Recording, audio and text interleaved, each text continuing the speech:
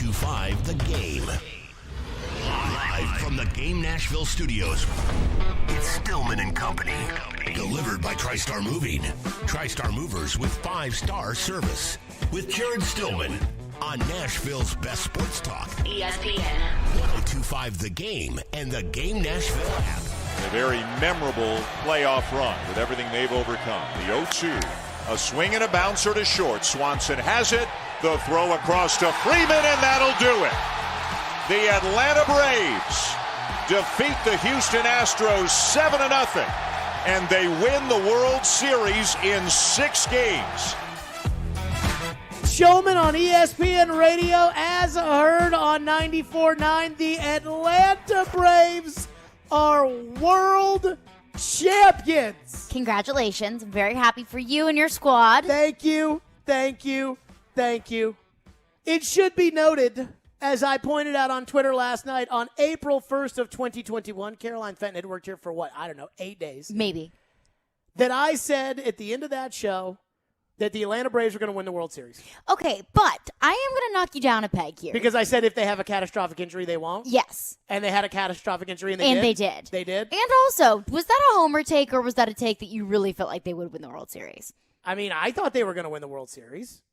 I mean, that's just, I thought they were going to win the World Series. Because I thought the Cardinals were going to win the World Series. Well, you were wrong. And I was right. Yes, I was wrong. And let me yes, say I this. was wrong. I think this is a show that for the most part, hovors the homerness, especially for me. If anything, it's more skepticism when it's my team. Very fair. As opposed to, cheerleading? homerness. Yes. And so I got to tell you, I mean, I was overwhelmed with emotions yesterday when the Atlanta Braves won the World Series. As everybody knows, I love the Braves. I've always told people that, I think one of my buddies' father-in-law said, does he like the Titans or the Predators more? And my buddy told his father-in-law, he goes, I think he honestly likes the Braves the most. And I've said that, picking between the Braves and the Titans is like picking between children. I can't pick one or the your other. favorite. I told you the story. I've said this on the air before, I think, but I told you the story today that in 1999, we went to the World Series, and they lost games 1 and 2. I was in Atlanta with my folks, and we went to the game and lost games 1 and 2. Came back, and they lost games 3 and 4, and obviously I was 10 years old, and I cried when they lost game 4 because I wanted them to win the World Series. And I'll never forget my dad saying, well, we'll just have to root harder for the Titans now. And I had been a Titan fan for about a month at this point because this was their first year as Titans. And every year after the Braves lose, I'm always like, well, I always say to my dad, I guess we'll just have to root for the Titans harder this year. Well, guess what? We won the World Series, and we should still root for the Titans this year. But well, if there's no more Braves to root for, so you got to root harder for the Titans. There is something that I do take away from the Braves winning the World Series yesterday that I think applies to the Titans. And that is a point I thought you were going to make, which was I picked the Braves to win the World Series on opening day. I thought this was going to be their year. Then they lost Mike Soroka, who was one of their young ace pitchers a couple years ago and has been electric and has been dealing with Achilles injuries for the last 2 years. He was supposed to come back in the middle of May. He had a setback, out for the year. Then Marcell Ozuna, their cleanup hitter, who won the Silver Slugger last year, led the team in home runs and RBIs, domestic incidents in May, out for the year. Travis d'Arnaud, the catcher, tears a thumb ligament, out for 4 months. They weren't very good. They lost a lot of games. I remember in June, we would talk during Caroline's, and I'd be like, I feel like if the Braves don't get it together, this could be it for them. This could be the final straw. They could be out and donezo, and who knows. And they were teetering that whole season. Contender, pretender, you didn't know. And I took a vacation to South Beach in Miami this year, and the Braves happened to be there. And this was the one regular season game I went to. And we went on a Saturday to see the Braves and the Marlins, and there was nobody at this stadium. You didn't even know. This is how bad the sports fans in Miami are. You didn't even know that there was a game going on when you walked into the stadium. When we walked into the stadium in Miami, they were like, no, these tickets are too good. You have to go walk all the way around to another stadium entrance to go walk. I'm like, can we just walk in this stadium? No. Okay, fine. So you walk in, and we're sitting right on the first base line, by the tarp. And I was telling my girlfriend at the time, I said, that guy right there in right field, who was at bat at that point, I go, he's the Derrick Henry of the Braves. He might be the best player in baseball, Ronald Acuna Jr., but he is the best player on the Braves. He is awesome. He might be the best player in the game. He's a great hitter. He's a great base stealer. He's a great outfielder. He's awesome. About 2 innings later, Ronald Acuna jumped up for a fly ball right in front of us, and he tore his ACL. And we watched it all. The guy, I think, ended up hitting an inside-the-park home run because Acuna laid on the ground, and I just kept staring at Acuna. I didn't even care about the runner. And I was just yelling, no, no, no, no. And I'm watching this, and Acuna gets up, and he walks for a little bit. I'm like, okay, this might be collapses. They have to bring the cart out. We're literally 5 feet from Ronald Acuna Jr. with a towel over his head, just in tears in front of us, and the cart taking him out the back way, and you knew it was bad. I thought it was a broken leg. It ended up being a torn ACL. So we're in Miami on vacation, and I am bummed out because at that point, I'm like, the season's over. It's over. Ronald Acuna's out. Braves weren't playing particularly well. Here comes the All-Star break. Trade deadline's upcoming. I'm thinking, okay, sell Drew Smyly, sell Charlie Morton, sell some of these arms in the bullpen, sell, build up for the future. Next year, Acuna comes back, Soroka comes back. Maybe next year you'll have a shot. And the Braves went out and added players. Guys, I thought were like, the role players. What do you think of Jock Peterson and Eddie Rosario and Jorge Soler? And what they're adding these guys. Jock Peterson helped them win the division series. Eddie Rosario was the NLCS MVP, and Jorge Soler was the World Series MVP. I thought the Braves were dead in July.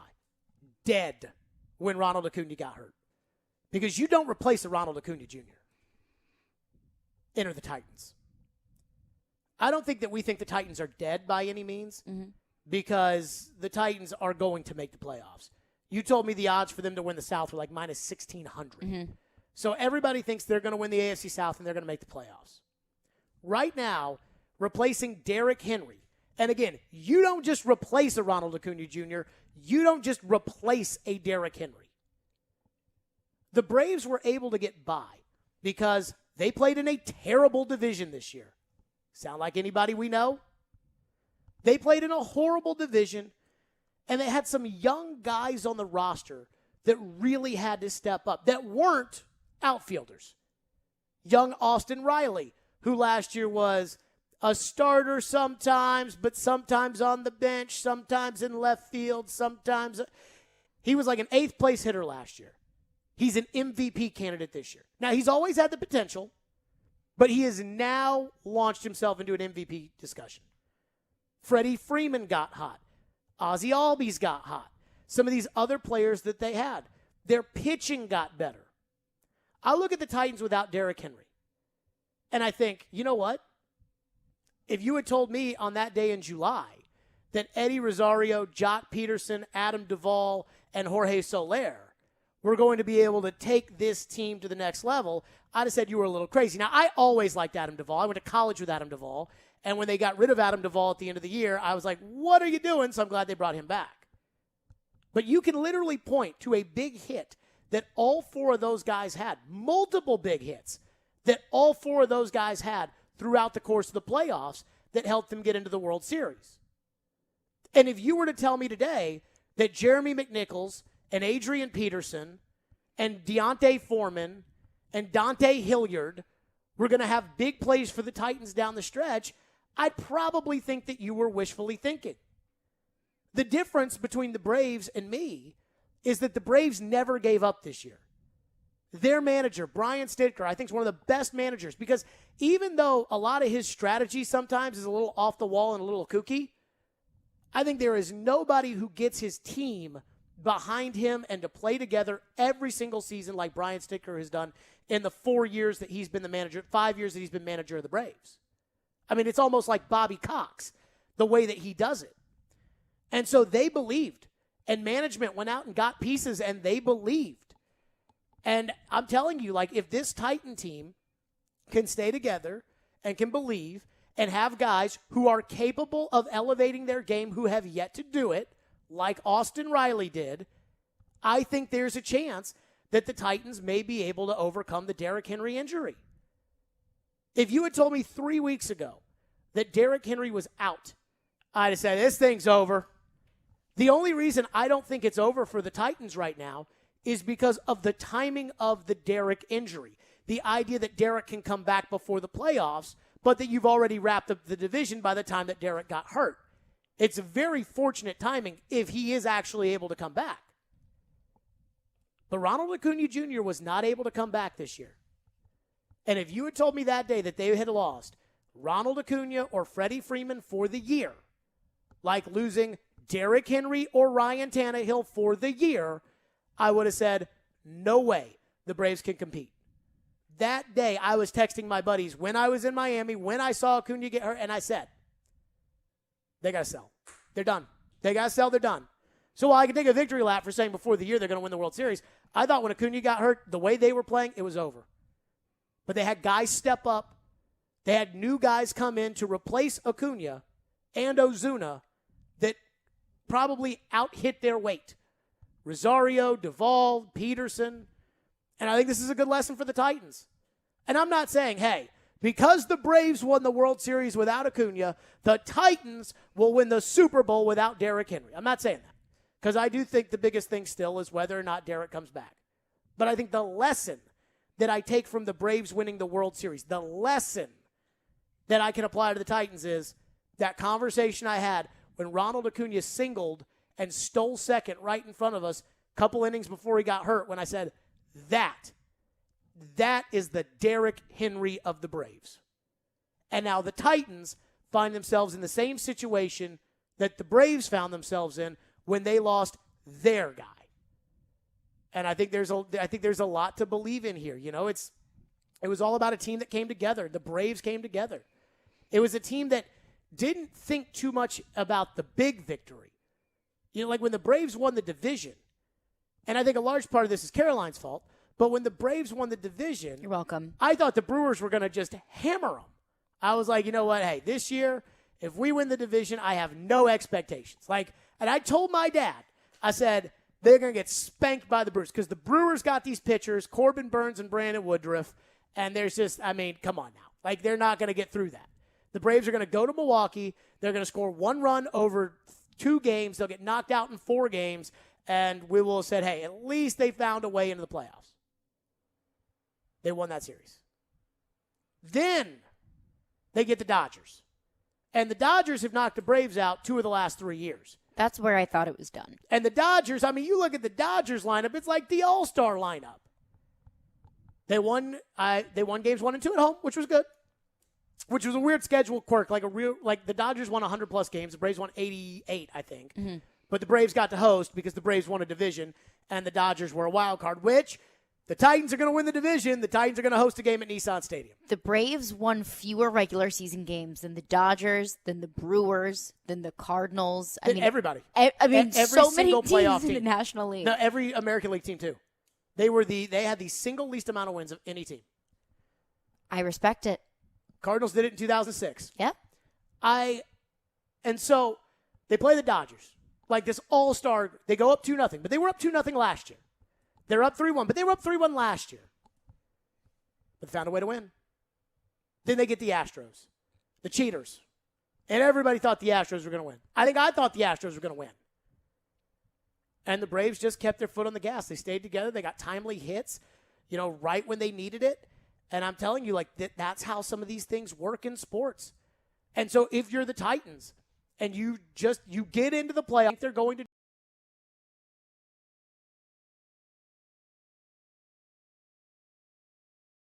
do that Brewers team where they had 2 good pitchers. So guess what? First round of the playoffs, you draw the Chargers, who's got a great quarterback in Justin Herbert. You're going to get them. What do you do there? Okay. Then you're going to have to go on the road. You're going to have to go on the road to Buffalo, like the Dodgers. They got a stacked lineup. You're going on the road to Buffalo. Didn't stop the Braves. And the Braves knew they could play with the Dodgers because they played with them last year. I think the Titans know they can play with the Bills because they played with them over the last 2 years. It's just when the team comes together at the right time and they get hot and they've got the right coach who galvanizes the group and they've got the star players who step up to take over for the great player, you can overcome something like that. And that's the message that I think applies to the Titans that I feel like I got from the Braves yesterday. 615-737-1025 is our phone number. 615-737-1025.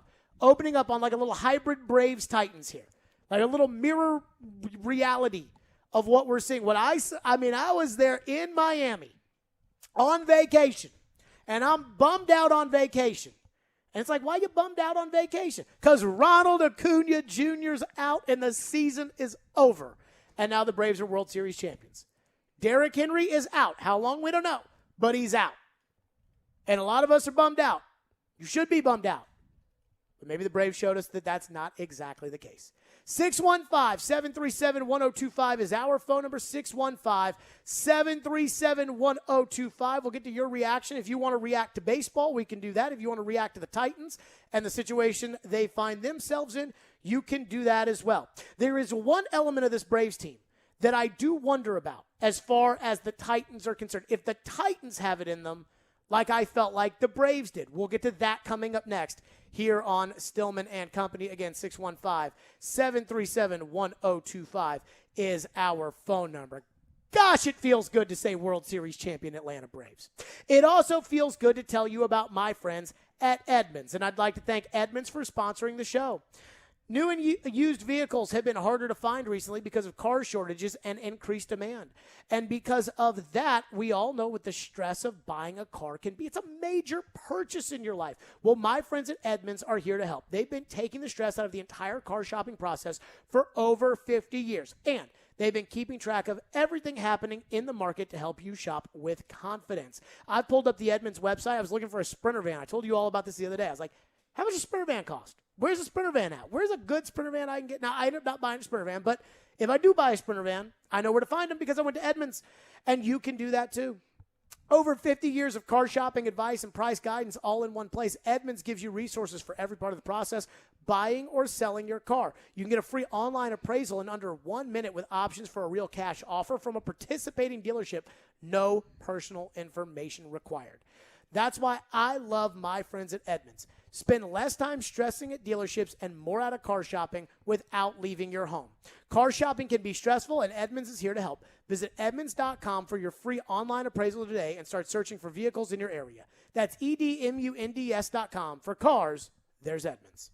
The Titans season has taken a turn with the Derrick Henry injury. I'm sure Derrick Henry was saying, I'm not coming out of this game. This is a big game. But he was not right. The whole game, you could tell. For all the latest on the King. You're not going to be able to replace Derrick Henry. He's the equivalent of a franchise quarterback in the league. Keep it locked on Nashville's best sports talk. ESPN. 1025 The Game and the Game Nashville app. Let me tell you, the most expensive mistake a homebuyer can make is not shopping for the best mortgage. Hey, I'm Roger Moore, founder and CEO of Loan Pronto. It's a fact. Homebuyers who choose Loan Pronto save an average of $3,500. That is a ton of money for furniture or moving expenses. How do we do it? First, we don't charge our clients thousands in junk lender fees and closing costs, and our all-digital platform streamlines the process so you close faster and easier. Realtors love working with us, and we will work with your existing realtor, but don't make a decision about the loan until you call us. Listen, not all mortgages are created equal, and it pays to get a second opinion. Even if you've already started the process, we promise to beat your current offer, or we will pay you $1,000 for your time. So check us out at loanpronto.com or call us today at 615-499-5780. Lower rates, lower costs, and a stress-free experience. Again, loanpronto.com or call us at 615-499-5780. Equal housing lender, NMLS 1661781, subject to lender approval. Not all loans apply.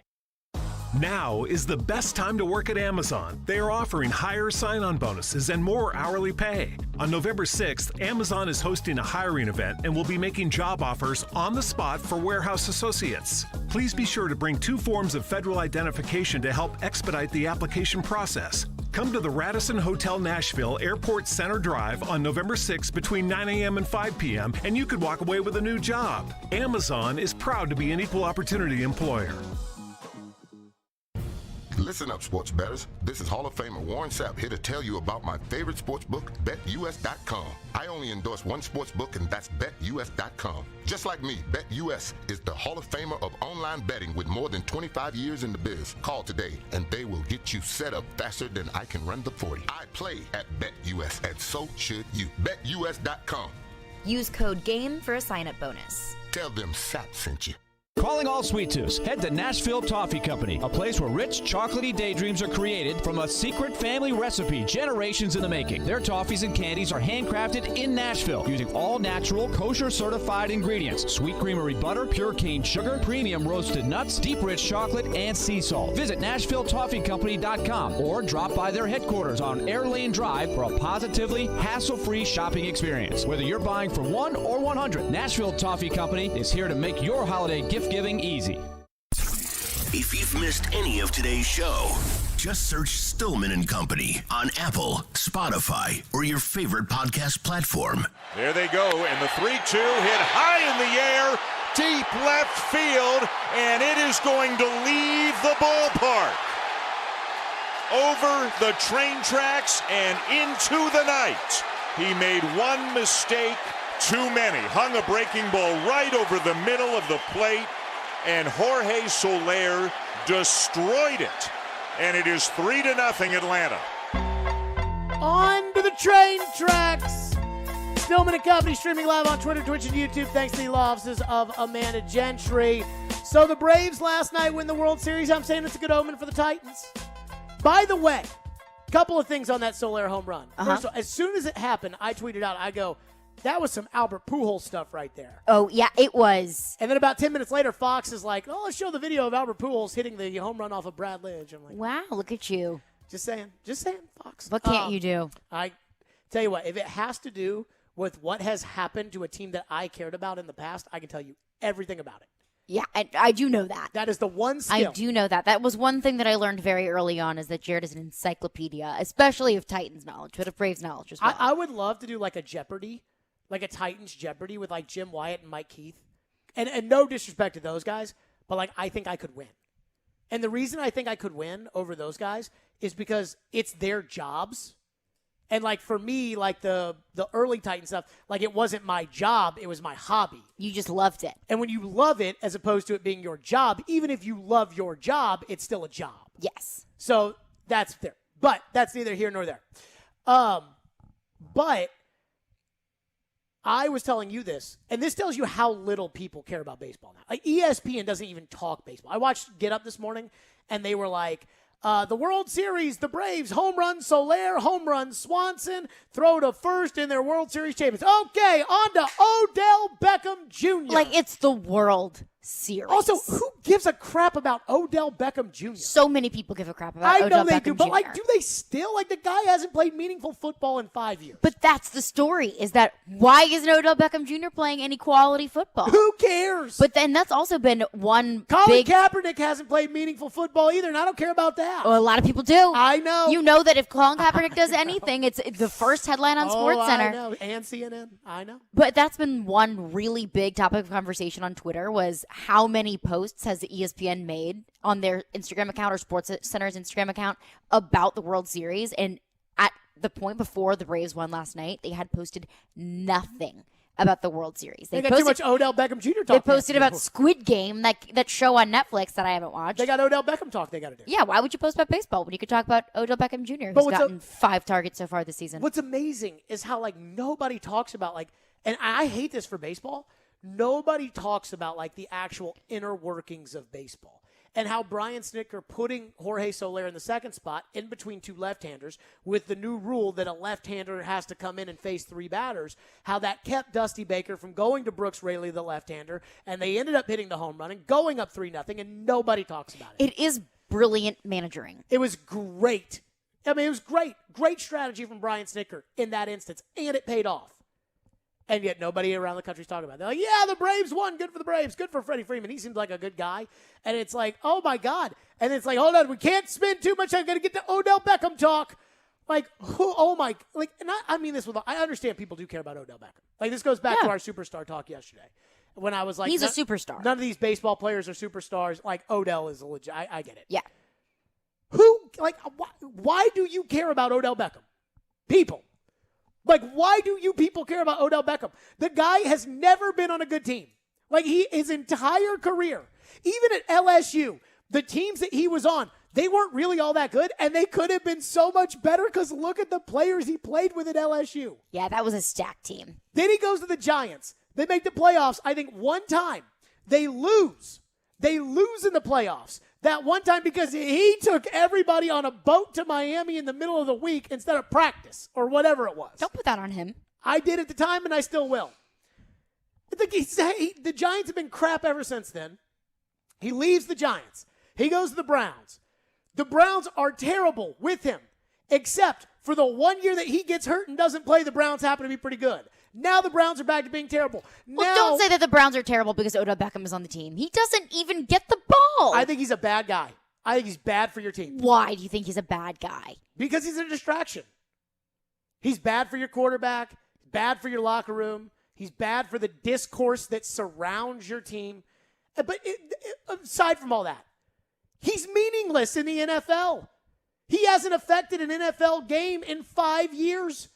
And yet we can't talk World Series on TV because we got to talk Odell Beckham. Like if it was like, hey, like Aaron Rodgers got COVID. I understand that's a story. That's a story. I get that. I understand it.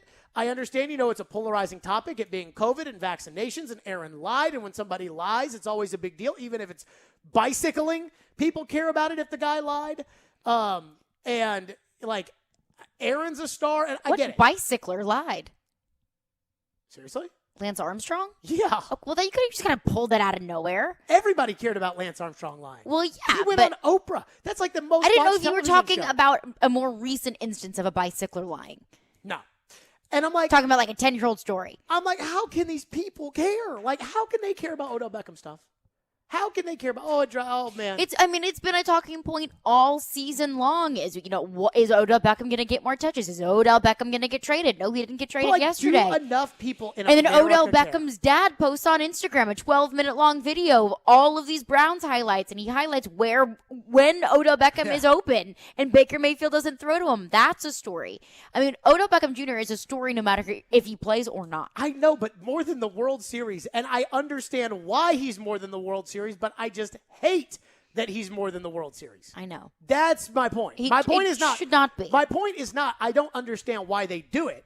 I'm just telling you that I hate that they do it. That's my point. That's fair. So anywho, there's that. And then there's the Titans and the roster situation, like the Braves situation, which I wanted to get into there, but then I guess I just went on that rant. So how about this? We'll go to your phones next. 615-737-1025. We'll wrap in kind of the supporting cast discussion. Hear what Vrabel had to say today as well. 615-737-1025 is our phone number on Stillman. I had to get that Odell Beckham thing off my chest, though. Do you feel better? I thought it was going to be a whole topic at some point today. I mean, it's a fair point to bring up. I mean, I'm just sitting there this morning. I wake up. It's the World Series. If this was July and it was like a regular season, like, it's just a game, then yeah, highlights, this guy had a home run, this guy had a great catch, cool. Now on to the next thing. It's the World It's the Series. end of the World Series. I'm going to say this. Just one thing I want to get off my chest. Okay.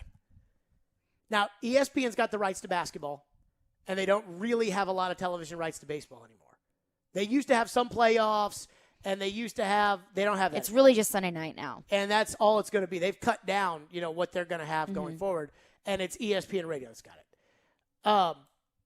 If this were the NBA Finals, they'd be wall-to-wall shoving basketball talk that we couldn't give two poops about down our mouths. Well, yeah, because that's how they make money. I know, but them talking about basketball and saying, what do we make of Giannis's pass is not appealing to me. And it's appealing to a lot of other people. But it's really not. Because basketball, and I understand like this discussion about basketball stars. So like a LeBron, a Kevin Durant, those kind of players. Yes. Those players do move the needle more than any baseball player or team not named the Yankees. And had the Yankees or the Cubs or the Red Sox been in the World Series, Dodgers, they probably would have talked about it a lot more. So I get that. But I guess my thing is that when you look at the total viewership, basketball doesn't draw that many more people than baseball, but it's just because ESPN is right. I'm sitting there watching this morning, And I'm like, let's see what they say about the World Series. I was almost like let's see how much they say about the World Series, more so than what do they say about the World Series. It literally was Greeny starting the show going, here's the highlights from the World Series. We'll get to more of that later. Odell Beckham. I'm like, you've got to be freaking kidding me. Well, I think because they understand what moves the needle. First of all, they don't have a ton of rights, so there's not really much that you can do when you don't have video rights. What are they going to do with hockey this year? What do you mean, what are they going to do with hockey? Are they going to care more about hockey on those kind of shows? I think they have to, right? They have to. I mean, because they have hockey. Look at UFC. Like, when ESPN acquired the rights to UFC before then, they didn't talk about fighting. But now it's like before every commercial break, if there's a big fight, they're talking about the fight, or they have this SportsCenter vignette that they play about the fight, about the fighters in that fight. They're going to care about it because that's their money.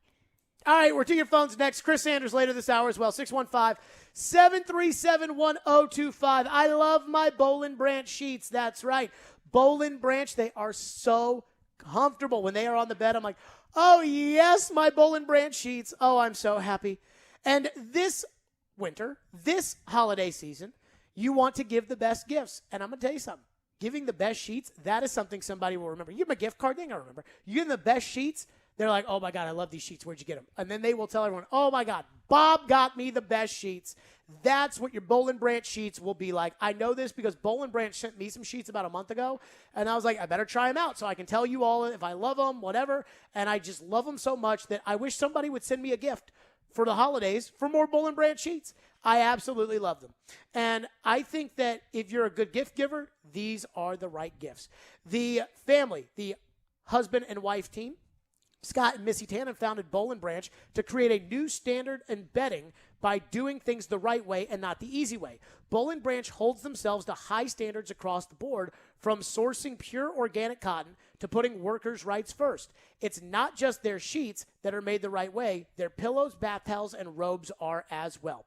Treat yourself and your loved ones to the new standard in bedding from my friends at Boll & Branch. Their gifts come wrapped and ready in their special holiday packaging. Order by December 19th for guaranteed delivery by Christmas. Get 20% off your first set of sheets with promo code JARED, J-A-R-E-D, at bollandbranch.com. That's B-O-L-L and branch.com. Promo code JARED. See site for details. Exclusions may apply. Those are my sheets, Boll & Branch. Tonight. The backhander, he scores! Colton Sisson. It's the second leg of a back-to-back for the Nashville Predators when they visit Connor McDavid and the Oilers. Pre-game at 6:30. Face-off at 7:30. On ESPN. 102.5 The Game and the Game Nashville app. Hey Nashville, we think you deserve the very best driving experience, and now is the time for our Season of Change CPO event at Mercedes-Benz of Music City. When you purchase a certified pre-owned Mercedes-Benz, you're backed by the remaining new vehicle limited warranty. Once that expires, the certified pre-owned limited warranty goes into effect, providing an additional 12 months of coverage with unlimited miles. See all the perks and exceptional offers for your certified pre-owned vehicle from Mercedes-Benz of Music City, mbofmc.com. Rock Bottom Nashville is Broadway's original brewery, where all brews are brewed on site. Josh Rappaport is Rock Bottom's brewmaster, creating fresh craft beers where peak flavors are always the rule. Grab one of their blockbuster beers to pair with their nachos, pretzel bites, and delicious flatbreads. They even have group catering. They boast one of the best views of downtown Nashville and is a short walk to Titan Stadium. And enjoy happy hour Monday through Friday afternoons from 2 until 6. Rock Bottom Nashville, 111 Broadway. Treating erectile dysfunction with acoustic wave therapy has been getting a lot of attention lately. But you should know that some are promising results we just haven't seen and charging a lot of money for the treatments as well. This is Kim for the Tennessee Men's Clinic, and if you're looking at acoustic wave therapy or any option to help your ED, you really should call us first. Unlike wave therapy only clinics, the Tennessee Men's Clinic wave therapy protocols do use acoustic wave technology, but we also often combine it with other treatments that can give most of our patients far higher satisfaction rates.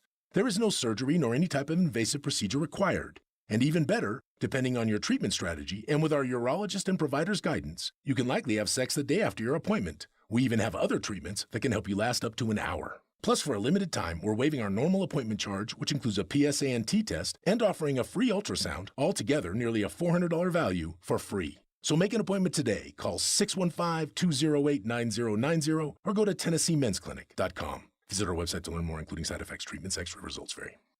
From curriculum-based literacy programs and sport leagues to college tours and workforce readiness tracks, Boys and Girls Clubs of Middle Tennessee provide a safe place where youth gain the tools to learn, lead, and reach their full potential. You can support local youth and their great futures by donating at bgcmt.org.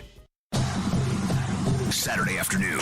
He is going to be gone. Touchdown, Middle Tennessee. The MTSU Blue Raiders head north for a Conference USA showdown against rival Western Kentucky. Coverage begins at 1:30 on ESPN, 102.5 The Game, and the Game Nashville app. Hey, this is Philip Forsberg. You're listening to Nashville's best sports talk, ESPN 102.5 The Game. Stillman and Company, delivered by TriStar Moving. ESPN 94.9 is the official English radio home of the Nashville Soccer Club. Listening this Sunday as Nashville SC takes on the New York Red Bulls at Nissan Stadium. Pre-game starts at 2:15. The match begins at 2:30. And it's your chance on Friday to participate in the Nashville SC Pick to Click, brought to you by Camarena Tequila. If you guess correctly which player scores a goal in the game on Sunday, you'll win a Nashville SC prize pack. Participate Friday morning at 9:45 a.m. Let's go to your phones. As promised, again, World Series on the table. Braves win, and I think there are a lot of parallels from the Braves losing their star player, Ronald Acuna Jr., and the Titans losing Derrick Henry, and how the Braves were galvanized. And then I guess my rant that I went on that SportsCenter or Get Up this morning decided to talk about Odell Beckham Jr. I so don't care about Odell Beckham.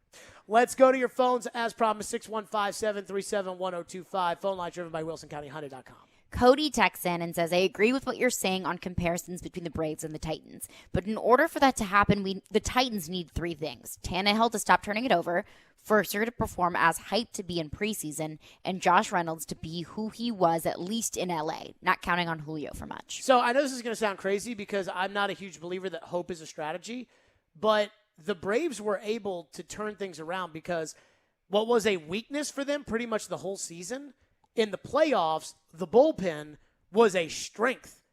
I mean, they could go to that bullpen in the fifth inning, and they go Minter and Matzik and Jackson, and even though I couldn't stand Jackson, and Will Smith, and those guys were electric in the playoffs. And they were a weakness at points during the season. And I look at the Titans, and while normally, I don't love if Josh Reynolds plays better, if Tannehill stops turning it over, if Firkser shows up, well, I don't love that because most of the time I think you're asking people to do things that they haven't done, and they haven't done them because they can't do them. That is how the Braves were able to pull this off, was guys that were not carrying their weight, that were either being carried by Acuna and Freddie Freeman, or why the Braves were at 500. That was a part of it. Another part of the Braves' resurgence, too, that nobody talks about was the fact that after the trade deadline, they went through a stretch where they played the Marlins, who were terrible and knew it, the Nationals, who were terrible and knew it, and the Baltimore Orioles, who were terrible and knew it. And in baseball, if you've got good players that you can get rid of by the trade deadline and you're not contending, you get rid of them. If for no other reason, because you don't want to even pay them any money anymore. So you get rid of them and you try to get some prospects, and that's what all those teams did. So they knew they were bad, and they were going young. Well, you get 2 games against Davis Mills and the Texans. You get Jacksonville. You get the 49ers, who I think are awful. And I think the 49ers, by that point, around Christmas, are probably going to be playing Trey Lance at quarterback if he's healthy. Because why not? They're not competing with Arizona or, maybe Seattle because Seattle's hurt, but they're not competing with the Rams or Arizona. The 49ers, they have no chance of making the playoffs. So by the time you play them, they'll probably be throwing it in the towel. And that's fine. Dolphins are awful, and they're at the end of the season. They're after New Year's. That is a lot like the Braves playing Miami, Washington, and Baltimore for 13 games. And I think they went like 13-0. And that kind of turned everything around. And I think the Titans are going to be in that situation down the stretch this season as well, playing teams that have nothing to play for at the end of the year. But I think there's one key move that the Braves made after the Acuna injury, because at the trade deadline, they acquired Jock Peterson, Eddie Rosario, Adam Duvall, Jorge Soler, all 4 huge key players in the postseason for the Braves, because Ronald Acuna got hurt, And the Braves made the moves that they needed to make in order to plug those holes. So, I mean, I'm not saying that an Adrian Peterson acquisition is not going to have the same effect as acquiring those 4 guys and able to plug that hole that was left when Ronald Acuna got hurt. I just don't know if I have a lot of faith that it would do that. So those guys had big roles in the playoffs. Like, they made big plays in the playoffs. Mm-hmm. And, I mean, obviously Rosario was out of this world, NLCS MVP. Soler hit 3 game-winning home runs in the World Series. Mm-hmm. They're not going to get – the Titans are not going to get that, I believe, from – like any new players, other than maybe Adrian Peterson. Right. Like, that may be the one guy that comes in and gives you a little something, like Jock Peterson gave you a little something, whatever. I think some of that's Julio. I think some of that's Anthony Ferkser. I think some of that is what they're not going to be able to do. I don't think the Titans are going to be able to do is to look to somebody who wasn't at some point considered to be a good player and say, okay, you Nick Westbrook-Akina, you go out there and do it for us. Because Nick Westbrook-Akina was never supposed to be that guy. Like, he was never talented enough to get drafted. And that's kind of how I feel about Jeremy McNichols, though. So I think McNichols has earned a chance. He's earned a chance, but I don't think that you can expect him to all of a sudden just pick up where Derrick Henry left off. But he's not going to be doing that. Just like not one of those guys. Like, Duvall had a couple of home runs in the playoffs. He had a grand slam in the World Series. Yeah. Duvall was rather ineffective for most of the playoffs. Jock Peterson hit a couple of home runs early and then was really, he didn't do anything at the end. And Soler didn't do anything at the beginning, and then he hit the big home runs in the World Series. So, to that point, I'm not asking Jeremy McNichols to do what Derek was doing. I am asking a collection of Jeremy McNichols, Adrian Peterson, Deontay Foreman, Julio Jones, and Anthony Ferkser to do what Derrick Henry was doing. That's a difference. Yeah. That to me is because you didn't get Acuna from one guy. You got this from Rosario. You got that from Peterson. You got that from Soler. You got that from Duvall. That's, I think, what I'm expecting there. What's else? Another texter texts into the text line and says, with the Derrick Henry injury leaving so many questions, if the Titans can make it without him or not. It's pretty clear that hardly anyone believes Ryan Tannehill is a Super Bowl winning franchise quarterback. So when do we start trying to find our future franchise Super Bowl winning quarterback? Because King Henry will not last forever. So you're committed to Tannehill for this year, next year, and the year after that. So my guess would be that you would need a bad season from Tannehill next year, and then you would start to think about it the next year. But I think you're really tied down to Tannehill for the next 2 years after this season. So get used to it there in that regard. Chris Sanders will join us next, former Titans receiver. It is funny. A couple of years ago, the Titans had a really good team. 20. They had a really good team. And they had a first-round pick at wide receiver and a big-money free agent at wide receiver, and those guys got hurt, didn't do much. Yancey didn't do much. And all of a sudden, Derek Mason and Chris Sanders came out from the back of the wide receiving room to probably have one of the best offensive seasons the Titans have ever had. So he knows what those devastating injuries can do to a team. He'll join us next here on Stillman & Company. Invigorate Health. That's right. InvigorateHealthTN.com. I've told you all about Invigorate Health. If you feel old or tired or lazy or fat or whatever you want to call it, you need to talk to my friends at Invigorate Health. Just like everything else in health, it's completely private. Go to InvigorateHealthTN.com, but they'll get you on the path you need to be. Perhaps you're getting older and you've lost your testosterone. They'll do a blood test on you. They'll get your blood work done, see what's wrong with you, what you need to fix. And they'll look at it and they'll tell you, hey, you need more testosterone. They've got that ability. Perhaps you want the M-Sculpt Neo that gets rid of that hard to get rid of fat with the electromagnetic field and the warm paddles that get that hard to get off fat and cellulite. They get it off. Perhaps it's the new weight loss drug semaglutide, which has been approved by the FDA. They've got that. Whatever you're looking for, they can help you today. So don't feel old. Don't feel like you're 55 when you are 55. Feel like you're 25 again. And do that with my friends at Invigorate Health. Online at InvigorateHealthTN.com. Again, my friends, Invigorate Health. InvigorateHealthTN.com. From the Fox 17 News Code Red Weather Center. I'm Fox 17 News Code Red meteorologist Dan Guthrie. Chilly afternoon with highs in the upper 40s and lower 50s under cloudy skies. A freeze warning goes into effect tonight as temperatures will drop into the lower 30s and upper 20s. This weather report brought to you by Hiller Plumbing, Heating, Cooling, and Electrical. Call the Happy Face Truck today. Want to have the most delicious Thanksgiving meal ever and not deal with the cleanup? Kitchen Notes in the Omni Nashville Hotel will have a family-style meal with a menu that makes your mouth water just thinking about it. Herb butter roasted Joyce Farms turkey breast with gravy, or sorghum glazed ham, smashed Yukon Gold potatoes, biscuits and sage dressing waffles, green bean casserole, and southern corn pudding. Make your Thanksgiving easy this year at Kitchen Notes in the Omni. Go to OpenTable.com and make your reservations now. Genesis Diamond's biggest and final sale of the year is here this weekend. It's an incredible event with savings of 20, 25, even up to 35% store-wide. Rings, earrings, pendants, bands, bracelets, nothing's held back for this once-a-year 3-day extravaganza. Acclaimed designers are here with expanded collections and extraordinary pricing. Plus, get 0% interest financing. The final store-wide sale of the year with discounts up to 35% this Friday, Saturday, and yes, open Sunday for this great event. Genesis Diamonds, Green Hills and Cool Springs. See store for details. When Genesis Diamonds has a sale, you know it's the real deal, and it's happening this weekend. Our final store-wide sale of the year with deep discounts up to 35% off. This is the big one. The one where the staff knows they can break all the rules. Plus, the selection is nearly doubled with designers here from LA and New York with their entire collections, all of it on sale. This is the last and best jewelry buying opportunity of the year. Save up to 35%, zero interest financing. Friday, Saturday, and Sunday only at Genesis Diamonds, Green Hills and Cool Springs. See store for details. Yo, this is Justin from Music City Vintage, here to provide you with all your vintage apparel and shoe needs.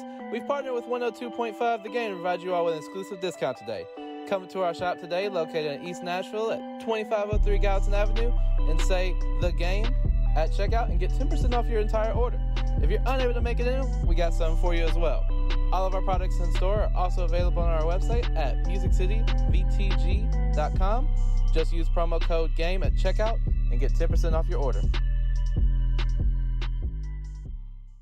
Robbie Stanley. That size and that speed just doesn't grow on trees. That could be something that you could really turn into. Joe Rexrode. Just hold out and somebody will call in the bad signal. Get your morning started with Robbie and Rexrode every weekday from 6 to 10. Presented by Volunteer State Bank on Nashville's best sports talk. ESPN. 102.5 The Game and the Game Nashville app. You're listening to Stillman and Company, delivered by TriStar Moving. Stillman and Company, Titans back on the practice field today. Number 2, Julio Jones was back on the practice field today in some capacity. And number 8, Adrian Peterson was on the field in some capacity today. The Paw himself. You know how they say it's AD or AP or whatever? AD, yeah. I'm going to say PP for Paw. Triple Adrian P, Peterson. Peterson. Paw Peterson. Now, we'll say this. They played Washington a couple years ago, like around Christmas. He was their running back. And I was talking about, old man Floyd was worried about Peterson, and I kept talking about Paw Peterson, and he lit the Titans up for the first half. And all I heard the next week was, Paw Peterson. So there is something to that. Chris Sanders joins us now, former Titans receiver, joins us on the program. Chris, you've played on a lot of teams in your careers. You have seen a lot of players go down. Yeah. Maybe some as impactful as Derrick Henry. I don't know. Yeah. What do you think is the reality for the Titans now that Derrick Henry is out and Adrian Peterson, Jeremy McNichols, and Deontay Foreman are in? Yeah, you understand that, Derrick Henry's out and he's a big part of this offense. But I'm going to take you back to 1999 just to kind of give you guys a refresh. We lost Steve McNair when we played the Kansas City Chiefs, and Neil O'Donnell had to come in. So what we did is, as an offense, we said, you know what, we just got to make sure we do our job. I know that sounds like coach talk and everything, but if everybody just does their job and makes sure to do what they're supposed to, I think the Tennessee Titans still can be successful. I understand that, AP is old, but he still comes in with an attitude and he still wants to prove himself. So if the Tennessee Titans stay with their identity and stay what they've been doing all season, I really believe that, they can be successful. How do you think they'll be able to stay with that identity of running the football, Chris, with McNichols, Peterson, and Foreman?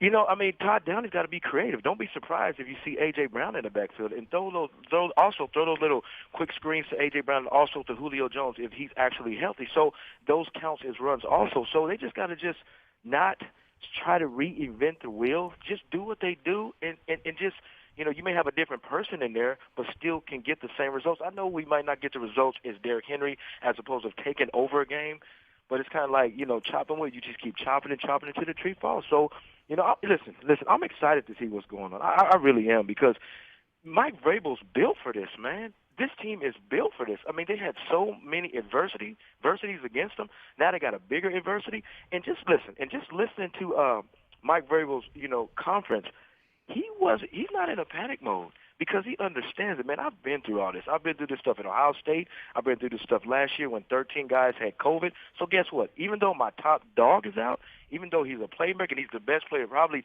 to ever in franchise history, I still got a game plan. Chris Sanders with us. Chris, what do you make of Jeremy McNichols? I'm a big believer in somebody earning their opportunity. I know this is going to sound crazy. I think McNichols has earned the opportunity to be the running back. Now, not carry it 24 times a game like Derek does, but I do think that, Adrian Peterson's the big name, and I heard somebody today who I'm not really sure is all that informed, but I think sometimes carries weight for the team, and they said that they believe that Foreman might be the starting. I mean, I think McNichols has earned the right to be the starting running back of the Titans. What do you make of it? I mean, I agree with you 100%, Jared. I mean, he's been consistent. Every time he's in the game, he's been consistent. I mean, look at in the games that he's played in. When Henry's not playing well or the offense is stagnant, he always comes up with a gigantic play. So I don't think you should just ride him out and just start bringing a whole bunch of people in. Understand that, Peterson has earned the right, but I still think this guy has earned the right to come in here and play. Why? Because he's consistently in preseason. He was consistent this whole season, and he consistently made plays. So don't just ride this guy off and just put, Peterson in there and let him carry the ball 30 or 45 times. So I just think that that'll be a disservice if they don't play him as much as he deserves to be played. How much do you think the team looks at Derrick Henry's absence and almost feels kind of each individually, even if they don't play running back, as if they have to pick up some of the slack without him? Yeah, I mean, everybody does. The defense has to pick up the slack. The offense has to pick up the slack. The only thing that I'm concerned about, Jared, is when they're down 14-0 or they're down 17-0, who's going to be that guy to take over a game? I mean, we got a glimpse of it last week with, A.J. Brown with 155 yards and a touchdown and a 57-yard touchdown. Yeah, we got a glimpse of it. But who's going to be that guy when somebody has to take over a game? And that's the only thing that I'm just kind of afraid of. When you were on the Titans, Eddie George never missed games because he got hurt, but he never missed games. And so I don't know if you knew what defenses would do without Eddie in there as compared to with Eddie. I am worried, Chris, about what not having a stacked box for Derrick Henry is going to do to A.J. Brown. Yeah, that's a tough one because if our running game is inept, then that would become the Kansas City Chiefs. Because, I mean, you look at the Kansas City Chiefs, their running game is awful. And I'm not being mean or disrespectful. They just have a bad running game. So what teams are doing are just taking away the deep shots, down the field. So if the running game doesn't come on, then all of a sudden you're not going to see the numbers that A.J. Brown and Julio Jones that they want to have because they're going to take away the explosive play. Yeah, we're going to let you catch a 5-yard hitch, a 7-yard slant, things like that. But we're not going to beat you over top and have the quarterback make wrong decisions, kind of like what they're doing with the Kansas City Chiefs. How concerned, Chris Sanders is our guest, how concerned are you with Tannehill's turnovers? Because the couple he threw the other day were terrible. I'm very concerned. I mean, the one thing that he's doing, and I went back and watched film, is a lot of the defensive backs and a lot of linebackers are watching his eyes. And when they're watching their eyes, they're watching you stare down the receiver. They're watching you look at one guy. And when you're looking at one guy, they're just watching your eyes. I mean, you look at some of the interceptions that he's throwing, sometimes you're like, whoa, what is going on? It's because he's staring down his receiver. Sometimes he's not going through his progression. I don't know if he's not trusting the offensive line or he's not going through his progression or the second and third receiver. So it is alarming because I'll tell you what, if you start throwing interceptions and you get down 14-0, 21-0, who's going to be the guy to carry you like Henry does? Mm-hmm. I would say that this is kind of a moment of truth for Tannehill. This situation he's in with Derrick Henry out. Mm-hmm. I mean, look, this week against the Rams, Chris, I don't have a lot of hope just because, the Titans have been through a lot and Derrick Henry's out and the Rams just traded for Von Miller and the Rams are really good. But down the stretch, there are a lot of winnable games, and the idea that they could get Derrick back in the back end gives me some optimistic hope. What are your expectations for the Rams game Sunday? You know what's so funny, Jared, is every time I bet against the Titans, I lose. I mean, I do. It's like last week we said there's no way they're going to beat the Colts. The Colts are hungry. They really need this win. They go in there and beat them. Last year they played against. Did you pick the Colts on the pregame show? Really? Yes. Yes, well, you were at the game when I was crying because you're gone, but I picked the Colts. The Colts. So now it's the same thing. Look at last year, Jared, is when they were playing the Buffalo Bills. I know I brought this up last week. 13 guys out on COVID. Guys are hurt. This and all these things against the Tennessee Titans, all of a sudden they beat the brakes off the Buffalo Bills. Now, we got the Rams. Rams have everybody. They have Donald. They have Leonard. They have Jalen Ramsey. They have all these guys that are dogs. But I'm not going to put my money on the Rams. I'm going with the doggone Titans, danggummit. What do you expect out of Tannehill then? Come on, Mr. Negative. God. I think he's going to have to play well. He's going to have to take care of the football. And I agree with you 100%, Jared. If he keeps throwing interceptions and things like that, you're going to find yourself in a deep hole. He can't. I mean, they're not just interceptions, Jared. They're game-changing interceptions. I mean, they're gimmies to the other team is what they are right now. They're just right over the middle, right into the hands of a linebacker. Yeah, and I'm glad that, because what happened was last week when he threw that interception, the Indianapolis Colts went up 14-0. I'm glad that they let off the gas and let us come back because, man, I was afraid that, he was going to throw a couple of more interceptions because he just didn't look comfortable in the pocket, man. So he's going to have to play well. He's got to protect the football and let his playmakers make plays, Jared. You guys played a game in '99 at New Orleans that Floyd one time told me, I think you guys were down 10-0 at the half or whatever, came back in the game, won the game, and it was the infamous game, if people remember, where Mike Ditka flicked off the fans and grabbed his crotch after the game was over, which made all the headlines nationally about the game. Right. But I go back to this because Floyd told me that y'all didn't play very well that day, and that was a day that he realized, hey, this team might be pretty good. Mm-hmm. I felt that way on Sunday where I didn't feel like the Titans necessarily played a great game. Yeah. A lot of penalties, the Tannehill turnovers, things of that magnitude, and they still beat the Colts, who were giving it their best shot, and even said after the game they knew their season was on the line Sunday. I mean, I think if Derrick Henry comes back, Chris, this team's got a shot to be pretty good. I mean, this team's got a shot to do something pretty special this year. Jerry, I agree with you 100%. I mean, look at it in 1999. Look at how many games we won, Purdy. How many? Maybe one? I mean, every game was winning by 3, coming back. But the one thing that this Tennessee Titans team has, they're resilient, man.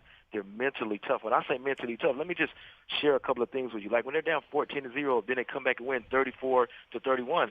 You have Molden that gives up a touchdown to Pittman. He comes back and makes a pick 6. You have Tannehill, who throws 2 interceptions, then he comes back and throws 3 TDs to Brown, Westbrook, and Swain.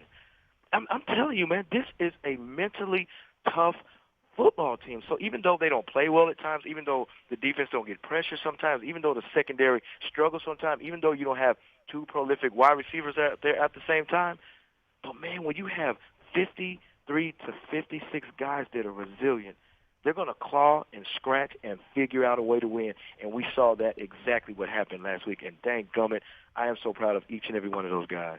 Chris Sanders, as always. Chris, we appreciate you on the show. We will talk to you on Sunday for the pregame show. Take care of yourself, Chris. Appreciate you, man. Thank you, man. Yep. So Chris thinks the Titans are going to beat the Rams. That is a take.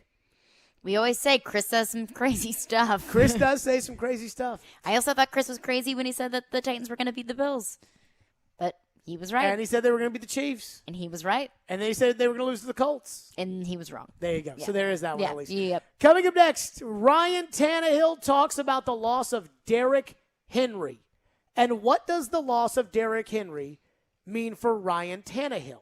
And what should it mean for us and our expectation of Ryan Tannehill? We'll do that coming up next. But first, Caroline wants to tell everybody out there about how much she loves her friends at BetUS. I do love my friends over at BetUS, and that's exactly why I bet with them.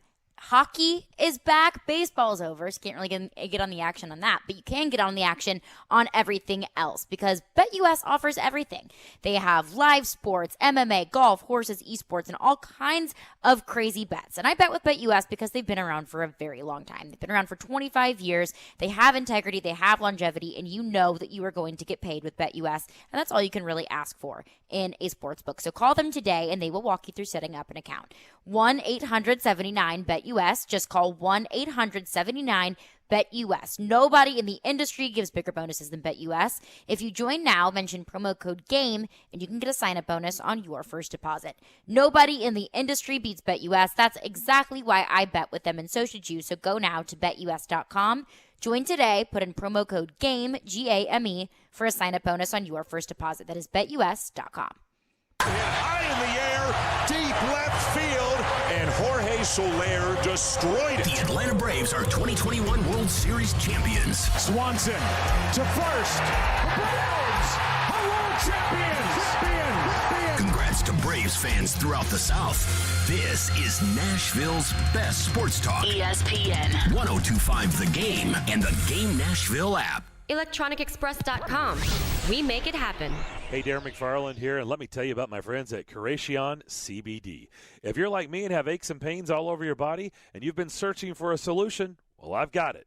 It's Curation CBD. Curation means healing, and that right there says it all. Curation is locally and organically sourced CBD products right here from Middle Tennessee. From seed to final sell, Curation is passionate about providing quality products for everyday use for athletes and for pets too. Order yours now at CurationCompany.com. Curation CBD, curated for life. Are you a father that is passionate about your fundamental constitutional right to parent your own child or children? Has your parenting time or your income been affected by COVID? This is Amanda J. Gentry, and I am a fierce defender of your constitutional rights. The courts in Tennessee are under an obligation to maximize equal parenting time. We do not live in an every other weekend world anymore. At the law offices of Amanda J. Gentry, fathers are extremely important, much like my own father was. Go to AmandaJGentry.com or call or text 615-604-6263. That's AmandaJGentry.com. Performing at Skirmerhorn Symphony Center this Sunday, November 7th, 1964, The Tribute, live. Tickets on sale now at NashvilleSymphony.org. Don't miss what Rolling Stone magazine calls the best Beatles tribute on earth.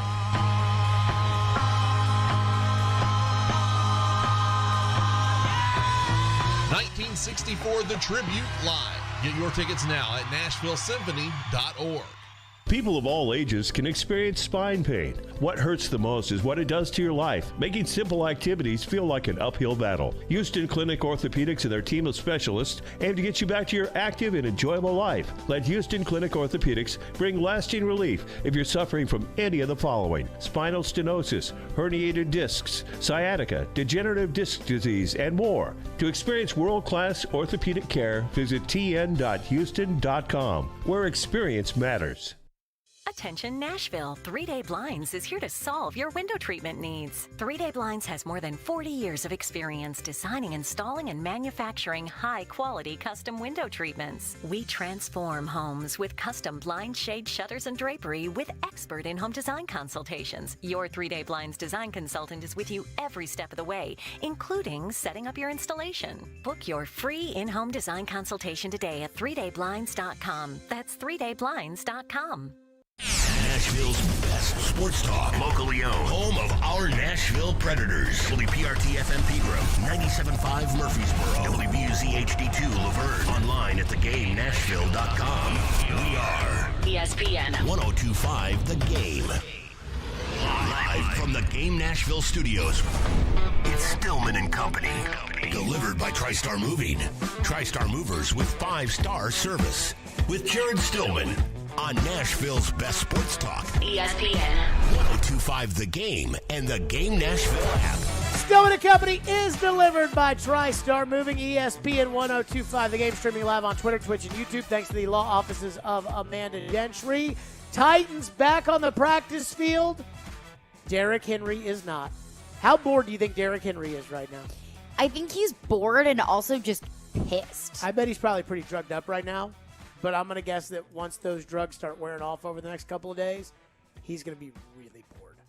Like, really bored. Like calling Mike Vrabel a few times a day just to check up and see how things are going. Just bored. I mean, I got to believe so. But the Titans continue on. Adrian Peterson today in the number 8 jersey made his way out to practice. But Ryan Tannehill met with reporters for the first time since the news of the Derrick Henry injury. And he was asked about the emotions of losing Derrick Henry. Here's what Ryan Tannehill said. What's the start of this week been like for you, Ryan? You lose Derek, a friend of yours, a big part of this offense, but you also got to kind of turn the page and try to get ready to play. What were the emotions been like for you? Yeah, it's hard, obviously. Losing Derek, a guy who put so much into this team and has done so much for this team. He worked so hard and has been so durable, so it was almost a really big shock, I think, for Derek and everyone else involved is, kind of shocked by it. But,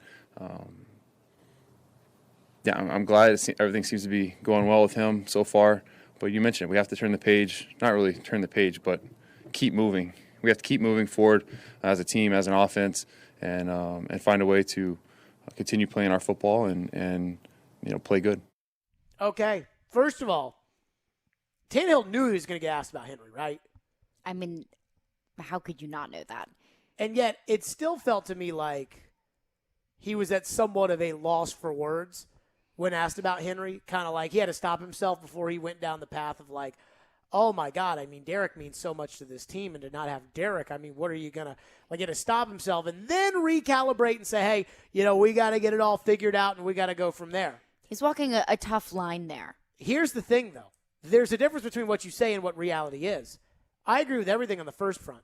The fact that Derek, with what he puts into the team and the way he prepares and what he is, and it is shocking, and, it's going to be tough, and, hopefully he'll get back and all that. The second part was, well, we have to keep playing our brand of football. We have to do things. We have to. Quarterbacks speak for the team, and quarterbacks know that they speak for the team, which is why Tannehill uses the word we, which is why most athletes would prefer to use the word we. In fact, when you use the word I a lot, everybody will point a finger at you and almost call you selfish or some negative connotation. But I believe that it is more an I that is important when it comes to Tannehill. Because the we was the team led by him and Derrick Henry. And now there is no Derrick Henry. And so it is him. And so when he's saying, hey, we have to keep doing the things that we've done, we have to keep playing better, we have to do the things that keep us playing well. No, you. Because I said this yesterday, and I stand by it. He's got to get them to the finish line. He's got to be the guy that can carry the team to the finish line. Now, he's not going to make every play. Just like with the Braves who won the World Series, Freddie Freeman didn't hit every home run. He didn't pitch every game. But when you got two great players, you lose one, the other guy has to lead the way. Now, Freddie Freeman's a bona fide superstar and has been a bona fide superstar for a while. Tannehill is not. Tannehill is a good player that there's always going to be a little bit of an argument about when it comes to Ryan Tannehill. But I said this yesterday, and I will continue to say, he's got to get them to the finish line. He's got to get them into the playoffs. He's got to be the one that wins the division. And it's not going to be because he's not going to score every touchdown. He's going to have to throw it to somebody. It may be AJ. But if AJ is going to be covered more because there's going to be less guys in the box to stop Derek, then it might have to be Julio. And if it's not going to be Julio because Julio's hurt, because Julio's always hurt, then it might have to be Swaim or Pruitt or Ferkser or Westbrook Akina or Chester Rogers or Marcus Johnson or all these guys that you could literally probably go out anywhere and get another one of them today. But he's got to be the one that gets them the football. He's got to be the one that puts the offense into the right place for Jeremy McNichols and the right place for Adrian Peterson and the right place for Deontay Foreman. He's got to be the one that doesn't turn the ball over at the first sign of panic, which has been a problem for him this season. I don't know why it wasn't a problem when Arthur Smith was here and why now it's an epic problem with Ryan Tannehill today. But it is. But he's got to be the one that gets him to the finish line. That's how pro sports works. When a guy falls off, it's next man up. In this case, when you expect two guys to be the leaders of your team and one guy goes down, the other guy has to do it even if he isn't ready to do it. That's where Tannehill is right now. Do you not think he's ready to do it? If he keeps throwing the ball to the other team in the middle of the field, he ain't ready to do it. I mean, my thought on that is if you're not ready now, then when will you be ready? Ryan Tannehill at this point in his career has never been able to be a successful quarterback in the NFL by NFL standards of making the playoffs and winning for his team without Derrick Henry. Just saying. I'm not saying he can't do it, but he has never done it at any point in his career. He was given $1 zillion in Miami. They wanted him to be the next Dan Marino. He's not Dan Marino. And I'm not asking him to be Dan Marino. But what you ask out of a Dan Marino is a lot more than I think we're asking out of a Ryan Tannehill. But when Derrick Henry's not here, we need to ask for more Dan Marino-like things. Again, they're not going to throw the ball 40 times a game because they can't. But that doesn't mean that Tannehill can't do all the things that made him the missing link when he took over as quarterback. Efficiency, protecting the ball. Good decision-making. Getting you in the right plays. He did all those things. Well, now more is on his plate. Ryan Tannehill and Derrick Henry are essentially business partners. And one of them's the CEO and the other's the president. Who's really in charge? Well, we both own the business together. So we make decisions hand in hand. Some events Derrick's better, some events I'm better, but we own the business together. Derrick's more of the closer. I'm more of the guy who handles the employees internally and does that. It's something like that. Well, guess what? Derrick's gone, so you got to do it all. You don't elevate somebody else to partner, do you? Derrick's sick. Derrick is going to be out for the next 6 months battling something. Stomach issues, surgery, I don't know. You're going to promote some junior person up to partner and now say, hey, all the responsibilities of running this business that were held between Derrick and I now belong to you and I, or do you take it all over? And in almost every business, that guy takes it all over. And that's the situation Tannehill's in.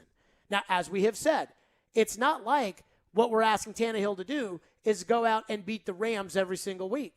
We're asking Tannehill to get this team into the playoffs, playing the Dolphins, the Texans twice, the Jags, the 49ers, the Patriots, the Steelers, and the Saints. Saints, who, by the way, lost their quarterback for the year. And also their wide receiver for the year, but he's been out anyways. Oh, yeah, he sucks. Yeah. He's doesn't off. suck, but he's been out all year. Remember we were talking about Odell Beckham? Yes. Hadn't caught an important pass in 5 years. Michael Thomas without Drew Brees will be that.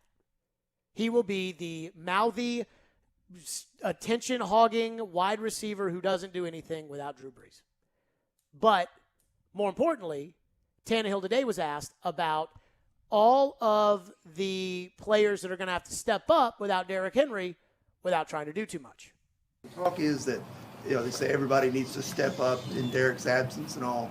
And while that may be true, how do you balance that with trying to stay within yourself and your abilities and I guess, impart that to the team?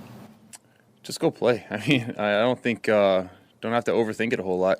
Just continue to prepare to win the football game and make the plays that come up, within the framework of what we're trying to accomplish offensively. Yeah, but don't throw it to the other team. And it's going to be harder to do what you've done offensively for all these years because there's not going to be 9 guys in the box and A.J. running wide open on some crap corner from Indianapolis. It is not going to be that easy anymore. But the expectation doesn't change. Not for me. He's got to get this team to the finish line. He's got to get them into the playoffs. He's got to win the games that they should win. And winning and losing is a quarterback stat. And I know a lot of people out there are going to say, hey, it is not fair to put this on Tannehill. But let me ask you this. Last week, the Green Bay Packers played without Devontae Adams. Might be the best wide receiver in football. Did anybody say, hey, can't hold it on Aaron to go out there and beat the Cardinals? I didn't. This is the NFL. Injuries are going to happen to star players, especially at that position. And it is next man up. Carson Wentz, believe it or not, at one point was a good quarterback in the NFL. He went down with a knee injury. Guess what happened next? Nick Foles stepped up, and they won a Super Bowl. And Nick Foles has never been good like that ever again in his career. And he never will be. But he was then. And that's where Tannehill finds himself. I'm not asking Tannehill to carry this team to the playoffs. I'm not asking him to take this team to the Super Bowl. I am not asking him to beat the Rams this week. I am asking him to get you to the finish line, to stop turning the ball over, to beat teams you should beat, to let everybody do what they're supposed to do, and get past the Dolphins, the Texans, the Jags, and the 49ers, because you will win the division if that is in fact what he does. The one thing I'm worried about, the Tannehill apologizing if he doesn't. To me, this is binary. Either Tannehill does it or he doesn't do it. And if he does it, that'll tell us, hey, when Derrick Henry comes back, you can win with these two guys, and you can win big. And if he doesn't, then you're going to be trying to win the AFC with a team that might be talented enough to do it on a year in and year out basis. Because you were talented enough 2 years ago to get to the title game. You were talented enough last year to win the division. You're going to be talented enough this year to get to the playoffs. You may have a roster that is talented enough to compete with Buffalo, Kansas City, Baltimore, the Raiders, the Chargers, whomever. But not a good enough quarterback to get you there if he can't get you over the top with this remaining schedule. That's where I think they are. 615-737-1025. That's the question. Do we put it on Tannehill to get this team to the finish line in this division? 615-737-1025. We'll get Caroline's thoughts on that, and we'll get to your phones.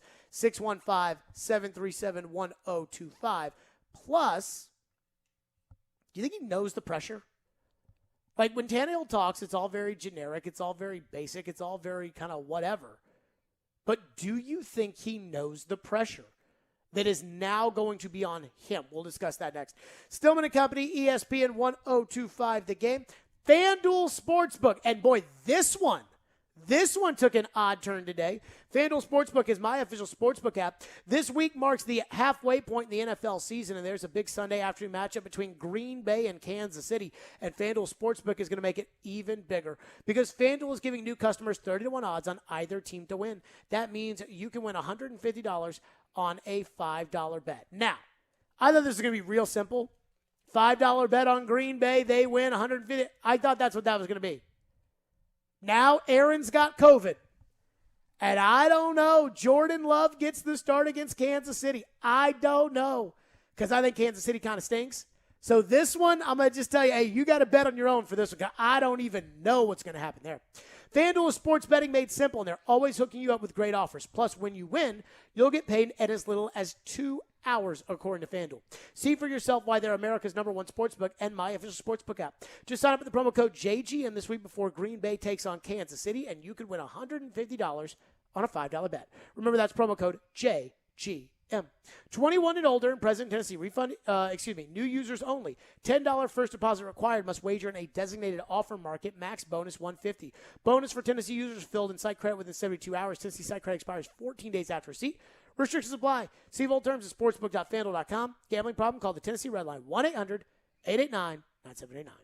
The Titans season has taken a turn with the Derrick Henry injury. This is bad for the Titans. And unfortunately, I think there's going to be a lot of responsibility put onto the shoulders of people who aren't good enough to do it. For all the latest on the King. It makes getting through the end of the season seem so much more menacing now that you don't have that guy. Keep it locked on Nashville's best sports talk. ESPN 1025 The Game and the Game Nashville app. If you're hiring, you need Indeed. Indeed helps you attract, screen, and interview quality candidates all in one place. Visit Indeed.com/credit. Celebrate Thanksgiving with Social Furniture and save up to 70% off all furniture. They have sofas, sectionals with chase lounge, and recliners that are all push-button electric and wall away. They have all colors to choose from for your comfort watching any hockey game. All of them are plus leather, microfiber, and Chanels. They have same-day delivery with no down payments and no interest. Forget the big box store. Support local. Support social. Social Furniture is a proud supporter of your Nashville Predators. Genesis Diamond's biggest and final sale of the year is here this weekend. It's an incredible event with savings of 20, 25, even up to 35% store-wide. Rings, earrings, pendants, bands, bracelets, nothing's held back for this once-a-year 3-day extravaganza. Acclaimed designers are here with expanded collections and extraordinary pricing. Plus, get 0% interest financing. The final store-wide sale of the year with discounts up to 35% this Friday, Saturday, and yes, open Sunday for this great event. Genesis Diamond, Green Hills and Cool Springs. See store for details. details. When Genesis Diamonds has a sale, you know it's the real deal, and it's happening this weekend. Our final store-wide sale of the year with deep discounts up to 35% off. This is the big one. The one where the staff knows they can break all the rules. Plus, the selection is nearly doubled with designers here from LA and New York with their entire collections, all of it on sale. This is the last and best jewelry buying opportunity of the year. Save up to 35%, zero interest financing. Friday, Saturday, and Sunday only at Genesis Diamonds, Green Hills and Cool Springs. See store for details. Performing at Skirmerhorn Symphony Center this Sunday, November 7th, 1964, The Tribute, live. Tickets on sale now at NashvilleSymphony.org. Don't miss what Rolling Stone magazine calls the best Beatles tribute on earth.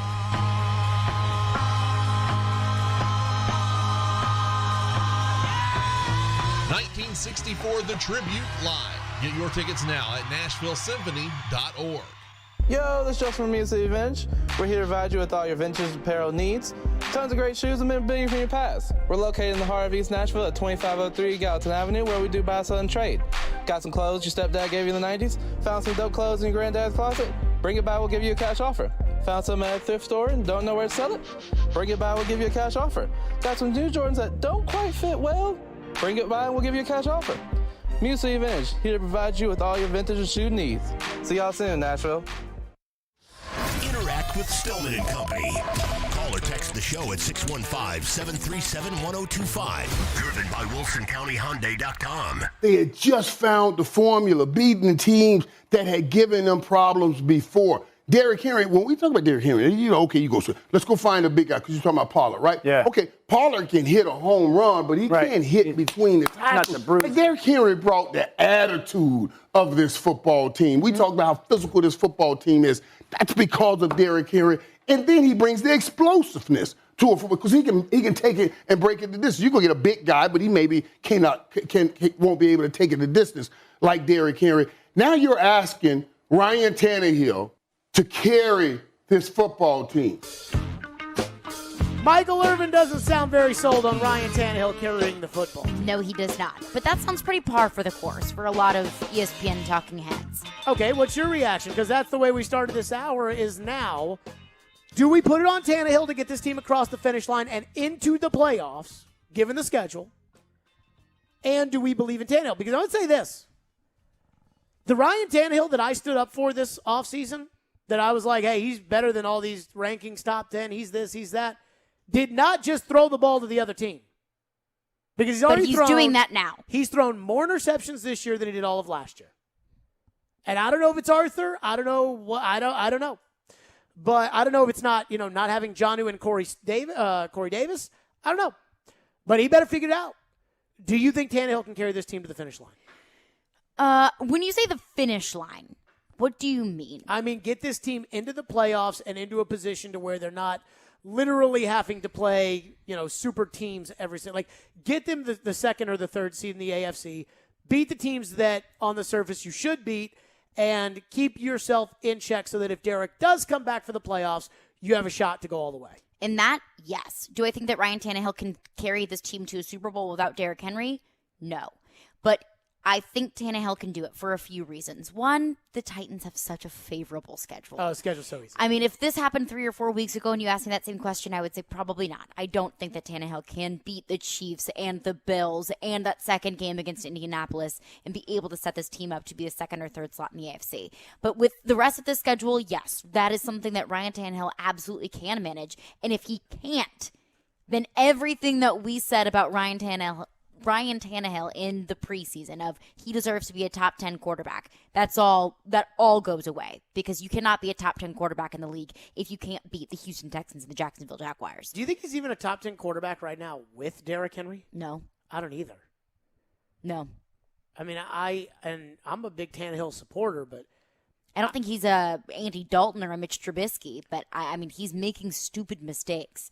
He got bailed out in an interception against Indianapolis that, very easily could have been the difference between a win and a loss. It just happened to be in the Titans' favor. I mean, if the Titans weren't winning, which they're winning because they have Derrick, if they weren't winning and Tannehill was committing these turnovers on a week-in and week-out basis, you would think about making a change. Like, if you weren't winning games. So instead of being... If you weren't winning games, yeah. Right. Instead of being 6-3, you're 3-6. Oh. And you're throwing the ball right to the other team every week like this. Indianapolis, everybody was kissing the rear end of Carson Wentz until Sunday. And now Sunday, it's like Indianapolis, those people are worked up about Carson Wentz now. When you lose, the quarterback comes under fire, especially when the quarterback's part of the problem. Right. We talk about getting across the finish line and being able to do this, and they were in a dogfight with Jacksonville now. He could not throw them to victory against the Jets with no wide receivers. It's a tough spot to be in. And I'll give you an example. When they played the Chiefs, I've talked about this time and time again. They brought this up on Sunday Night Football that night, which was Kansas City loaded the box, so he just threw it up to A.J. for a touchdown. This week, when the Rams have Jalen Ramsey on A.J. and maybe somebody over the top, because they're not going to load the box for Jeremy McNichols. Why would they? If Ryan Tannehill holds on to the football and gets scared in the pocket, and here comes Aaron Donald, is he going to launch one right over the middle into the hands of the linebacker? Because he's been doing that this year. He's done that before. He will do it again. And I am worried about that.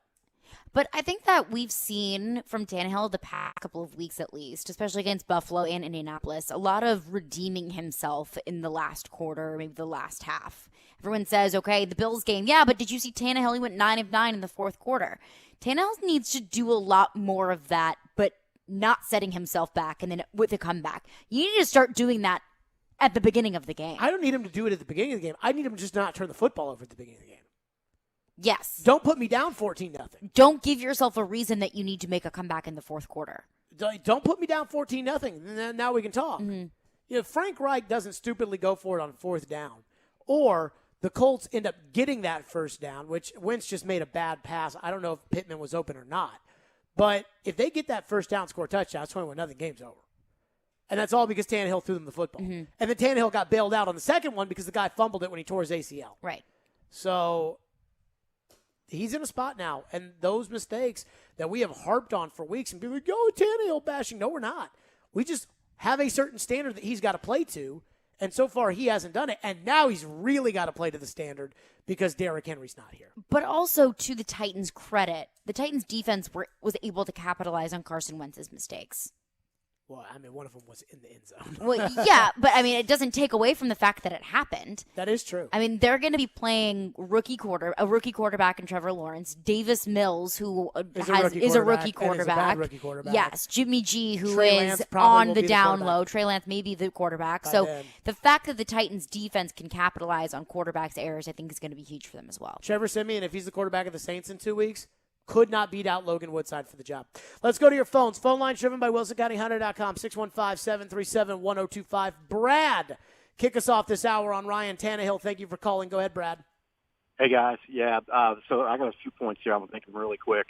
The schedule's easy. Fortunately, we played some tough teams recently. We can beat 5 of these teams besides the Rams and the Steelers coming up. And I'm not sure you don't just concede this game this Sunday to the Rams because it could be ugly. But second one, Tannehill, it's always the same. We can go to the playoffs if he doesn't throw for more than 130 yards, and the playoffs were done anyway. So, I think they'll get to the playoffs, but it's going to be the same. Hopefully, if Adrian Peterson somebody might add another dimension to Henry when he comes back in late December. And third one, I feel bad for Henry. He was on a trajectory for a record-breaking O.J. Simpson type, season. So, I hate to use that name, but anyway. Those are my points. Thanks, guys. Thanks, Brad. So he made a lot of points. I'm not sure I can remember any of them except for the last one. The O.J. Simpson one. Yeah, I will say that. I feel bad for Derek because I do feel like Derek was going to the Hall of Fame. That this year, Derek was going to cement his Hall of Fame legacy. Maybe win MVP. I thought he was going to run for 2,000 yards, and that would have done it. That would have cemented the Hall of Fame legacy for Derrick Henry, and now he's not going to have that. And I hate that for Derrick Henry because the Hall of Fame is something special. Now, he may still make the Hall of Fame regardless of this injury or not, but I felt like it was almost guaranteed. It would have been solidified if he had run for 2,000 yards, which it seemed like he would have. And I hate that for him. I also do wonder how long he will remain the NFL rushing leader. 3 weeks. That's what I think, too. He's up by Taylor over 200 yards behind him. I was going to say, isn't Derek 800 and Jonathan Taylor's 500? Something like that. It's it's crazy. 3 weeks, and then Derek will be overtaken, which is unfortunate. But really to stay up there for 3 weeks is a huge testament to what he's done so far. I mean, the thing is, like, all these stats were, like, it was originally a 25-game period. No one had been this good. Then it was a 40-game period. No one had been this good. So whatever that day of the Jags game was in 2018 where he ran for, I think, 238 and 3 touchdowns, whatever that day started, I would love to see the best, how many games that was between that and the Colts game. How many of the great running backs had better stretches of as many games? Like Eric Dickerson, Barry Sanders, O.J. Simpson, Jim Brown, Adrian Peterson, all of those guys. Jonathan Taylor is 288 yards behind Derrick Henry. That is crazy. So at least 3 weeks. At least 3 weeks.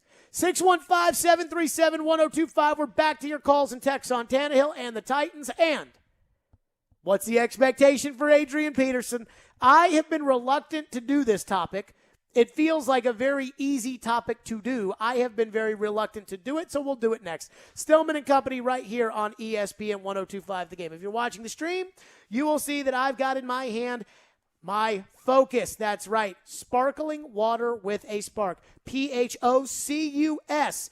I don't like drinking caffeine, and I definitely don't like drinking that manufactured fake sugar, what kind of stuff.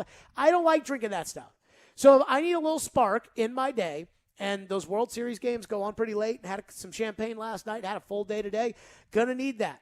Your body needs water, and it doesn't have to be boring, and that's why I love telling you about Focus, because it's got the natural tea caffeine, so you can get clean energy without sugar, calories, or crash. Go to Drink Focus, PHOCUS, drinkfocus.com to find the full lineup of flavors and get them delivered right to your door. Enter the promo code GAME, G-A-M-E, at checkout for 15% off your first order. Focus is also available at your local Publix.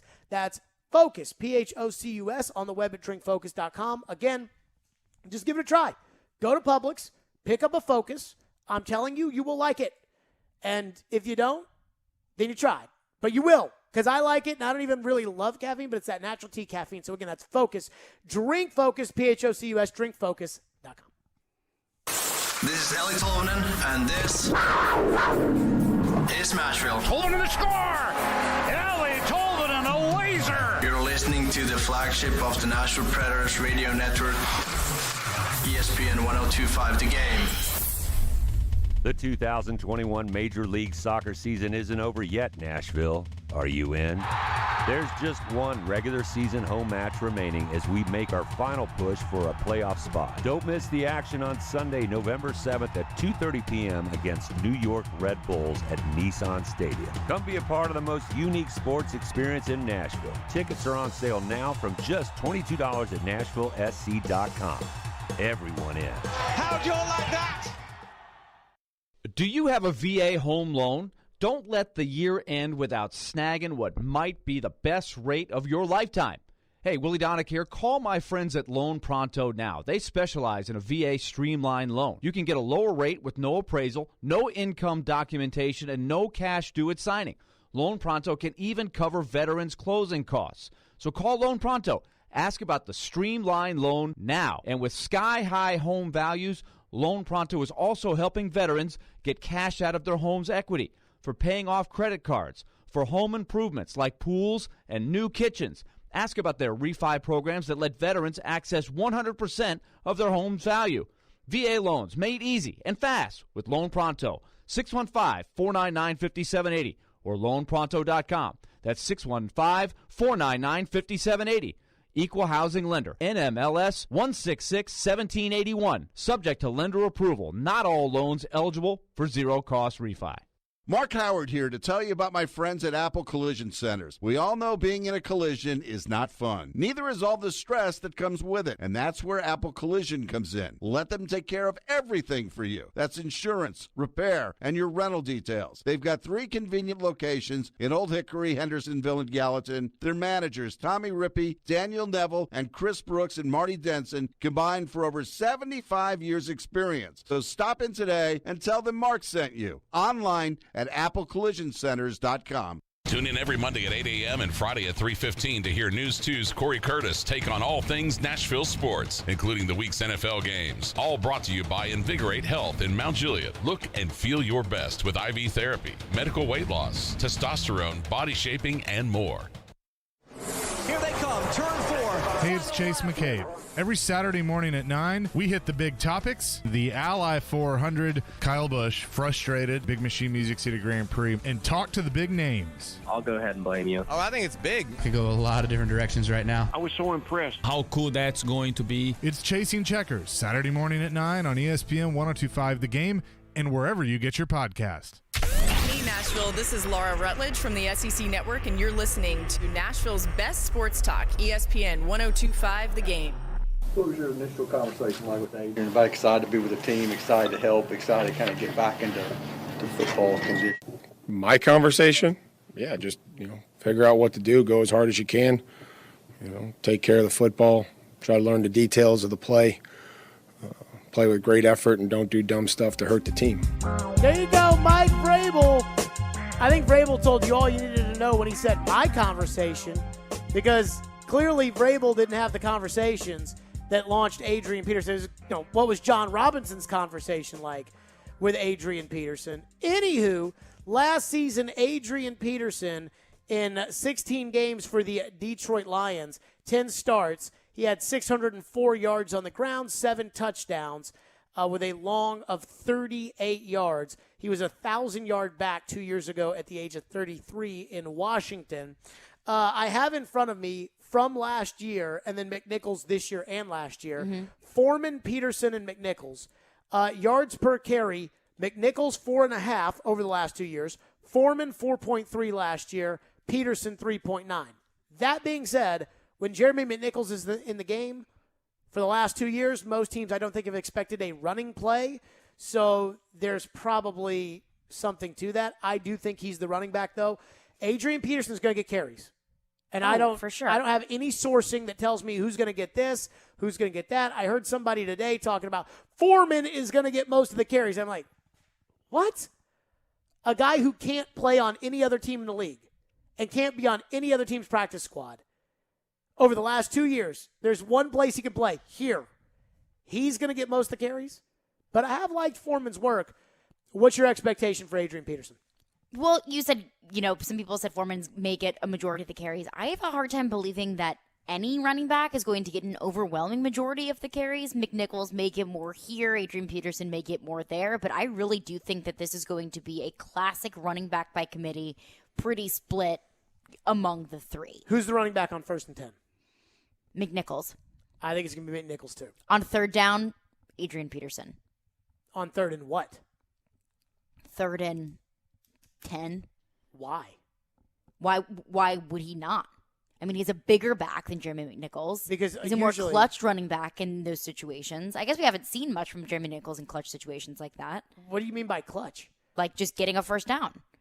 Well, I mean, 3rd and 4. So you'd rather have Jeremy McNichols on 3rd and 10 than Derrick Henry, but now you'd rather have Adrian Peterson on 3rd and 10 than Jeremy McNichols.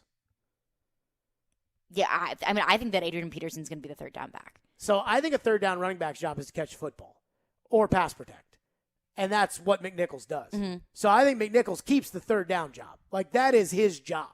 That was his job when you had the best running back in the NFL. But now he it's wasn't still the gonna be first his down job. back. Right. I don't think this is like, well, now you're the 1st down back, so you're not the 3rd down back. I think it is you are the 3rd down back. I think you're more likely to see those other two guys on 1st and 10 than you are to see them on 3rd and 10. I think on 3rd and short or 2nd and 2 is when you're going to see Adrian Peterson in the game. In obvious running situations, when the other team knows you're going to run it, I think you're going to see Adrian Peterson. I think in those 50-50s, like, can they run it? Can they pass it? 2nd and 1 or 1st and 10, or I think you're going to see McNichols get the most of those opportunities, but I could see them giving the ball to the other guys too in a situation like that. 1st and 10, run it with Peterson, fine. But I think 3rd down back, I think that belongs to McNichols. I just worry about McNichols' workload. But you don't worry about the other guys who didn't have jobs? Well, yes, but I'm saying that's why I think that you could possibly see Adrian Peterson in 3rd down situations, because if Jeremy McNichols is your 1st down back, which we don't know exactly if he will be that 1st down back, I worry about his workload. I mean, I worry about all of their workloads. I don't worry about workload, because if Jeremy McNichols gets hurt, then I'll just put somebody else in there. Like, next man up. Adrian Peterson? Dante Hilliard. I mean, that's how next man up works. Like, I don't care if Nick Westbrook-Akina gets hurt. I don't care if, like, those guys, those are replaceable players. Derrick Henry, not replaceable. Now, you're going to have to figure out a way to replace Derrick, but that guy's not replaceable. A.J. Brown's not replaceable. Mm-hmm. Ryan Tannehill's not replaceable. Everybody else, so what? You know, left guard gets hurt. All right, Aaron Brewer, get in there. You know, that's how I feel about football, and that's how I feel about McNichols and these guys. I mean, I don't think it's realistic to expect him to give McNichols the 28 touches a game that Derrick Henry was getting. No way. But I also think they're not going to take McNichols out of his job. No. Which is the third down back. So on 1st and 10, let's say there are 11 1st and 10s throughout the course of a game. I would expect McNichols to get about 6 of them, Peterson to get 4, Foreman to get 1 or 2. I think that's probably about fair. Let's say there's 5 3rd and 10s or 3rd and 6 longers. Mm-hmm. I think McNichols is on the field for all of them. Now, when you're in those 2nd and shorts and you're in the goal line situation and you're clearly running the ball, I think you could see Peterson in there. I think you could see Foreman in there. I always thought Foreman was a little bit of like a little baby Derrick Henry last year when he was on the team. But I think those are the pure running situation running backs for those two guys. But I think McNichols is definitely your third down guy. And I think you're going to see McNichols. I don't know how many touches a game he's getting right now. I would have to guess around 7 or 8. McNichols? Yeah. If that many, yeah. I'd guess about 7 or 8. I think you're going to see that number go to about 19. I mean, you're going to double this. Such a huge jump. But it's a huge jump for everybody when they become the starter. Yes. Dylan Radins plays no snaps. Now, if Nate Davis is out, he's going to play all the snaps. Dane Cruikshank sucks. He plays no snaps. Amani Hooker gets hurt. He plays all the snaps. Greg Maben plays all the snaps. That's how football works. I know how it works. The Titans had Blaine Bishop and Marcus Robertson as their safeties in 1999, and they were great safeties. And in the Super Bowl, Marcus Robertson broke his ankle in the AFC title game, and he didn't play. And Blaine Bishop got a concussion, and he didn't play. And so now you got Tony Dorsett's kid out there who's no good, and guess what? He's on the field, and Kurt Warner throws a bomb over the top, and you lose. That's football. And I just keep saying this about McNichols. What Adrian Peterson did in 2013 does not have an effect in my mind on what you need out of him in 2021. What Jeremy McNichols has done in 2021, I think, is deserving of more carries and deserving of this opportunity. I don't want to give it to him because I'd rather have Derrick out there. But I think it is deserving of the opportunity, if that makes any sense. Yeah, I mean, he absolutely.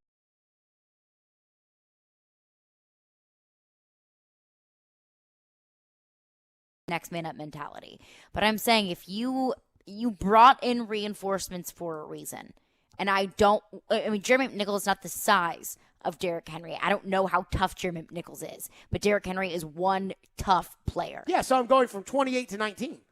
I mean, that's still a lot of carries. 28 touches to 19 touches. That leaves me with 9 more touches to go around for a game to get to Derrick. And that doesn't include the already 6 or 7 touches McNichols was getting a game. So let's say McNichols gets 6 touches a game. Derrick gets 28. Mm-hmm. You give McNichols 19 touches. What's 6 plus 28? 34. So you got 34 minus 19, which is what?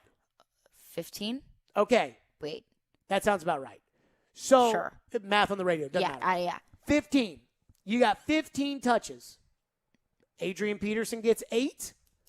Deontay Foreman gets 7. Adrian Peterson gets 9. Foreman gets 5. And I do think Kari Blasingame is going to factor into this a little bit when he returns from an injury. Let's take your phone. 615-737-1025. I see the text line has just exploded this hour, and I haven't even gotten to it yet. Phone lines are driven by WilsonCountyHyundai.com. Fred from Ashland City has said this today, and he also said it yesterday. We didn't get a chance to read his text in the air yesterday, but is very convinced that Adrian Peterson is going to go off. Fred from Ashland City says, the slander is so strong. AD is the starter. He's getting 15 carries, 100 yards, 2 touchdowns against the Rams. Peapot Peterson is about to ball out. That'd be great. It's all based on what? That's what I'm thinking. That would be wonderful, but there's just no information that makes me think that Adrian Peterson is able to run for 100 yards and 2 touchdowns against the Rams. One of the best, if not the best defense in the league right now. Based on what? That's the question I have to ask you about when it comes to Adrian Peterson. Here were his totals last year.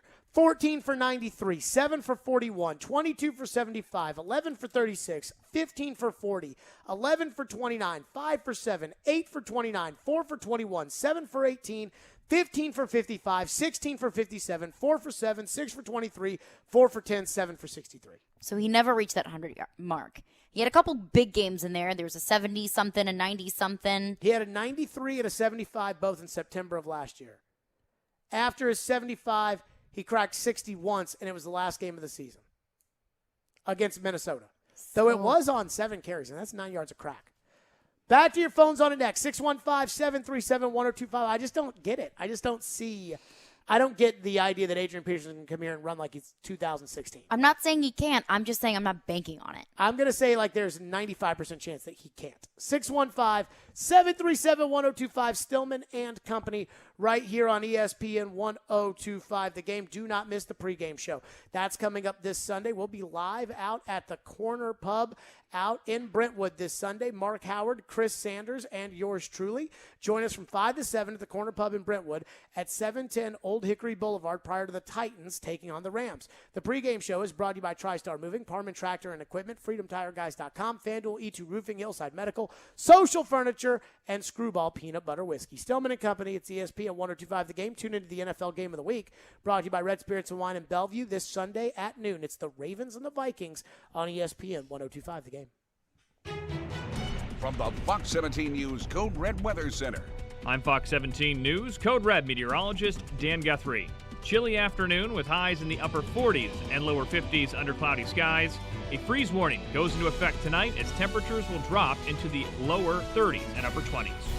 This weather report brought to you by Hiller Plumbing, Heating, Cooling, and Electrical. Call the Happy Face Truck today. Racetrack's new waffle breakfast sandwich will satisfy whatever you're craving in the morning. With golden waffles and melty, hearty goodness of sausage, egg, and cheese, it'll be love at first bite. Only $2.99 for a limited time. Are you tired of living with chronic pain, knee pain, joint pain? Listen carefully, because now there are new treatments available here. Not talking surgery or steroids. These are regenerative treatments from the medical professionals at QC Kinetics. Willie Donick here. QC Kinetics is the leader in these exciting biologic therapies that help restore and repair damaged tissue in your joints with lasting results. So if you've got pain in your knees, shoulders, hip, or back, joint pain that won't go away, you need to check out these new treatments with astonishing patient satisfaction reports. They can actually help your body restore and repair itself with no downtime, no drugs, and no surgery. So call now to schedule your free consultation at QC Kinetics. 615-249-4024. Tired of dealing with joint pain and want to get moving again? You need to learn more about how biologic therapies are changing the way we think about dealing with joint pain. It's exciting stuff, so don't wait. Call today. QC Kinetics, 615-249-4024. That's 615-249-4024.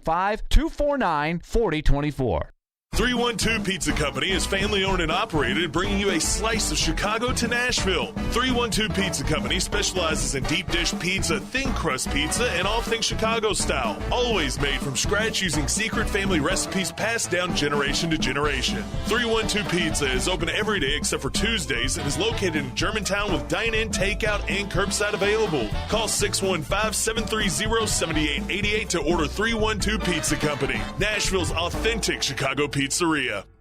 Genesis Diamond's biggest and final sale of the year is here this weekend. It's an incredible event with savings of 20, 25, even up to 35% store-wide. Rings, earrings, pendants, bands, bracelets, nothing's held back for this once-a-year, 3-day extravaganza. Acclaimed designers are here with expanded collections and extraordinary pricing. Plus, get 0% interest financing. The final store-wide sale of the year with discounts up to 35% this Friday, Saturday, and yes, open Sunday for this great event. Genesis Diamond, Green Hills and Cool Springs. See store for details. details. When Genesis Diamonds has a sale, you know it's the real deal, and it's happening this weekend. Our final store-wide sale of the year with deep discounts up to 35% off. This is the big one. The one where the staff knows they can break all the rules. Plus, the selection is nearly doubled with designers here from LA and New York with their entire collections, all of it on sale. This is the last and best jewelry buying opportunity of the year. Save up to 35%, zero interest financing. Friday, Saturday, and Sunday only at Genesis Diamonds, Green Hills and Cool Springs. See store for details.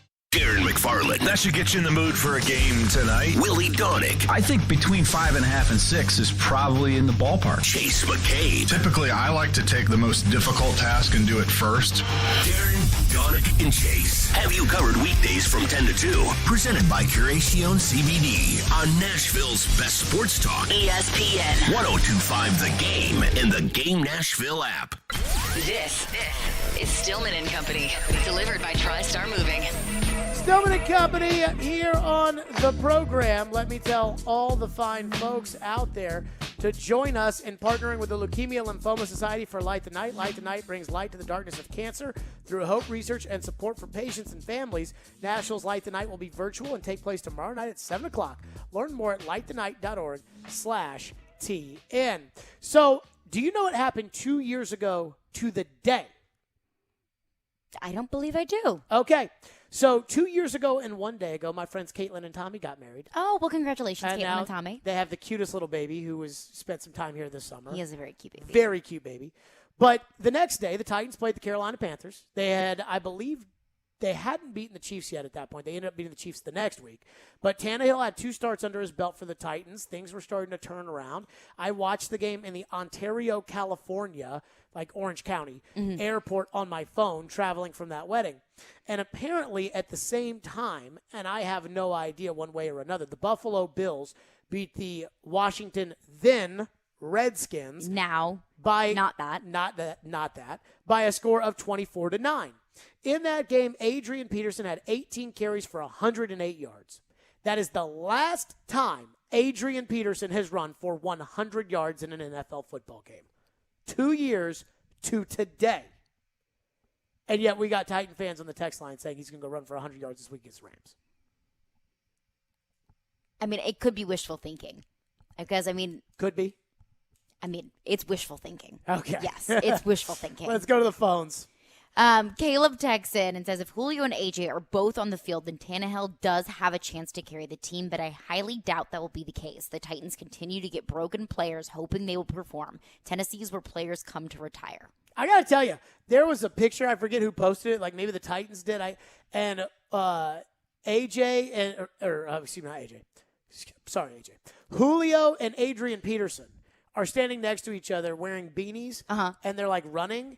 And I thought it was like the retirement home brochure. I mean, it was like, guys, this is not 2014, no matter how much you wish it was 2014. Like, I think that some of these fans get caught up in 2014.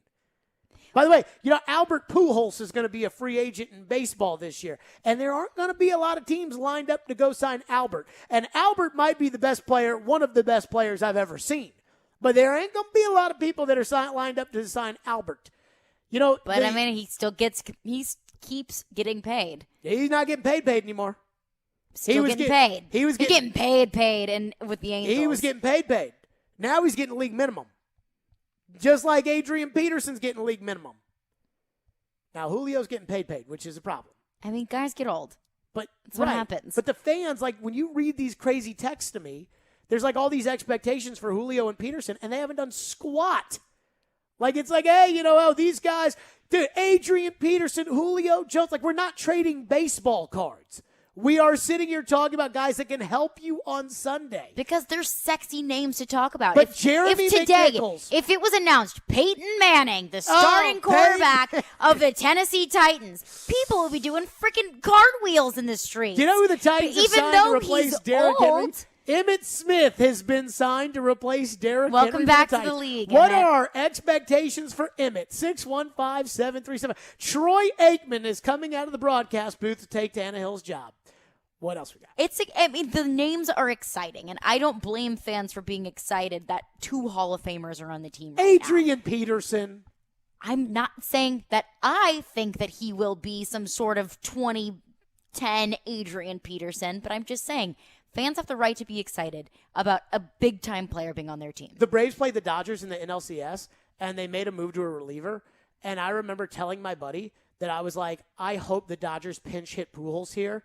I think they're going to pinch hit Steven Souza Jr., but I hope they pinch hit Pujols. And they ended up pinch hitting Pujols, and I was happy. And he struck out. Yeah. And I was literally like, yes, Steven Souza Jr., who I think played against the Sounds this year. What's next? Ryan texts in and says 80s totals last year were with that offensive line and lack of wide receivers and missed games by Stafford. Don't be telling me that offensive line with the Detroit Lions. This Titans offensive line isn't anything too fancy, to be fair. Lions offensive line had Frank Ragnow, who might be the best center in the NFL. They had 2 capable high-pick tackles.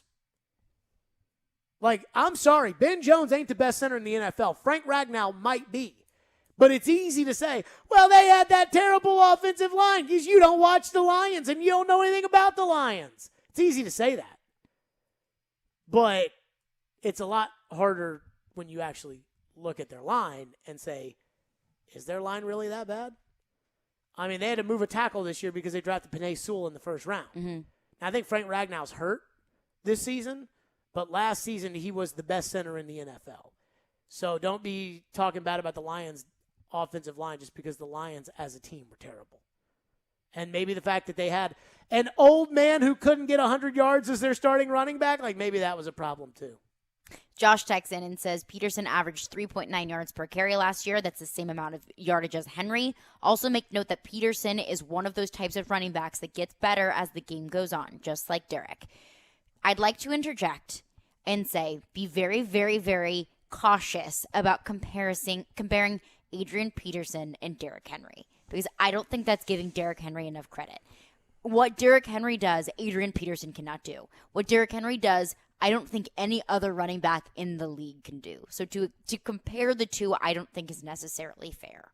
I mean, I can compare the two from when Adrian Peterson was leading the league in 2013, but I'm not comparing to what Adrian Peterson did last year. And I don't think it's fair to expect him to do what Derrick Henry has done. I mean, do what he did in 2014. That's like saying, well, Deontay Foreman last year averaged 4.5 yards per carry. So that's better than Derrick, so Deontay Foreman's better than Derrick.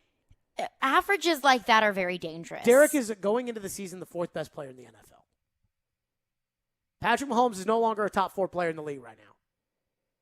Derrick is one of the best players, if not the best player in the game.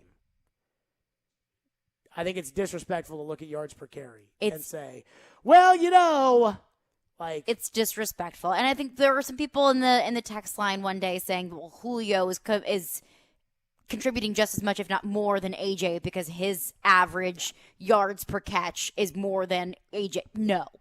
It's like all these James Harden stats. You cannot argue that AJ Brown does not have as much of a contribution to this team as Julio Jones. It's like James Harden and Russell Westbrook in the NBA put up all these points and rebounds and assists, and it's like, oh my God, look at these stats from these guys. Okay, I'll take Michael. There's nobody in the history of basketball that has done what James Harden is. Okay, I'll take Michael.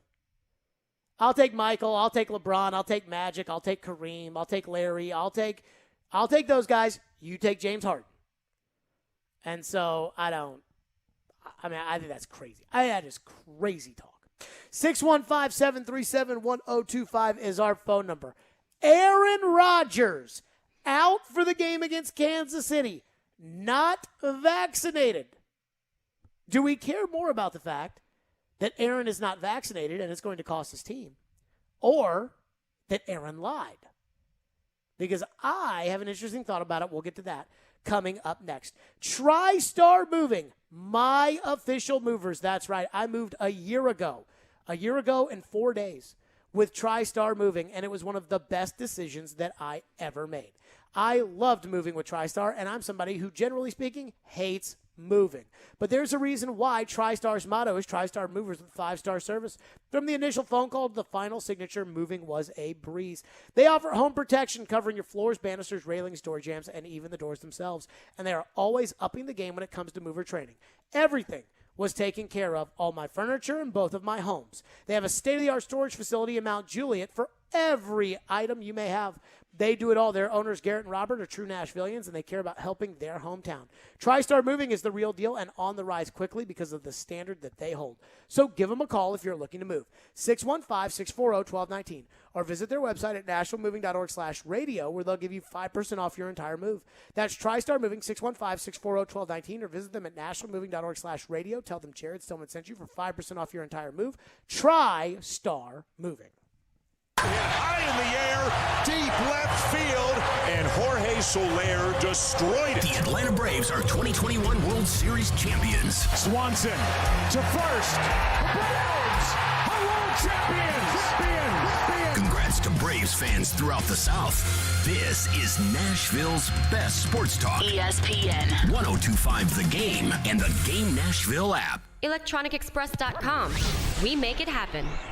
Now is the best time to work at Amazon. They are offering higher sign-on bonuses and more hourly pay. On November 6th, Amazon is hosting a hiring event and will be making job offers on the spot for warehouse associates. Please be sure to bring 2 forms of federal identification to help expedite the application process. Come to the Radisson Hotel Nashville Airport Center Drive on November 6th between 9 a.m. and 5 p.m. and you could walk away with a new job. Amazon is proud to be an equal opportunity employer.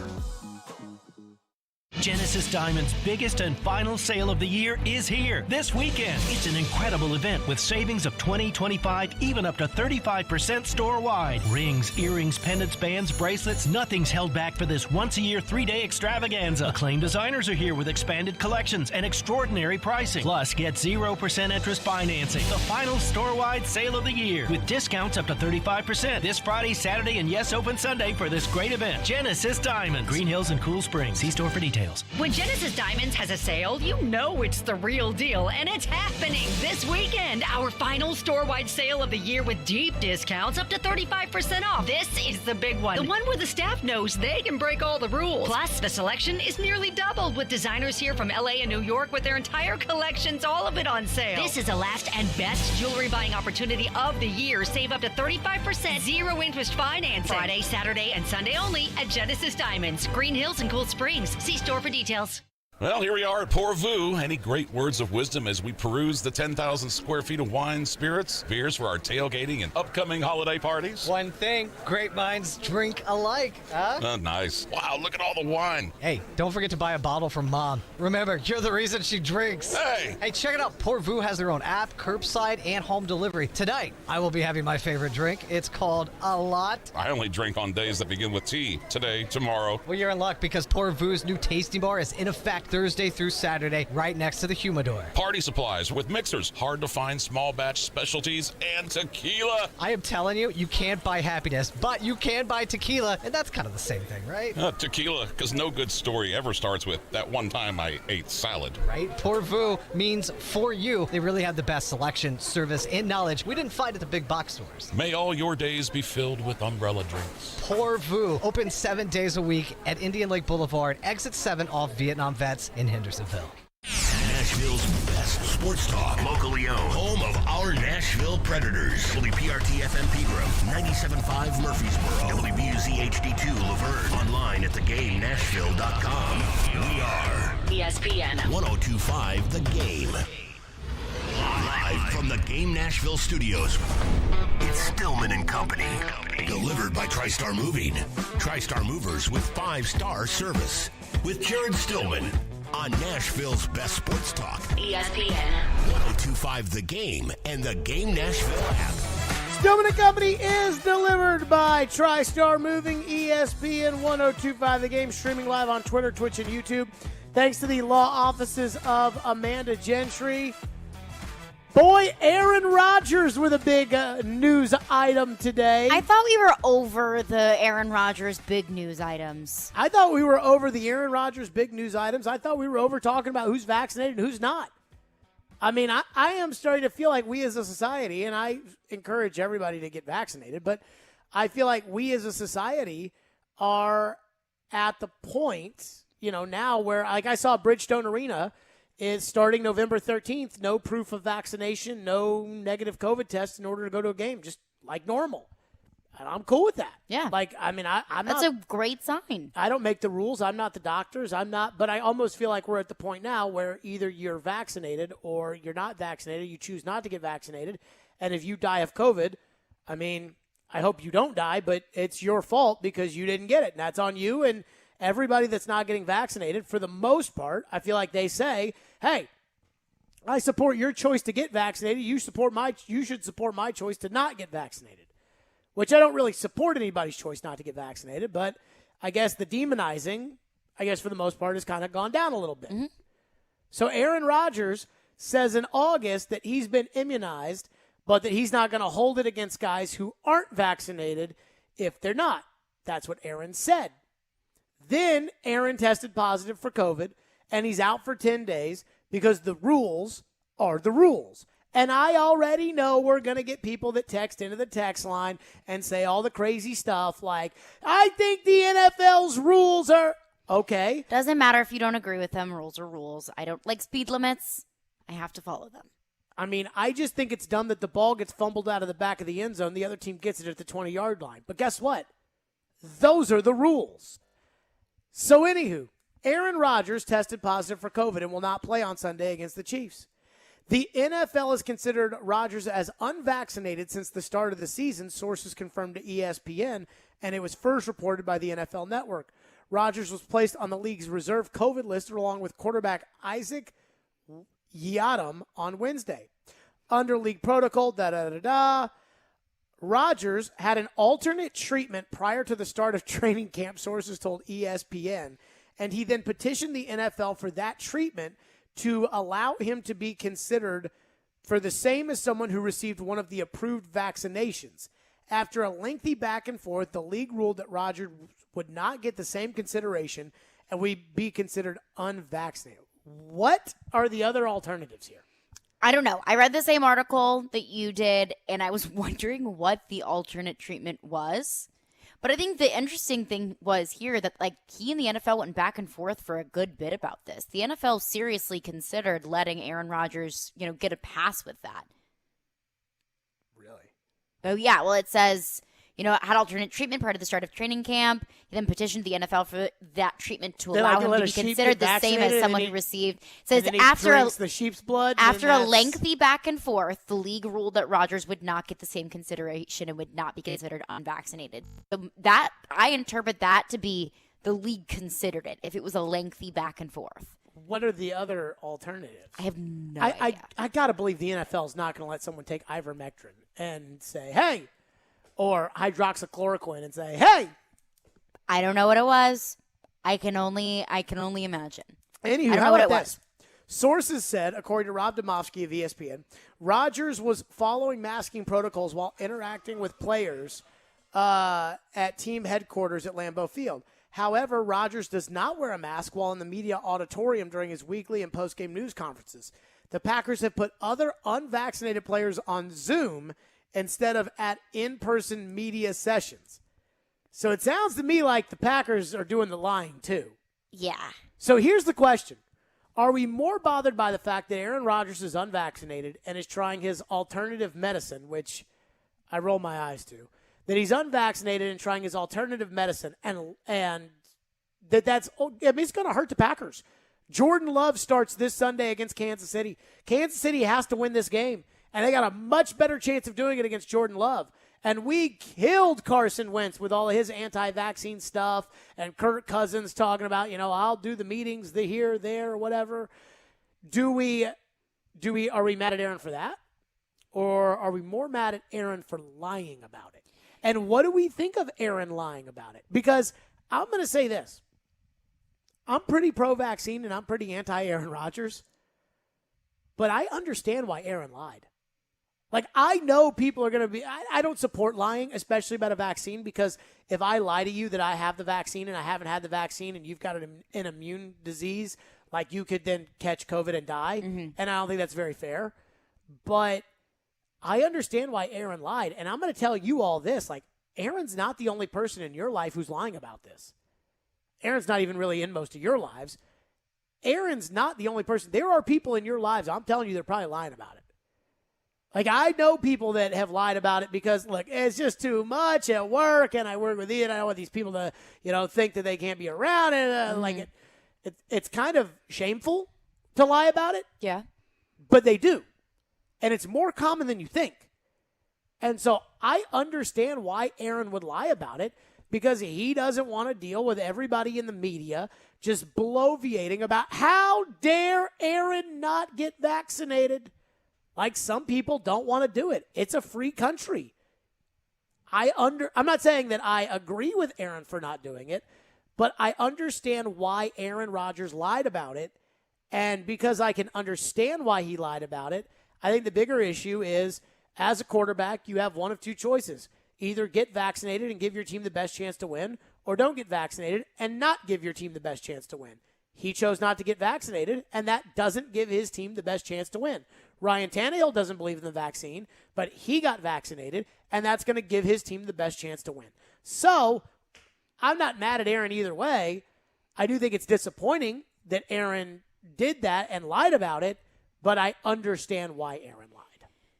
I understand why Aaron lied, because it makes his job easier. It makes his life easier if he just goes along like he is vaccinated. If Aaron Rodgers doesn't want to get vaccinated, that's fine. That's his choice. But I think what's more, I would say, disappointing is that he did lie about it. Like, if you don't want to get vaccinated, that's your choice. But there are protocols that you have to go through. But those people have been demonized. What, people who decided not to get vaccinated? Uh-huh. I mean, but if you just follow the rules, then you're doing your job. You're doing what you need to do to keep people protected. That makes your life more difficult because you got to do the Zoom media things and you got to wear a mask in the facility. But if that's what you choose to do, that's what you choose to do. But that's what every other player is doing. Why can't Aaron Rodgers do that as well? If he didn't want to get vaccinated, fine. But this is what you have to do. So Aaron Rodgers said, no, I don't want to do that. And the article does say that he had worn his mask around the facility. It's just in terms of media things he hadn't. But I mean, I think that's more disappointing because the league did give you a choice, but each choice comes with certain consequences and repercussions. He just didn't want to deal with the consequences, and you cannot have your cake and eat it too. So he is dealing with the consequences. Like, well, him now not playing Sunday, him wearing the mask in the facility and, whatever the meeting rules are and things like that, he followed the rules. Now, apparently, and I just read this on Twitter, the NFL has released a statement. Let me pull this back up. The NFL has released a statement on Aaron Rodgers, or I shouldn't say on Aaron Rodgers, on the Green Bay Packers, that they will be looking in. Here you go. Statement from the NFL. The primary responsibility, written in the Notes app, by the way, and this is from the NFL. Classic. The NFL's number one statement. Like, do you not have some sort of professional way of presenting that information? The head PR guy for the NFL? Yes. Apparently no.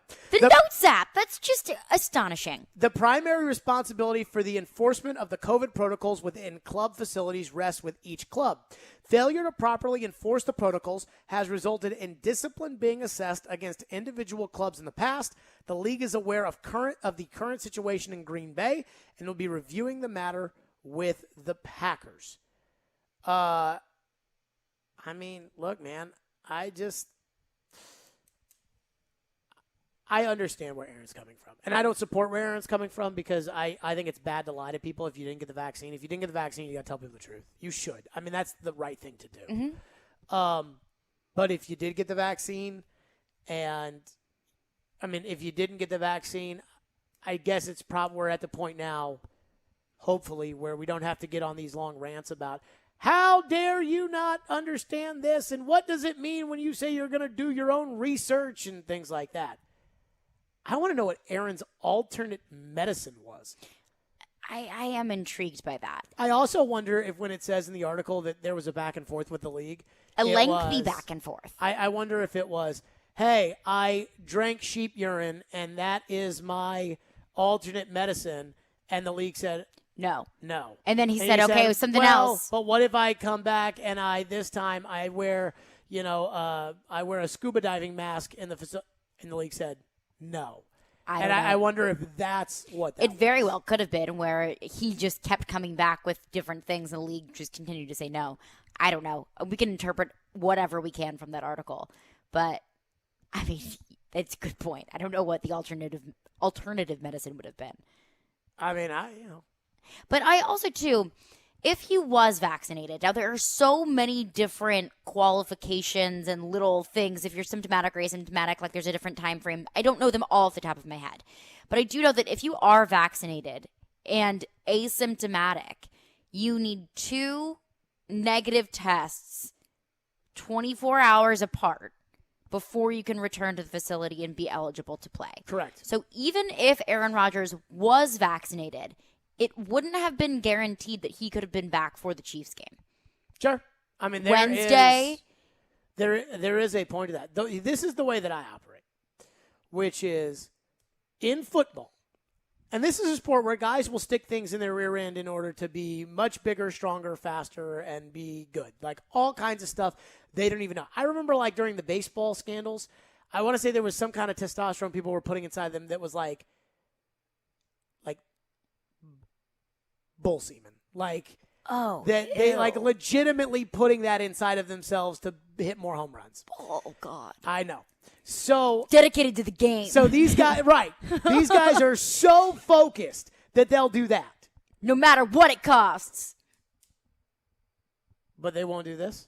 And I say this in this term, which is you are, whether or not you like the rules or whether or not you believe in the rules and whether or not you believe in the vaccine, like you are hurting your team if you don't do it. Because the rules are what they are. So like I know that you may not like it or you may not like the rules, but those are the rules. That's the one thing that I won't budge on with any texter or caller or anybody else who says, people are vaccinated and get COVID all the time. So what is that?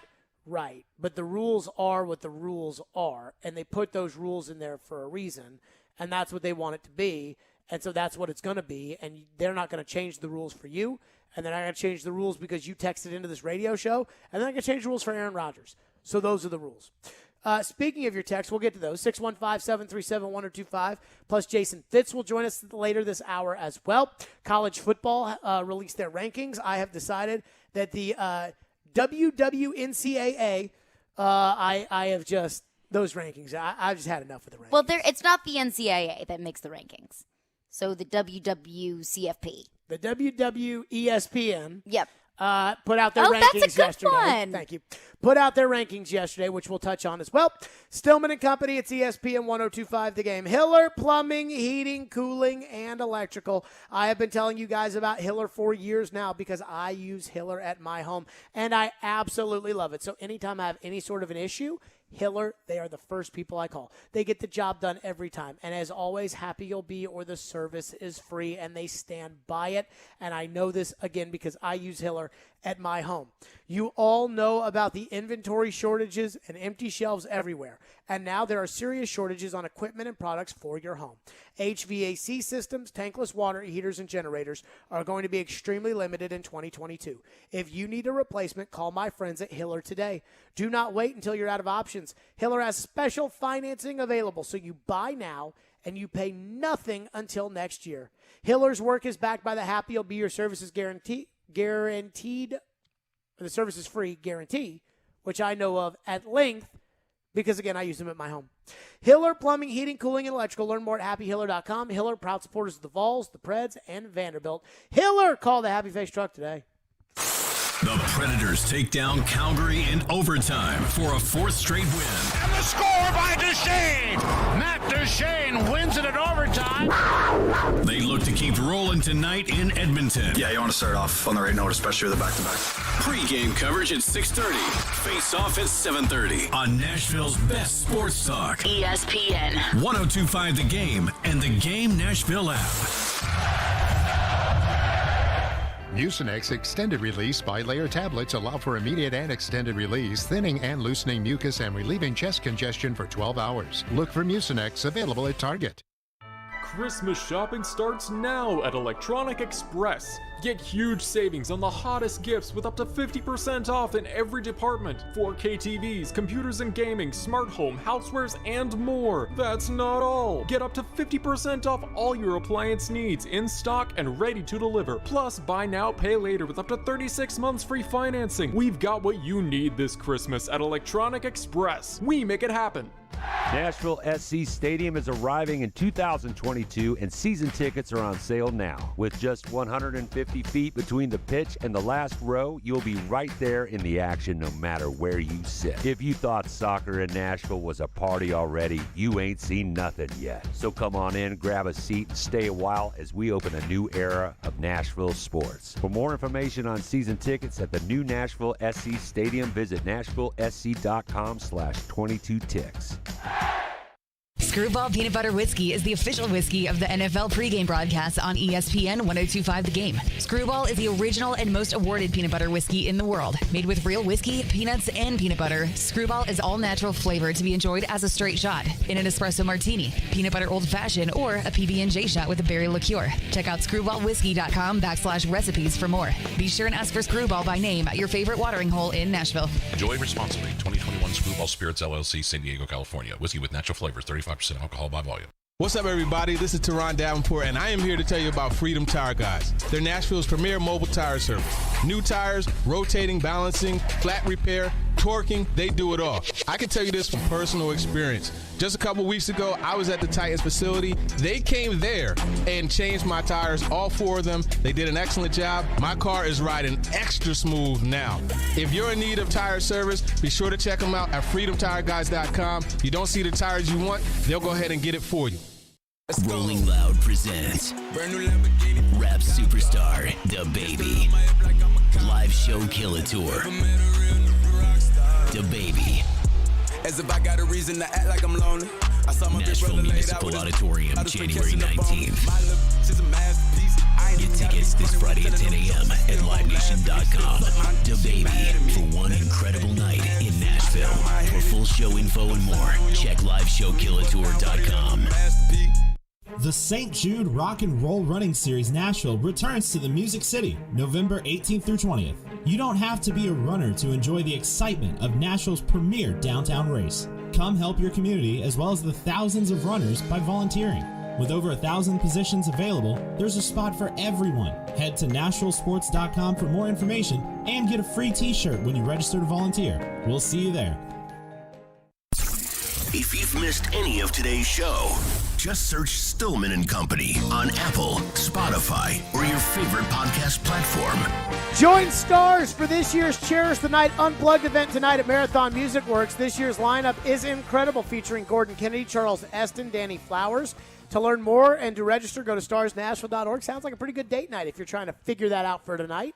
The Stars event benefiting the kids. So we got the Aaron Rodgers vaccination thing on the table. Fitz is going to join us in a little bit. So the college football playoff rankings came out yesterday. And I asked Trevor, I said, okay, who's going to be where and what do you think they should be? And I got to tell you something. Before this season, Caroline Fenton told me that I wasn't a good college football fan. Or a college football fan at all. And I took a little bit of offense to that. I'm like, I'm a college football fan. No, you're not. Like, I used to, play the video games and stuff when I was a kid. So, I mean, I used to. So, that bona fide fan. But, the rankings came out yesterday. Mm-hmm. Georgia, Alabama, Mississippi State, Oregon, Ohio State, Cincinnati, Michigan. And I got to tell you, I may give up college football after these rankings came out. Because these rankings are basically saying one thing. And it is, hey guys, we all know what you want. We all know you want Cincinnati in that top 4.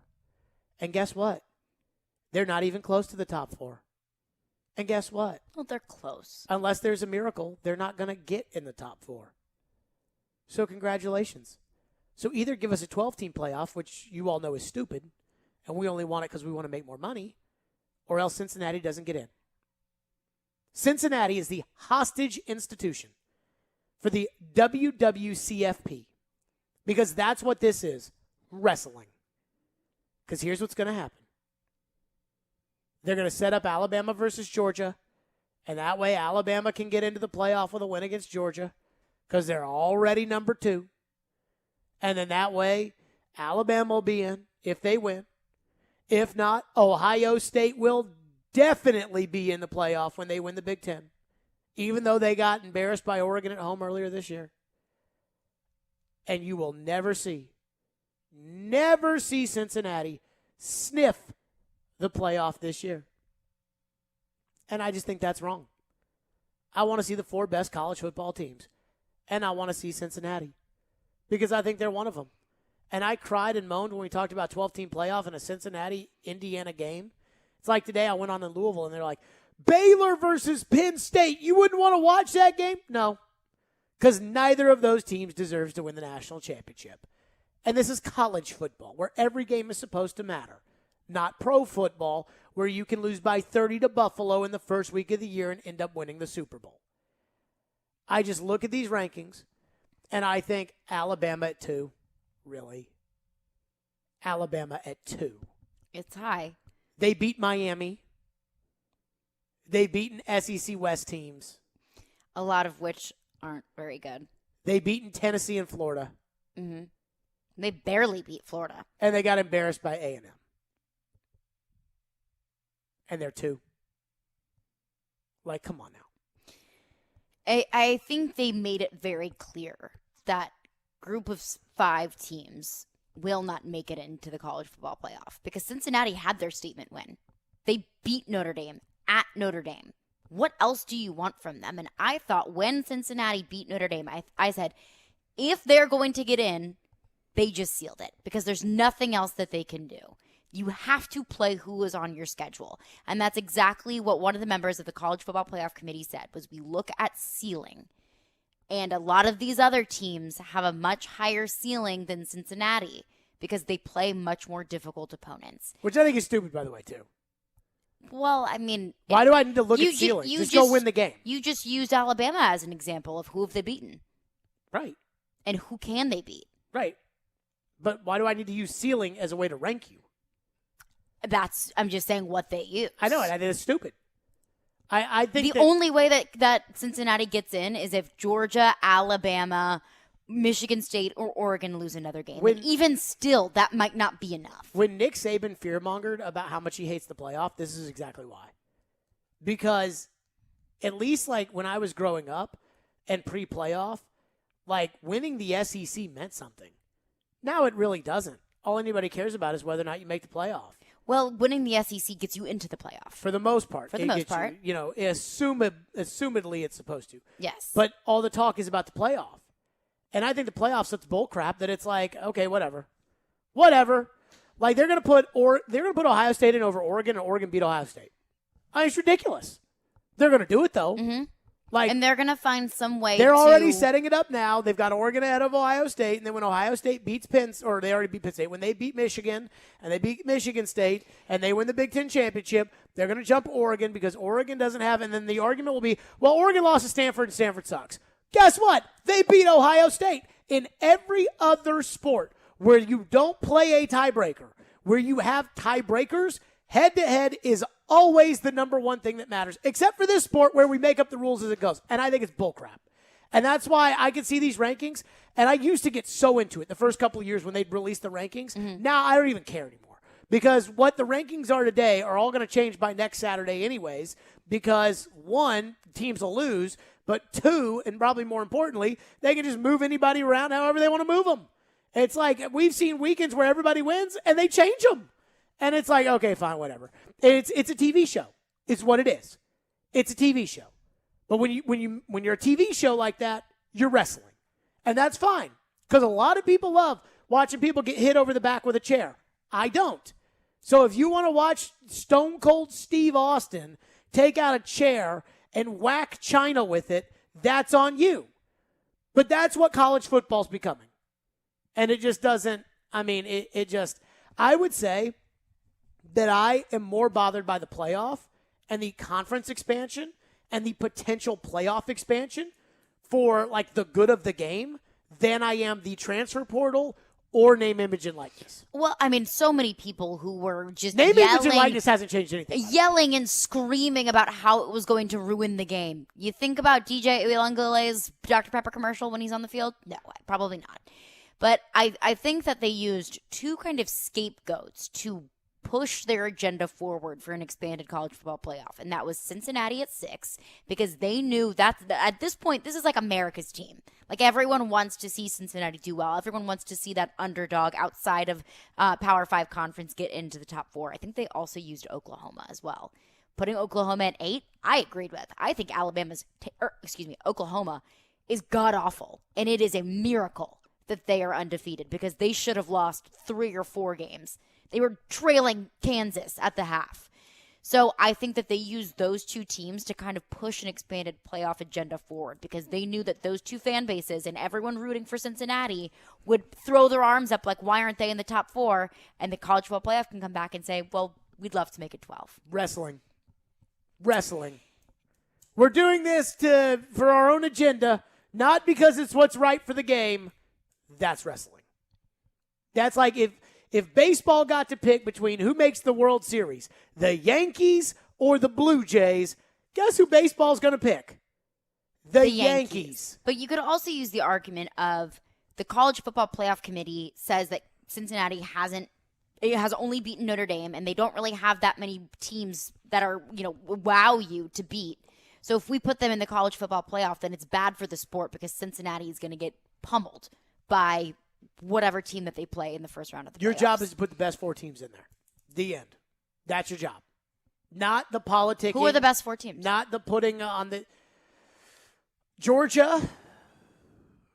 I would rank it like this: Georgia, Michigan State, Cincinnati, Oregon. No Alabama in the top 4? Not yet. Alabama can earn their way in there. Yeah. They got the one game nobody else has. Fitz will join us next. His reaction, is he buying what the selection committee is putting down? We'll get to that next. I mean, and I'm not much of a conspiracy theory guy, but on this, a little bit so. Fitz will join us, ESPN Radio. We'll do that next. Stillman & Company. It's ESPN 1025 The Game. And, of course, we are streaming on the Game Nashville app. Play silly underdog picks today. Pick 3 football underdog teams you think will win for a chance to win tickets to an upcoming concert or sporting event. Go to thegamenashville.com. Volunteer. Hose and Gasket is the presenting sponsor of Silly Underdog Picks. Stillman & Company, it's ESPN 1025 The Game. Titans, Rams. The two-tone blue seeks a victory without King Henry on Sunday Night Football. The closest you will ever see to a running back carrying a franchise. Tune in Sunday at 5 on ESPN 94.9 for NFL pregame with Jared Stillman, Chris Sanders, and Mark Howard. Live from Corner Pub in Brentwood. We are Nashville's best sports talk. ESPN 1025 The Game and the Game Nashville app. Celebrate Thanksgiving with Social Furniture and save up to 70% off all furniture. They have sofas, sectionals with chase lounge, and recliners that are all push-button electric and wall away. They have all colors to choose from for your comfort watching any hockey game. All of them are plus leather, microfiber, and Chanels. They have same-day delivery with no down payments and no interest. Forget the big box store. Support local. Support social. Social Furniture is a proud supporter of your Nashville Predators. Hey, it's Jared for Boll & Branch. It's gift-giving time, and I hope you're ready to get your loved ones the quality of a great night's sleep. We spend 1/3 of our lives in bed, so pure organic cotton sheets from Boll & Branch make a truly special gift. Boll & Branch has fantastic sheets that are comfortable and of a great quality, and it's all at a fair price. I know this because I have Boll & Branch sheets, and I absolutely love every single night's sleep I get. Boll & Branch has the most comfortable cotton organic sheets on the market. Husband and wife team Scott and Missy Tannen founded Boll & Branch to create a new standard of bedding by doing things the right way and not the easy way. So get those signature hem sheets for your loved one and give that great gift of comfort. Treat yourself and your loved ones to the new standard in bedding from Boll & Branch. Their gifts come wrapped and ready in their special holiday packaging. Order by December 19th for guaranteed delivery by Christmas. Get 20% off your first set of sheets with promo code Jared at bollandbranch.com. That's BOLL and branch.com, promo code Jared. See site for details. Exclusions may apply. Your home value is way up. Why not use it to make your home even nicer with a new kitchen or bathroom? Hey, Willie here. So many of our listeners are doing this with Loan Pronto, thanks to their zero-cost cash-out refi program. Call Loan Pronto now. They're fast-tracking home refis for the year end, and people are getting checks for 60, 70, 100 grand or more. It's fast and easy. It's your money, money you can use to add even more value to your home. Imagine 2022 with that all-new luxurious kitchen you've been dreaming about, or start building that pool so it's going to be ready for the summer. Call Loan Pronto now. See how easy it is to use the equity in your home and walk away with the big check. They can even pay your closing costs, and you can skip your next 2 house payments. Call 615-499-5780 or go to loanpronto.com. That's 615-499-5780 or loanpronto.com. Equal housing lender. NMLS 1661781. Subject to lender approval. Not all loans apply. This is Stan Harrison, CEO of Apple Collision Centers. We understand that no one likes to deal with auto body repair and the inconvenience it becomes in your day-to-day life. I want to personally invite you to stop by and let our experienced staff see how we can help you make your vehicle look good as new. Apple Collision Center has 3 convenient locations, Old Hickory, Hendersonville, and Gallatin, ready to serve you. Come by and see us or visit us online at applecollisioncenters.com. ESPN's Teron Davenport breaks down the Titans like no other. On the field chemistry, I don't think it's going to be a problem. It's just going to be a process. Catch TD Mondays at 11, Thursdays at 3, and Fridays at 8. Plus, the Talking with TD podcast drops every Wednesday. When you draft players, it's not just for one season, it's for a career. Presented by FreedomTireGuys.com, Nashville's premier mobile tire company, and Craneworks and Rental Works, your source for crane and equipment rental. Visit Craneworks.com. Nashville's best sports talk. ESPN 1025 The Game and the Game Nashville app. Hey Nashville, Trey Wingo here. You're listening to Nashville's best sports talk, ESPN 1025 The Game. Stillman and Company. So the WWCFP put out their rankings yesterday. It's like, oh my God, who's Vince McMahon going to have win this cage fight? Alabama at number 2. Can you believe it? I'm not a wrestling person. Chase and all those people, they love wrestling. And I'm sure they sit by the TV and watch these rankings every week because to me, it's the same thing. It's the same thing. Like, what's the best interest? Who are the 4 best teams? Pick the 4 best. Nope. We're going to do all these crazy things that we know are going to fluctuate week to week because you got to come back to the TV. And Jason Fitz joins us now, presented by Blood Assurance. Give blood, give local, save lives. Fitz with ESPN, where he did the rankings reaction show, I believe, last night. And Fitz, I want to start with this. I think the College Football Playoff Committee now has an agenda, and I think it was obvious in their rankings yesterday. I think the agenda is they are going to push us all to be so miserable with the way that Cincinnati's going to get treated that we're going to demand that they expand the playoff, which is what they really want. And I really am tired of the fact that it does feel like there's a lot of politicking that is going on with the rankings and not just who are the 4 best teams, let's rank them. I'm starting to get a little annoyed by that, and I thought last night kind of took the cake. So there's a couple of fatal flaws to your argument.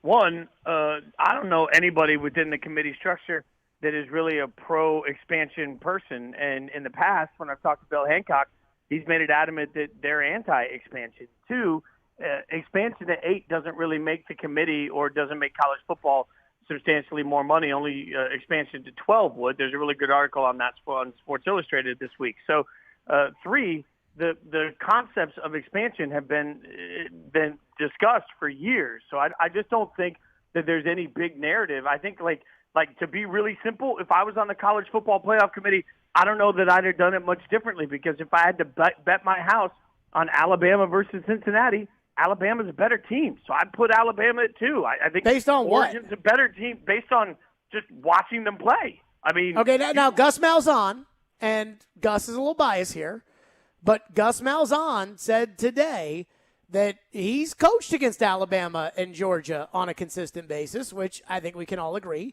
and he's now in the AAC where Cincinnati plays, and he thinks Cincinnati is every bit as good as Alabama, and that's what Gus said. Now, again, I think Gus is probably a little biased because he's now in the AAC, but your logic of, well, just watch them play. I mean, that to me is, I think a lot of this is rooted in the fact that Alabama is a big-time moneymaker, and they know, going back to the politicking, they know that Alabama's either going to play their way in or play their way out of this thing no matter what because they get Georgia. at the end of the year. And if they lose to Georgia and Atlanta, then they're out. And if they beat Georgia and Atlanta, they're in regardless. But I think they're doing this to get a reaction out of people like me and you, and that's what makes it a television product and not something for the sport, and that's where I'm bothered. Well, I think a couple of things. Number one, if we want to go back to Cincinnati, they've struggled to control the line of scrimmage. If you watch back on their Indiana game, they struggled to move the football until Indiana's best player on the defensive side of the ball was kicked out for a bad targeting play, at which point the offense opened up. Once that happened, their yards per play increased, almost doubled after that point. So the committee looks back at the win over Indiana as much as everybody wants to make it a landmark win and says, And then they also look at the game control metrics of Notre Dame as a team overall and ask themselves how that game control applies to how good Notre Dame has been throughout the course of the year. So I don't think Cincinnati is as simplified to Gus Malzahn's point. Now, obviously, he has forgotten more football than most of us will ever know. But, I would make the argument that right now, over the last 3 weeks, particularly this Cincinnati team isn't even playing as well as last year's Cincinnati team played. The UCF team that claimed a fake national championship was far more explosive offensively at times, and Memphis over the last couple of years has had a much more difficult offense to control. So I'm not. I don't remember Memphis going into Notre Dame and beating a top 10 Notre Dame team. Yeah, but part of the problem with that is that the AAC teams struggle to get Notre Dame on the schedule. That's why this lined up so perfectly this year for Cincinnati to make the playoff. I mean, I sat there last year on Rankings Reaction and kept saying, yeah, let's give Cincinnati a shot. I'd love to see it. This year, that Cincinnati team, over the last couple of weeks, too, has looked really bad against Navy and Tulane. I mean, that's the same reason that Oklahoma's at 8, even though they're undefeated. I mean, Oklahoma needed a miracle play from Caleb Williams that we weren't even sure was legal just to beat a trash Kansas team. And so that sticks in the mind of committee members that are sitting here trying to judge all these guys. So, I just think the concept that the committee's sitting here and saying, well, what's going to make for the best ratings, it works itself out and gives us the ratings anyway. The other side of it, too, is every single person I've talked to that's been around the playoff committee has said one of the things they love about the current structure of 4 teams is it creates conversation. Most of the committee members, if you want to talk about TV, are of the belief that if we expand the playoff, and I would agree with the people I've talked to, if they expand the playoffs, people aren't going to watch my shows as much on Tuesday night because 8 versus 9 doesn't matter as much. Like, oh, my God, is this team going to sneak in with the 8 seed? Like, that doesn't get people revved up. Well, the only expansion they're going to do is to 12. That's the only one they're going to do. That's the one that they're pushing for, and Bill Hancock's a part of that. They want to get to 12. And I'm with you. 12 or 13, who gives a rat's ass? But I do think that there's a lot of wanting to drum up that conversation you're talking about that come out of these rankings every week. I think there's an element of we're underselling. Like, if you put 13 people together in the room right now and said, what's the best pizza in Nashville? And let that debate go, think of how long it would take just to come to what the best pizza in Nashville is. Now, you put 13 people that are experts in our city. Take this, too. Like, if I ask 13 band guys to come together and say, which guitar player in this town is the best? And by the end of today, we got to have a ranking that we're going to stand up for. That would take days to go through. So I think the concept that everybody's just coming in and saying, well, what's going to make for the best TV? I have a hard time buying it. And I've asked Heather Dinich on and off the record, who knows this committee better than anybody, if they're sitting here thinking about placement when it comes to the Big 12. Like, let's look at the conspiracy theory. They put Oklahoma State and Baylor high enough that it gives Oklahoma the runway to make them their way into the college football playoff. Like, that's a conspiracy theory. I can't find anybody with knowledge of the committee that can support that on or off the record. So I just think we're making something that's actually way more simple than it is, way more complicated than it needs to be. Jason Fitz is our guest, presented by Blood Assurance. Give blood, give local, save lives. How would you rank the top 4 guitar players in Nashville, Fitz? Like for band guys, I don't know, man. It's been too long since I saw any of the guys that are out there on the road. I don't know. I couldn't tell you. I mean, Danny Rader would have to be up there. Yeah, well, Danny's one of those, like, Danny plays everything. So, yeah, if you're talking just overall guitar players in town, Derek Wells is probably number 1. But, again, I would have to recuse myself from the committee because I'm a longtime friend of D. Wells. So, like, am I too biased to be able to give an answer? So, Danny would absolutely. They have athletic directors as the chair every year that, like, are kind of involved. Yeah, well, no doubt. But they still have to remember, if somebody has direct ties to an to a university, they have to recuse themselves, which is one under-talked about thing. A couple of years ago, I think there were 5 committee members total that were able to vote between 2 teams that were sitting there at number 5 and number 6 it was. So, it's crazy how many people have to recuse themselves too. Fitz, I have a bone to pick with ESPN, so I'm going to take it with you. I this morning watched Get Up, and I understand why, and I think the issue lies more with baseball than it does with reality. But they start off, Mike Greenberg reads off the highlights of the World Series and then says, a lot more to come on the World Series, but now Odell Beckham Jr. And Fitz, correct me if I'm wrong, I don't think Odell Beckham has caught a meaningful pass in 5 years. Like, I don't yet, and I understand he's a star player and he's polarizing, and LeBron tweeted something, his dad says that. But, like, are we really there as a sports fan society that the World Series gets almost no coverage, but some random BS with Odell Beckham gets just covered like just to a T? Yes, unfortunately. I don't think it's right, but that's what the ratings say. I mean, and I'm, me, dude, I'm always so, like, I think if my bosses listened to some of these interviews, they would probably sit there and say, stop saying these things out loud.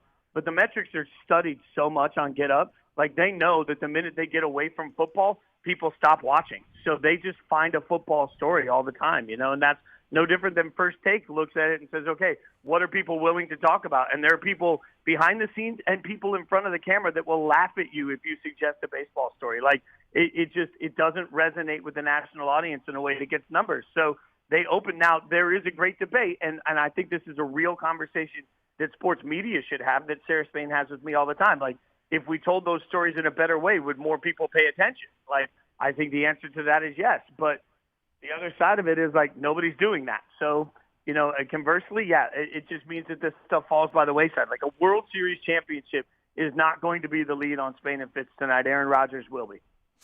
Take away last year's COVID World Series. This was the least watched World Series since ratings became tabulated in the 1970s. How big is the problem baseball has, and is it fixable? So that's hard for me because I think part of the reason that like, and at the end of the day, we love heroes and villains, and I'm not sure who the hero was to a lot of the nation when it comes to this series, but we all know who the villain was. It was Houston, right? And I thought the NLCS was riveting. Like, I found myself into, and you know me, like, I'm not a baseball fanatic. I found myself caring about every single pitch in the NLCS.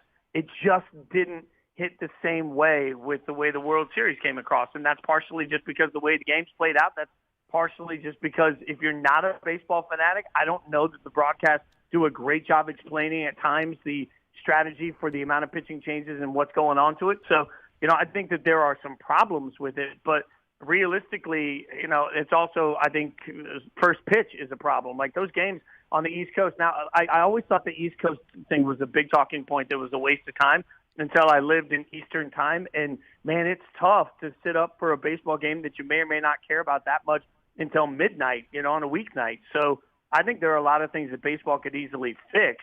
They just choose not to. And so, I don't think that they have – I think they have young personalities that are worth watching. You've got more teams that have a shot at winning it. There's all these good stories around baseball. And I think that Major League Baseball as a whole did a better job during the regular season of telling those stories. It translated all the way until the World Series. And, frankly, I only cared about the World Series because I care about so many people that love Atlanta. Last one for you, Fitz. If Derrick Henry returns at the end of the season with the Titans' schedule being easy and the division essentially being locked up, do they still have a chance in the playoffs? Yeah, 100%.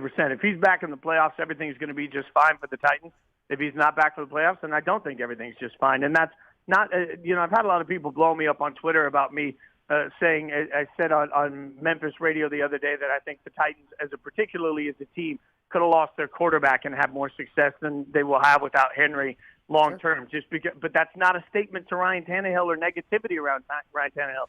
It's a statement to how impressed I am with everything about Derrick Henry. So if he's back in time for the playoffs, then the Titans, I think, are a legitimate Super Bowl contender. If he's not back in time for the playoffs, then better luck next year. Jason Fitz, ESPN Radio, presented by Blood Assurance. Give blood, give local, save lives. Fitz, appreciate you. We'll talk soon. You're the best, bud. Yep, Jason Fitz joining us on the program. So Fitz says that all the metrics at ESPN say don't talk baseball. Whatever you do, don't talk baseball. Well, I think he said the ratings say talk football, Sure. which would then mean don't talk baseball. But they he talk said basketball. Football. Well, it's not more so football season than basketball season. If you get into the nitty gritty, So of you think if the basketball World season, Series was in June, then more people would talk about the World Series because there's no football? I guess so. I have an interesting stat. Plus headlines with Caroline. We'll do it next. Jared versus Joe at 5 o'clock. Stillman and Company. It's ESPN 102.5 The Game, delivered by TriStar Moving. From the Fox 17 News Code Red Weather Center. I'm Fox 17 Code Red meteorologist Greg Bobis. Overnight, another very cold one. Freeze warning in effect from midnight until 9 a.m. Low temperatures in the low 30s. Frost to begin the day, and then high temperatures. Mainly sunny with middle 50s for your Thursday. This weather report brought to you by Hiller Plumbing, Heating, Cooling, and Electrical. Call the Happy Face Truck today. Some people think fall is the best time of the year. It may also be a great time to consider getting vaccinated against COVID-19. Brought to you by BioNTech and Pfizer. Hey, it's Jared. Your body needs water. That doesn't mean it has to be boring. And I'm here to tell you to give Focus a try. Focus is a sparkling water with a spark. It's infused with a boost of natural tea caffeine, so you get clean energy without sugar, calories, or crash. Go to drinkfocus.com to find the full lineup of flavors and get them delivered right to your door. Enter promo code GAME at checkout for 15% off your first order. Focus is also available at your local Publix. That's Focus, P-H-O-C-U-S, on the web at drinkfocus.com. Delta Dental of Tennessee, now offering dental and vision plans. Learn more at deltadentaltn.com. Paul Feinbaum here for the Southeast leader for cranes and equipment rental, Craneworks. The Craneworks team in Nashville, Birmingham, and Mobile is ready to make your next construction or maintenance project a big success. Give Craneworks a call for your next lift, machinery moving, or rigging project. And don't forget, RentalWorks has a full line of rental equipment for jobs both big and small, and now offering qualified operators for all equipment, including aerial and earth-moving equipment. Call Craneworks at 877-282-LIFT or visit them on the web at craneworks.com. 312 Pizza Company is Nashville's authentic Chicago pizzeria, and they're now hiring. Work for a family-owned business and be a part of their incredible team. 312 Pizza Company is hiring for all positions, including host, waitstaff, bartenders, cooks, and more. 312 Pizza Company offers health insurance and paid time off to full-time employees. Contact Kimberly at 615-730-7888 or email at contact@312pizzaco.com. 312 is an equal opportunity employer. Attention Nashville, 3-Day Blinds is here to solve your window treatment needs. 3-Day Blinds has more than 40 years of experience designing, installing, and manufacturing high-quality custom window treatments. We transform homes with custom blind shade shutters and drapery with expert in-home design consultations. Your 3-Day Blinds design consultant is with you every step of the way, including setting up your installation. Book your free in-home design consultation today at 3dayblinds.com. That's 3dayblinds.com. Hey, it's Jared for TriStar Moving. If you're looking to move, you need to give my friends at TriStar Moving a call. At TriStar Moving, you'll get 5-star service throughout the entire process. Everything will be taken care of, from covering your floors, banisters, railings, front door thresholds, furniture, TVs, and more. They took great care of my move and made it as stress-free as possible. If you're looking to move, give TriStar Moving a call, 615-640-1219, or visit them at nashvillemoving.org/radio and get 5% off your entire move. TriStar Moving, my official movers. The St. Jude Rock and Roll Running Series Nashville returns to the Music City, November 18th through 20th. You don't have to be a runner to enjoy the excitement of Nashville's premier downtown race. Come help your community as well as the thousands of runners by volunteering. With over 1,000 positions available, there's a spot for everyone. Head to NashvilleSports.com for more information and get a free t-shirt when you register to volunteer. We'll see you there. Robbie Stanley. Coming in off the water. Yeah. Coming in there to tailgate. Joe Rexrode. That was fun. Get your morning started with Robbie and Rexrode every weekday from 6 to 10. Presented by Volunteer State Bank on Nashville's best sports talk. ESPN 102.5 The Game and the Game Nashville app. Stillman and Company is on. Delivered by TriStar Moving. A very memorable playoff run with everything they've overcome. The 0-2. A swing and a bouncer to short. Swanson has it. The throw across to Freeman, and that'll do it. The Atlanta Braves defeat the Houston Astros 7-0 and they win the World Series in 6 games. There you go. That was game 6 last night. Braves are World Series champions. Jared versus Joe in about 7 minutes. So we had Fitz on, and he was like, hey, I love baseball, but it's just not, it just doesn't register at ESPN to talk about baseball. How about these stats for you? Last night's Game 6 clincher. And by the way, Braves-Astros, no big-time star players in there. No big-time star franchises like the Yankees, the Cubs, the Red Sox, something of that magnitude. Baseball, 13.97 million viewers, almost 14 million viewers, which, by the way, is awful, in general for baseball, for a clinching World Series game. It's terrible. The series averaged 11.74, lowest watched other than last year's. The NBA Finals in 2021, no star player, because a star player like a LeBron or a Kevin Durant or something like that is the equivalent of a Yankees or a Cubs. I still make the argument that Giannis is a star player. Fine, have him. Giannis, clinching game, 12.52 million. Baseball, 13.97. Basketball, 12.52. Average, baseball, 11.74. Basketball, 9.91 million. What's that say? Because all we ever hear about is how baseball is dead and baseball is not coming back and goodbye baseball and it's old and people don't like it and people don't care about it and the kids today love these sneakers and they got to watch basketball. And baseball, 13.97. Basketball, 12.52. Game 6, no. If you want to say Giannis is a star, that only makes the baseball argument stronger. But, I mean, I tell you what, because ESPN has the rights, if basketball had the NBA, they would have talked a lot more about it this morning on TV than they talked about baseball. I would argue that a lot of people do say that the popularity of basketball is tanking. It's the get woke, go broke conversation that so many people say. I don't disagree that the popularity of basketball is tanking. I don't think it's because of the woke thing. I think it's because it's kind of boring. Like, there's too many games. Like, I don't need 7-game series. After 3 who the best team is. Yeah, and I like regular season basketball. Oh, does nothing for me. Snooze fest. I only watched it because it was my job too. I mean, now look, you're from St. Louis, which is a baseball town. Yeah. And I'm a baseball fan. And we're both biased because I didn't grow up with an NBA team. I'm not a LeBron lover like so many people are. So I'm biased. You want, even Fox Sports 1.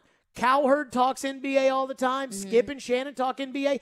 They've got baseball. The baseball playoffs are on their channel, not just Fox, but Fox Sports 1. But do they talk NBA or do they talk LeBron? Is LeBron and KD better? Is this better than when Jordan? Because today I saw Stephen A. teasing First Take, and it was like, we got to talk about Odell Beckham, we got to talk about Aaron Rodgers, and we got to talk about what Scottie Pippen said about Michael Jordan, which is kind of like, there's nothing interesting in basketball now, so we got to talk about something Scottie said about something that happened 30 years ago. But yeah, 30 years ago, basketball was super popular, so we'll just defer to that.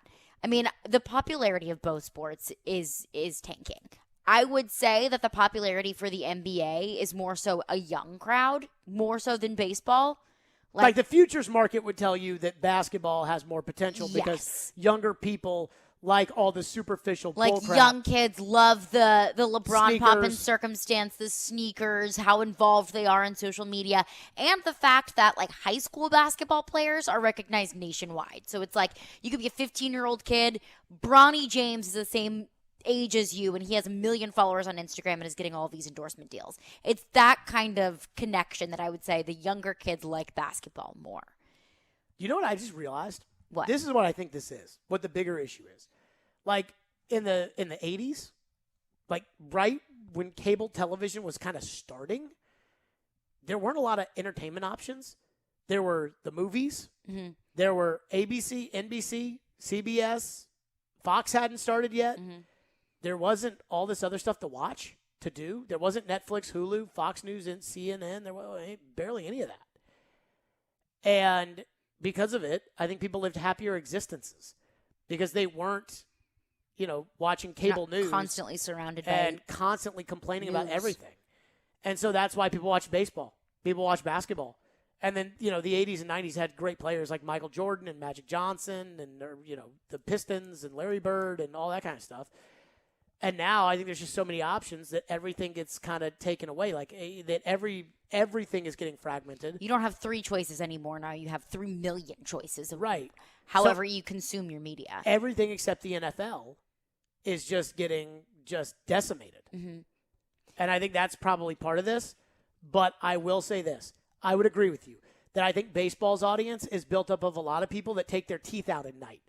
But at the same time, Papa Peterson loves baseball. I think baseball is more enjoyable than basketball. I agree with you because I love baseball.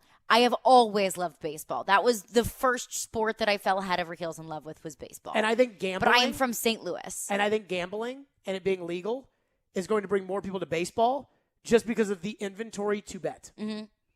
But I could be wrong. But I think it's odd, right? Like, First Take, and they talk basketball every chance they get. Basketball, 12.5 million viewers. Baseball, almost 14 for the clincher. Joe Rexrode will join us for our weekly edition of Jared versus Joe. That's next. Stillman and Company. It's ESPN 102.5 The Game. High in the air, deep left field, and Jorge Soler destroyed it. The Atlanta Braves are 2021 World Series champions. Swanson to first. The Braves are world champions. Congrats to Braves fans throughout the South. This is Nashville's best sports talk. ESPN 102.5 The Game and the Game Nashville app. ElectronicExpress.com. We make it happen. Hey everybody, Robbie Stanley here, and the halfway point of the NFL season is here, and FanDuel Sportsbook wants you to get the most out of every play. That's why they're giving everyone a $10 risk-free bet every week, and Thursday night, a great opportunity to give it a try. All you got to do is bet a same-game parlay bet with 3 legs or more, and if your first bet doesn't win, FanDuel will pay you back up to $10. The Jets and Colts in action coming up. I like the under in this game. I like Carson Wentz the under on the passing yards as well, but give me the Colts on the money line. But you take it any way you want to take it. Offers like this are why I love betting with FanDuel Sportsbook. You get your winnings in as little as 2 hours, and it's America's #1 sportsbook. So if you're new to FanDuel Sportsbook, sign up today with promo code ROB to also receive 30-1 enhanced odds on either team to win during the Sunday afternoon matchup between Green Bay and Kansas City. Win $150 on a $5 bet. That promo code is ROB. Must be 21 or older and present in Tennessee. Refund issued is not withdrawable site credit that expires in 7 days. A max refund of $10. Restrictions apply. See terms at sportsbook.fanduel.com. Same game parlay available for multiple sports in all states on mobile and web. Gambling problem? Call the Tennessee Red Line at 1-800-889-9789. Genesis Diamond's biggest and final sale of the year is here this weekend. It's an incredible event with savings of 20, 25, even up to 35% store-wide. Rings, earrings, pendants, bands, bracelets, nothing's held back for this once-a-year 3-day extravaganza. Acclaimed designers are here with expanded collections and extraordinary pricing. Plus, get 0% interest financing. The final store-wide sale of the year with discounts up to 35% this Friday, Saturday, and yes, open Sunday for this great event. Genesis Diamonds, Green Hills and Cool Springs. See store for details. When Genesis Diamonds has a sale, you know it's the real deal, and it's happening this weekend. Our final store-wide sale of the year with deep discounts up to 35% off. This is the big one. The one where the staff knows they can break all the rules. Plus, the selection is nearly doubled with designers here from LA and New York with their entire collections, all of it on sale. This is the last and best jewelry buying opportunity of the year. Save up to 35%, 0 interest financing. Friday, Saturday, and Sunday only at Genesis Diamonds, Green Hills and Cool Springs. See store for details. In 1972, a Nashville family business story began when Bill and Beverly Finley founded Volunteer Hose and Gasket. 3 generations have grown the business into the local industry leader supplying just about anything to anybody, from the largest of contractors to your neighbor that mows his own yard. Over 1 million items in stock: belts, belting accessories, gaskets, gauges, hose fittings, hydraulics, industrial hoses, lubricants, sealing products, tubing, fire protection, and more. All at volunteerhose.net. If Volunteer Hose and Gasket doesn't have it, then you probably don't need it. Call them at 615-242-0461. Hey. Nice tailgate setup. Thanks. Dos Equis? Sure. Really hits the spot. Oh, yeah, that's good. Well, I hope your team never wins as long as I'm alive. Same to you. A dose of respect. Brought to you by Dos Equis, proud sponsor of college football. Get a dose. Enjoy Dos Equis responsibly. Copyright 2021. Imported by Cervezas Mexicanas, White Plains, New York. Calling all sweet tooths. Head to Nashville Toffee Company, a place where rich, chocolatey daydreams are created from a secret family recipe generations in the making. Their toffees and candies are handcrafted in Nashville using all natural, kosher-certified ingredients. Sweet creamery butter, pure cane sugar, premium roasted nuts, deep rich chocolate, and sea salt. Visit NashvilleToffeeCompany.com or drop by their headquarters on Air Lane Drive for a positively hassle-free shopping experience. Whether you're buying for 1 or 100, Nashville Toffee Company is here to make your holiday gift-giving easy. Nashville's best sports talk, locally owned, home of our Nashville Predators. WPRT-FM Pegram, 97.5 Murfreesboro, WBUZ HD2 Laverne, online at thegamenashville.com. We are ESPN 102.5 The Game. Live from the Game Nashville studios, it's Stillman and Company. Delivered by TriStar Moving. TriStar Movers with 5-star service. With Jared Stillman on Nashville's best sports talk. ESPN 102.5 The Game and the Game Nashville app. Stillman and Company is delivered by TriStar Moving, ESPN 102.5 The Game, streaming live on Twitter, Twitch, and YouTube. Thanks to the law offices of Amanda Gentry. By the way, we'll have your way to win some tickets coming up. You got to subscribe to the YouTube channel. Caroline Fenton might get fired if you don't, so everybody be worried about that. True story. But Joe Rexroad is here for another edition of Jared versus Joe. Joseph, how are we today? Doing fine. Congrats to your Braves. I'm more excited for Chase than you, but I'm excited for you too, Jared. Why do you get to be more excited for Chase? I don't know. No, it just, Chase doesn't say my takes are bad. So there is. What are you, speechless? Is my Wi-Fi bad? Is my Wi-Fi bad? Oh, your Wi-Fi is terrible, Joe. It's like cricket Wi-Fi. Gosh darn it. Actually, it sounds like it's a little bit better. Now I see you turning it around a little bit. Let's see Joe's going with a. Right, anyway, take us on a tour, Joe. If you take a look at Joe's house, it's MTV Crib. You see right here. This right here, this is where my magic jacuzzi happens, right here at the Joe Rexroad house. Little dollhouse here, really nice. See? Nice. Oh, yes. I'm sure the people listening in their cars right now are just find this incredibly riveting. Let's do it, Jared versus Good Joe. Stuff. Jared Stillman versus Joe Rexroad. Now on Stillman and Company. on ESPN 102.5 The Game. Are we ready for this? Let's do it. Jared, I'll let you go first on this one. Jeremy McNichols, Adrian Peterson. Who gets more touches, and is it significantly more? What's the ratio there between Jeremy McNichols and Adrian Peterson? So I think you left out Deontay Foreman, which I think is important to put in there. This is what I've told everybody. Jeremy McNichols is the running back. Now, that doesn't mean that he's not going to be, that he's going to carry it as much as Derek did, because nobody carries it as much as Derek did.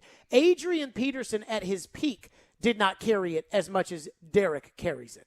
So I think Derek's averaging around 28 touches a game or something like that.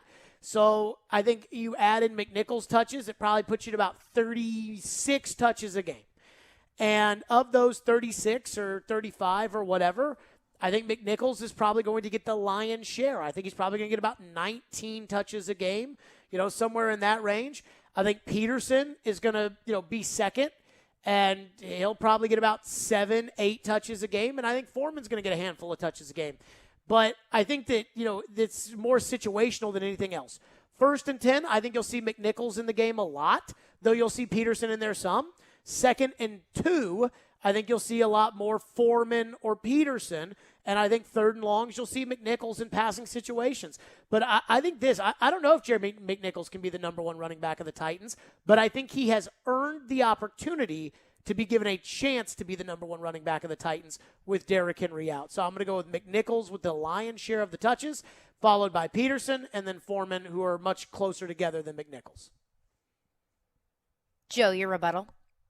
Yeah, you're wrong. I mean, that might be true this week, just because those guys are coming in fresh. But Adrian Peterson will have the most touches of those three guys. McNichols' role will expand some, but I disagree that he's going to be like a steady diet guy on 1st down or a heavy rotation ball, running the football guy. I think Jeremy McNichols' role ultimately will be about the same. They brought in those two guys to try to piece together something like the physical, outside zone running game that they play, and those are the guys that they're going to lean on to do that. Jeremy McNichols will be in there.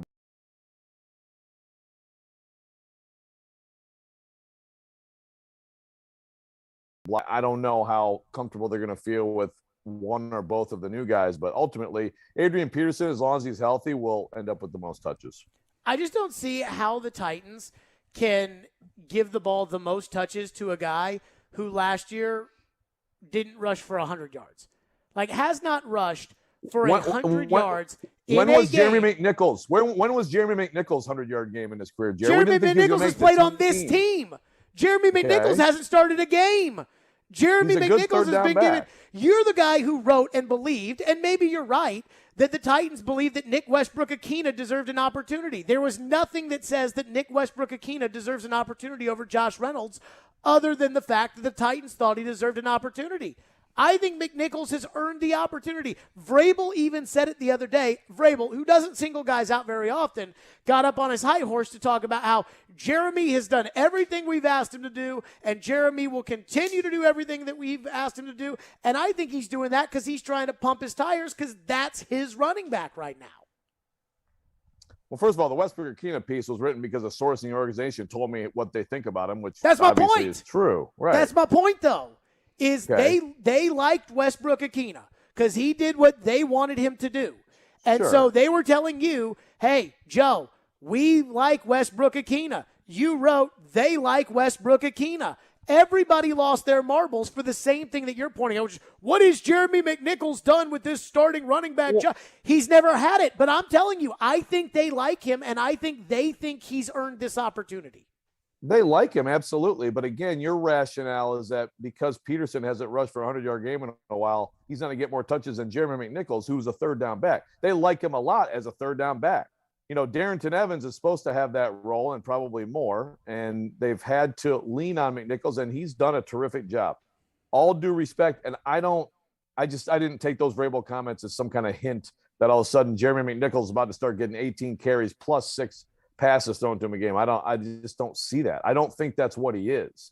And Adrian Peterson, I don't know what he is in terms of, you could end up being right by default because those guys aren't good enough and they don't live up to what the Titans hope they are going to be. But absolutely, they were signed to be the runners of the football.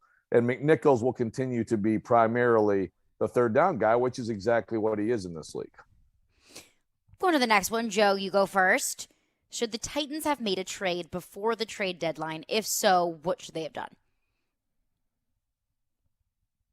Well, see, it's tough to answer, Caroline, because, I would say they should have explored a lot of things. I would say they should have explored a running back. Obviously, they end up signing those two guys who aren't in the league. I think every call should have been made all around the league to depth guys on various teams to try to get someone at a low cost. I think the tight end position was absolutely worth looking into addressing. But I will say if the cost of anything is, middle or higher round draft pick, then no. I don't know of anyone out there who's going to do enough for this team to keep chipping away at your valuable draft capital. So it's kind of a wishy-washy answer. It's just hard. I would say, yes, they absolutely needed to explore everything. I didn't come away surprised they didn't make a trade. I didn't come away saying they absolutely had to make some kind of a trade. So I'm going to kind of agree with Joe here. I would say this. We don't know what was out there. And the one thing that the NFL is known for doing is anybody that you would have called. So the Marlon Macks, all these teams that you would have called, whatever their price would have been for anybody else for a running back would have been double the price for you because they knew you needed to get a running back. And none of those running backs that you could have traded for probably would have been worth it, and you don't have a lot of cap space anyways. So I think the Titans, you got to understand, the position that the Titans find themselves in right now, which is I don't think the Titans can afford to be giving away draft picks anymore because their draft picks of late have been so bad, and it doesn't look like they're going to help the team, that I can't bank on, for example, Caleb Farley being a starting corner next year. I don't know how you can bank on that. You can't bank on Darrington Evans being a important piece of your offense going forward because those guys can never stay healthy. You can't, obviously there's no Isaiah Wilson, but you can't bank on that wide receiver you picked Des Fitzpatrick this year because he's already been cut.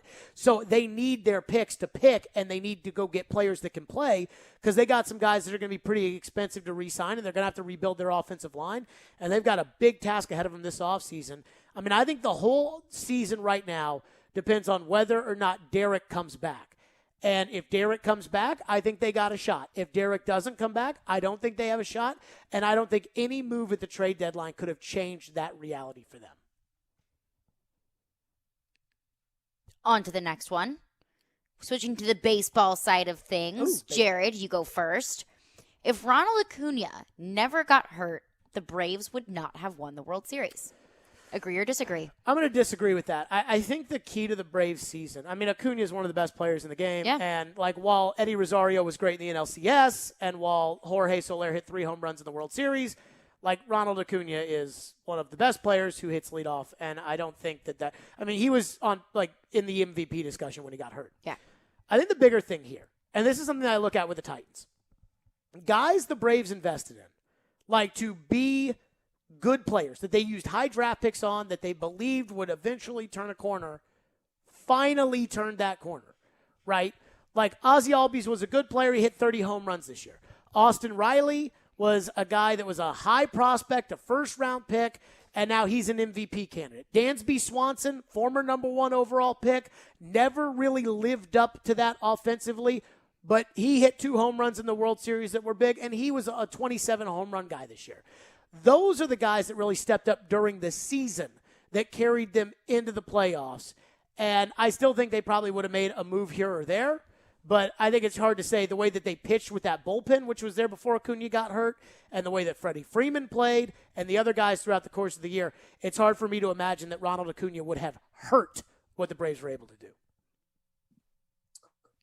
I'm going to disagree. And look, I'm first of all, on this topic, I mean, I don't follow the Braves and live and die with the Braves on a daily basis like Jared or a lot of people who live around here. So, look, I don't have nearly the knowledge, okay, to bring to this. But it seems to me, and this is also in reading a lot of the coverage around this team and its run, that actually had a galvanizing effect. I mean, even the fact that, they ended up going and getting some of those guys you just mentioned, Jared, rather than just selling off players at the deadline, which was a surprise apparently around the league.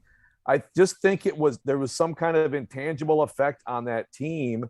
And with him, look, you just don't know if a team, it's hard to say, okay, so wait a minute, you're taking the best player of a team and they can't go on the same run or a better run. But I just feel like there was an intangible effect there that brought this thing together and just created this incredible freight train of momentum. And I don't know that it happens otherwise.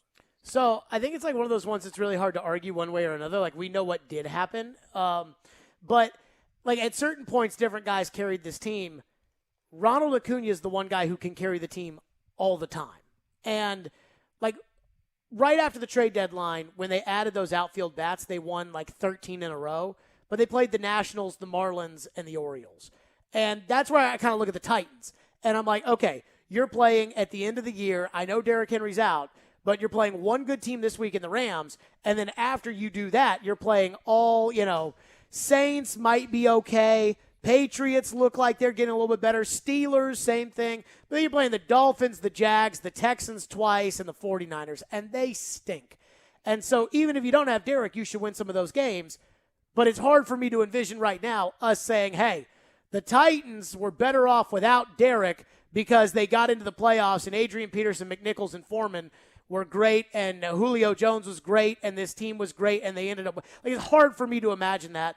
And I also think one thing that no one talks about, Will Smith, the closer, didn't give up a run in the postseason. Every time he came in, I had to hold on to my butt. He was that kind of pitcher. And somehow, all of a sudden, he turns into Mariano Rivera in the playoffs. And I'm not sure that had anything to do with Acuna or the trade deadline acquisitions.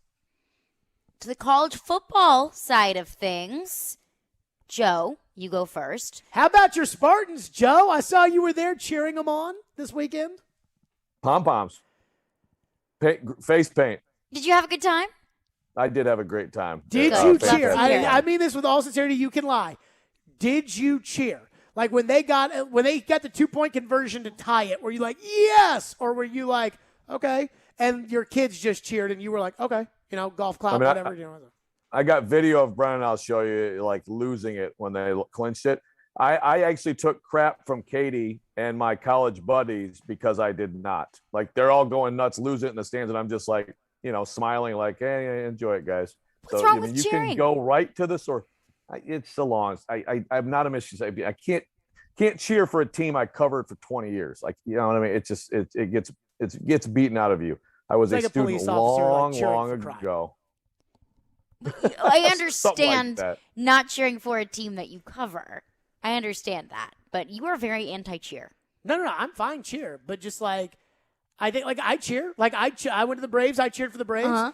But like I don't, and I mean I want the Titans to win, and I'm a fan, but at the same time, like I think there's like a level of hands off that you have to be. Yeah, for sure. Like there's a level of hands off, and Joe understands that. But the difference is Joe, like he wants to be like the paper beat writer, even though he's not anymore, and his family wants him to not be the paper beat writer for Michigan State anymore, and that's kind of where all this comes from. But in if his I heart, went to, he still is. But if I went to like a tight Detroit Tigers World Series game, or just I would cheer. Okay, so it's not like all cheering is out of my heart. Good to know. There you go. Joe, I want to get your thoughts on this. True or false? Cincinnati deserved a spot in the top 4. True. It's a joke. It's an absolute joke. They won at Notre Dame, which is number 10, which has by double figures. Notre Dame does not have any other losses. If you go down to Michigan State. I mean, right now, I'd take Cincinnati over Michigan State on a neutral field. And honestly, if you go through Michigan State, like not having a first down in the second half against Nebraska, having to scrap to beat Indiana, a team that Cincinnati trucked, by the way, I would say that they should be. Is a win over Michigan at home better than a win at Notre Dame on the road? And that's just one team I'm comparing them to. Oregon loses to 3-5 Stanford, which I saw. Again, if we're going to do the eyeball test, I saw Stanford in a battle with Vanderbilt for a half of football. They lost to them. It's a joke, and it's the eyeball test is, let me look at what your jersey says. Oh, it says Alabama. Okay. Well, then you can lose a game, and it can mean nothing at all. And you can have really no all impressive wins, really, and it can be nothing at all because the eyeball test says, oh, Alabama. It's a crock, and Cincinnati should be in there, and yesterday told us that Cincinnati has no chance unless they get a whole bunch of help, and it's a joke. I laughed today when Fitzy was on, and he was talking about offensive efficiency in the first half that Cincinnati had versus so-and-so, and it was almost like because he's with the official partner, the rights holder of the event, which is essentially an essential partner of that committee. It's like he almost got the laminated talking points and read them off here on the program. He had those ready. I am very embarrassed by what's happening to college football because I know I joke like when I say the WWCFP, but I really do think there's something to this. Like it's now becoming like we sit there and talk about Stephen A. Smith, right? Mm-hmm. And you know what Stephen A. Smith's shtick is. The guy barely watches any football, goes on there, says whatever he wants. People react to it, makes a lot of money doing it. And you know what? Fine. That's what he does. The people in the world that hate that will always tell you, I hate that show or I hate that guy. And it's fine because a lot of people like it. They're coming on talking about the Cowboys and stuff like that. It's fine. But we know what you're trying to do there. With the committee, I'm told, hey, we're trying to get the best 4 teams. And I don't know how you can say Alabama's one of the best 4 teams. And I understand the idea of, hey, who do you think would win, Alabama or Cincinnati? And every time I hear that, like when Fitz said that, I think to myself, have you watched Alabama this year? Like, I watched Alabama play Tennessee, and I think the Vols are getting better, but I don't think Tennessee's all that good. And you're going to tell me that's the second best team in the country? Can't even get lined up in the first half? Greg McElroy saying, what are they doing here? They're not even getting lined up on defense. And Cincinnati has the one big win, like the national TV win against Notre Dame, which was a big win. And Cincinnati has a good team, in my opinion. So I'm with Joe. I think it's a joke. And what it does, and this is why it bothers me, is there are people that will, like I'm sure Birmingham radio just is going nuts today about the rankings, and they all sat around the TV and they all watched, and they're all saying, well, David Pollack said. But for people like me, I see something like these rankings last night, and I'm like, screw it. Like, it's all bullcrap. That's my reaction, and I think there's going to be a lot of reaction around the country that's like that, and I think that's bad for the sport. We have time for one more, or should we tally up? Get it in. All right. Predators, big win last night. Matt Duchene has 6 points in the last 4 games, scored the overtime goal last night at Calgary. Are we buying the hot start from Matt Duchene? Jared, you start. 9 games in. Hal Gill always says wait 10 before you make your official statement. I'll say this. The way they won last night is probably not long-term sustainable, where UC Saros plays out of his mind, and they get a couple timely goals here and there, and then Duchene scores in overtime. I do think, though, that the team that they ended being at the end of the year in the playoffs, where they were playing really hard and they were really aggressive and they got good goaltending and they got good play from Ryan Johansson and Matt Duchene, is what they are now. So what they finished last year is kind of like what they're doing now. And I don't know if that's good enough to win anything important, but it's a lot better than what Duchene and Johansson had been, or what the awfulness of the team in the middle of last season was. So right now, I'll take it from Matt Duchene. I do think a fire has been lit under both of their rear ends. I think they're probably tired of all the talk about, hey, these guys signed these contracts and kind of stink. But I always wonder with somebody like that they'll revert to the mean. And so it's early, but so far encouraging, I guess. I really like what I'm seeing from Matt Duchene, even if he hadn't scored that last goal last night. I notice him a lot more, and I never understood why Jared going into the season was like, Duchene, Johansson, whatever, show me the young guys. I mean, they're the key.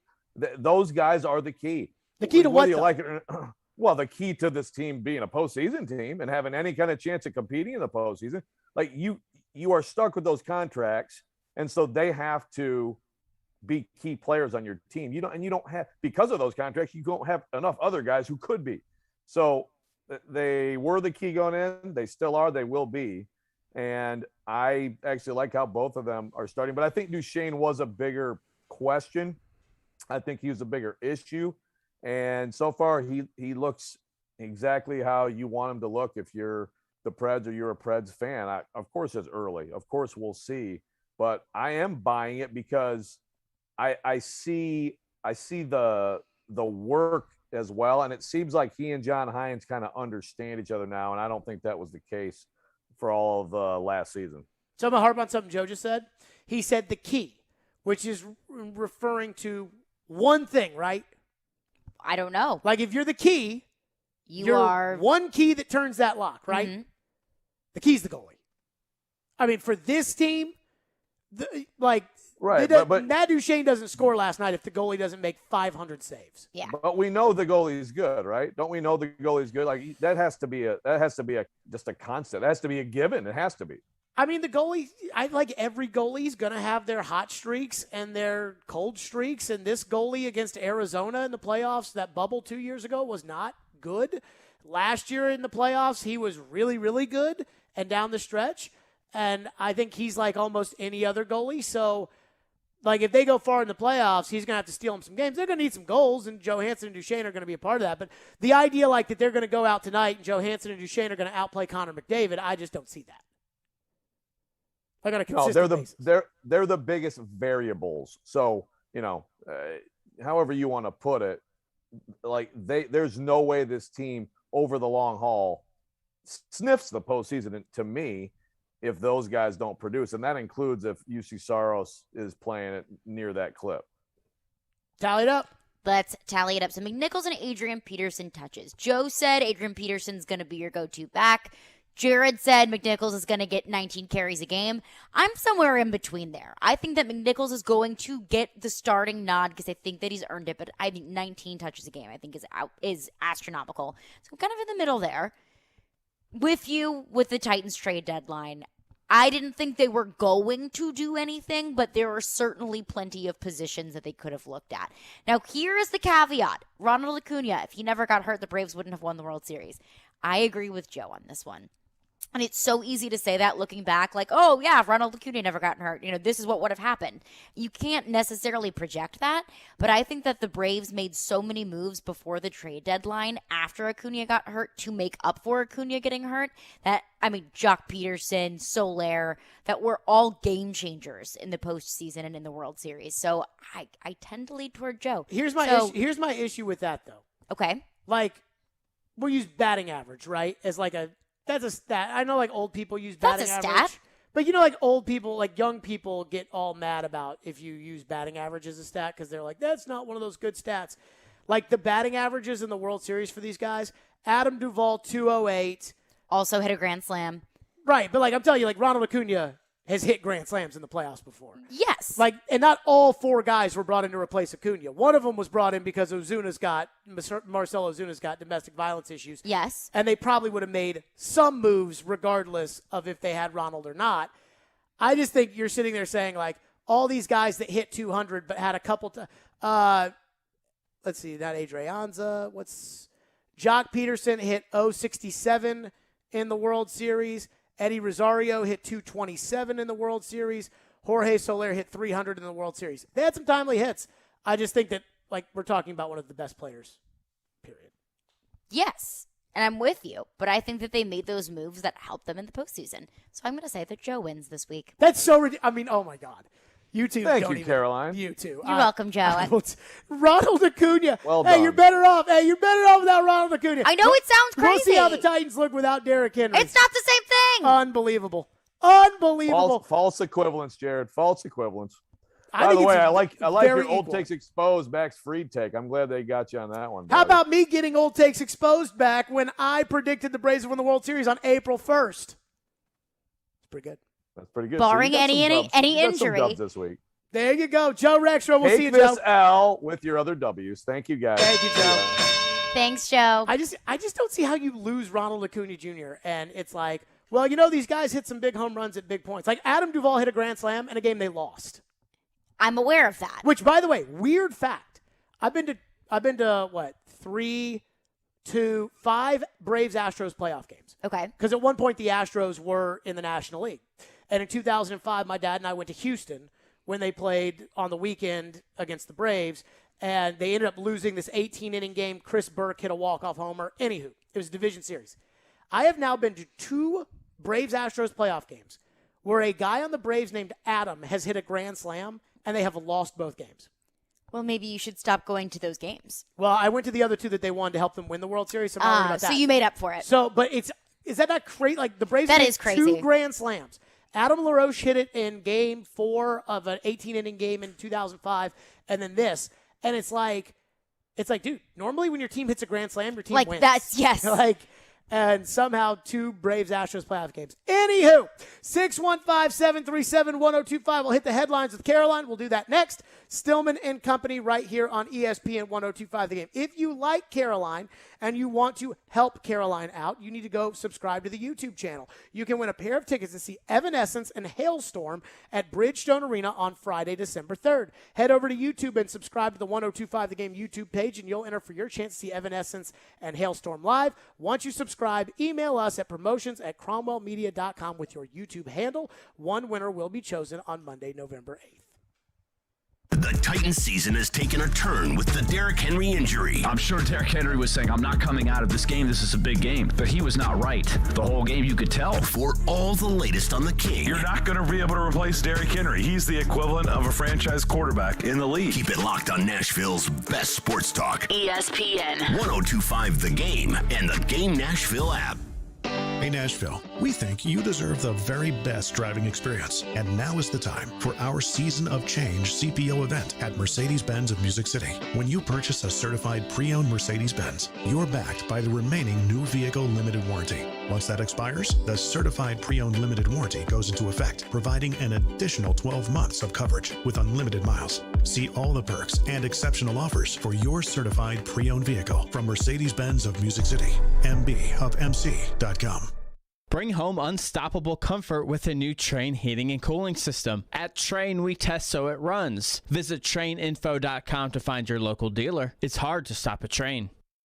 No one outfits golfers better than Edwin Watts Golf Shops. We've been fitting golfers since 1968. Utilizing cutting-edge fitting technology, we'll analyze your swing and our Foresight launch monitors and fit you with the perfect club, pair of shoes, the latest golf apparel, golf balls, bags, and more. So come by today for your complete custom fitting.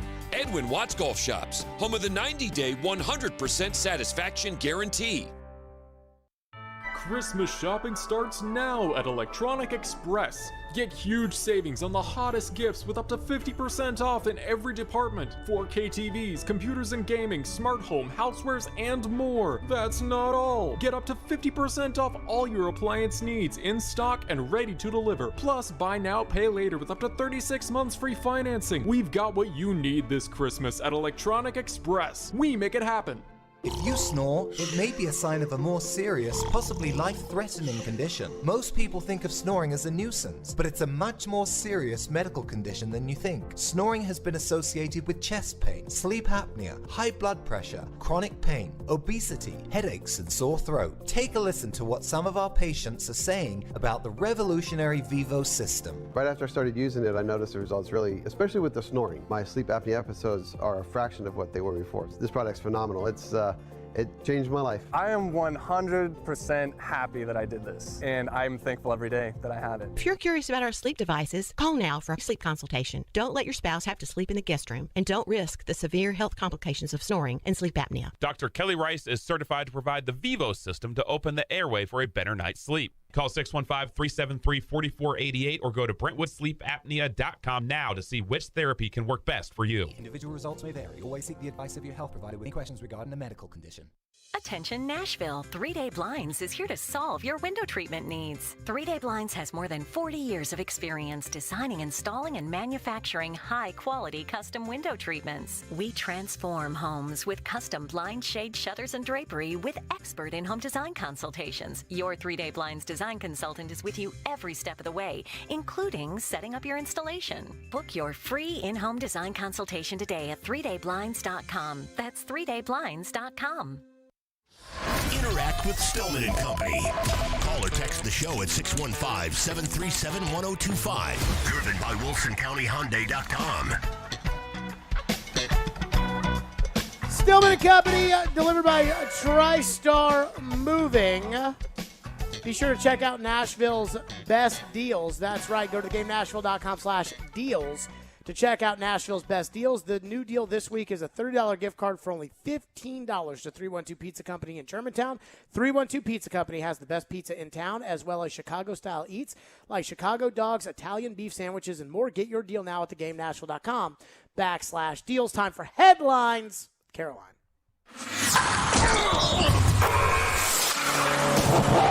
We're spanning the sports world. It's Headlines with Caroline on Stillman and Company, right here on Nashville's best sports talk, ESPN 102.5 The Game and the Game Nashville app. So as we know, the first college football playoff rankings of the year were released last night. Georgia at the top, followed by Alabama, Michigan State, and Oregon. The biggest story, maybe not the biggest story. One big storyline from it, though, was that Cincinnati landed at 6 and not in the top 4 that a lot of people assumed they would be, seeing as though they beat Notre Dame. They are undefeated. Gary Barta, the CFP commissioner, said, we have a great respect for Cincinnati. Their win at Notre Dame was great. We haven't seen enough from them, and we feel like we won't see enough from them in the future. But Mike Oresco, the commissioner of the AAC, the conference that Cincinnati is in, said these rankings, the more you look at them, they're indefensible. It's clearly a Power 5 invitational. We'll see what happens the rest of the year. Let's hope that something changes in the way that this thing is being viewed. Luke Fickell, head coach of Cincinnati, also commented on it and said, who was the committee chairman? To which someone responded, Gary Barta. He said, did he play football? He said, here's what I do know. I did play football, and I do know how hard it is to win any game. I don't care who you're playing. It's hard to win. But if you compare, you're talking about an undefeated team against another undefeated team or a team with one loss. That's the context in which that comment is made, talking about the comment from Mike Oresco. I love the idea of, did he play football? Okay, Luke. Oh, a good argument, Luke. That's the same argument of, if you didn't play the game, you can't speak on it. And I don't necessarily subscribe to that belief, but clearly the people in Cincinnati's camp. By the way, it should be noted, according to Wikipedia, he played football at North Dakota State. So there you go. So he did, Luke. And I'll say this. Wonder if he was there with Carson Wentz. I think my bigger issue with the college football playoff is that the subjectivity of, we take a lot of things into account. He said, Cincinnati just hasn't shown us enough. Once you make that decision, then you find things to say, like all those talking points Fitz had about first half efficiency, offensively.com. Whenever it's completely subjective, you can find a way to defend nearly anything. Right. It's like you guys trying to argue that the Braves are better off without Ronald Acuna. Like, there's no answer to that question. Ridiculous. But you can say it, and I can't argue it. They won the World Series without him, so I guess, whatever. I think that's kind of the issue with the college football playoff, is that there doesn't seem to be any true structure to it. And at the beginning, I think we bought into, okay, these are the standards that the committee holds, and now they don't have any standards. It's just whatever. But they will disguise them as standards. But yesterday, we learned that Raiders wide receiver Henry Ruggs is facing felony charges of driving under the influence of alcohol, resulting in death and reckless driving. We learned late last night that the Raiders are releasing him, and that the report said that he was driving 156 miles an hour seconds before the crash. At the time of the crash, he was driving 127 when the airbags were deployed and had a .161 blood alcohol level, twice the legal limit. So, as we also learned, probation is not an option in Nevada for conviction of a charge of a DUI causing death. Carries a sentence of 2 to 20 years, but also for reckless driving, he could face 6 years in prison with probation available. So, when you hear kind of those facts to it, I think you hear DUI and somebody dies, and you know it's bad. Oh, yeah. But then there were other details about this, like, there was a gun in the car. Well, more so like, in general, most people don't die when somebody gets rear-ended. And when a car explodes because somebody gets rear-ended, you think, how could that happen, right? Like, have you been rear-ended before, rear-ended somebody? Yeah. Like, I have too. Nobody came close to. It's a fender bender. Nobody came close to ever, Sometimes not even a scratch. No. It's like one of those ones where it's like, oh, God, now I have to deal with the insurance companies, and now it's this and that. In this case, you realize, how do you catch on fire? You go 150 miles an hour. That's how you get somebody dead. That's how.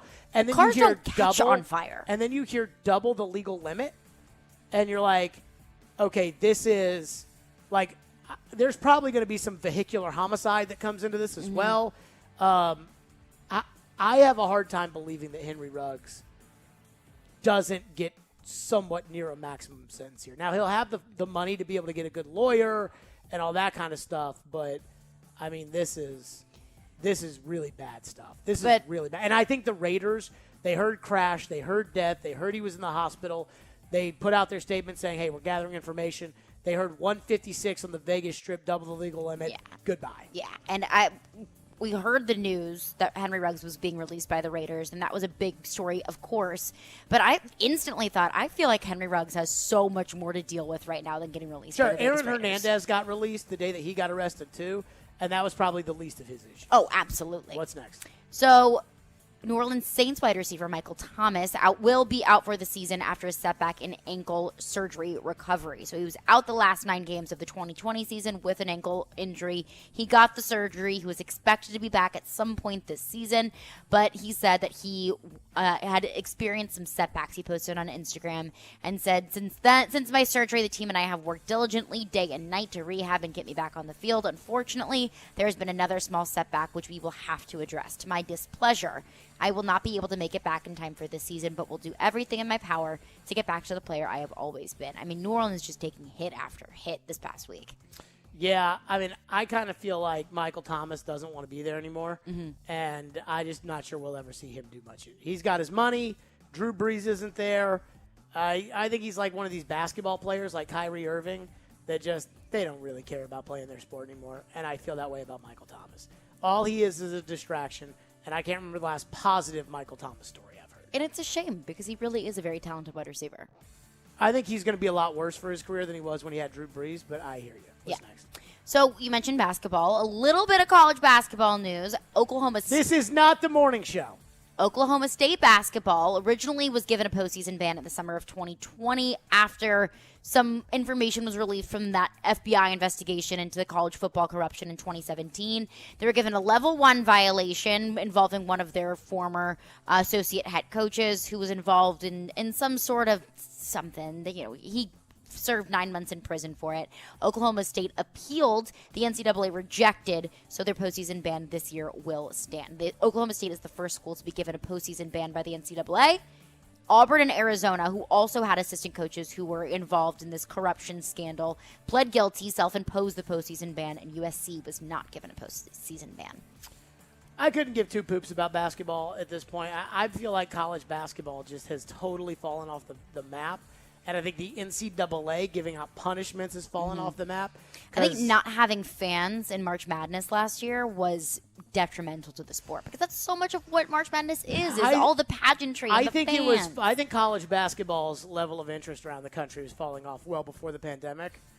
I do think I'll have interest in March Madness, but I think the interest for March Madness is separate from the interest for college basketball. It's That's true. I'm going to be interested in March Madness when it happens, the tournament, but I ain't going to care that Oklahoma State's not in there. I mean, unless they've got Kobe Bryant Jr., who's as good as Kobe Sr., I'm not interested. And I think that's kind of the thing, is that if it's not Carolina, Duke, Kentucky, one of those teams, and then even then we can play without them. We get Zaga, Baylor. Great. All right, fine, let's go. That's where I think we are now with the tournament. What's next? So also the Pittsburgh Steelers have traded outside linebacker Melvin Ingram to Kansas City for a 6th-round pick. He's a former Pro Bowler, spent 9 seasons with the Chargers, signed a short 1-year deal with the Steelers before training camp. Has kind of a rotational guy, just a depth guy, but he expressed frustration to Mike Tomlin, to the organization. He didn't get enough snaps. He played just 26% of the snaps against the Seahawks. He finished his short Steelers career with just 1 sack and 10 tackles, but he'll be heading to Kansas City to hopefully add a little bit more depth, a little bit more talent to that Kansas City defense. Headlines with Caroline here on the program. Let me tell all the fine folks out there, I don't think I have to tell the fine folks anything. So what I'm going to do is I'm going to give them something away right now.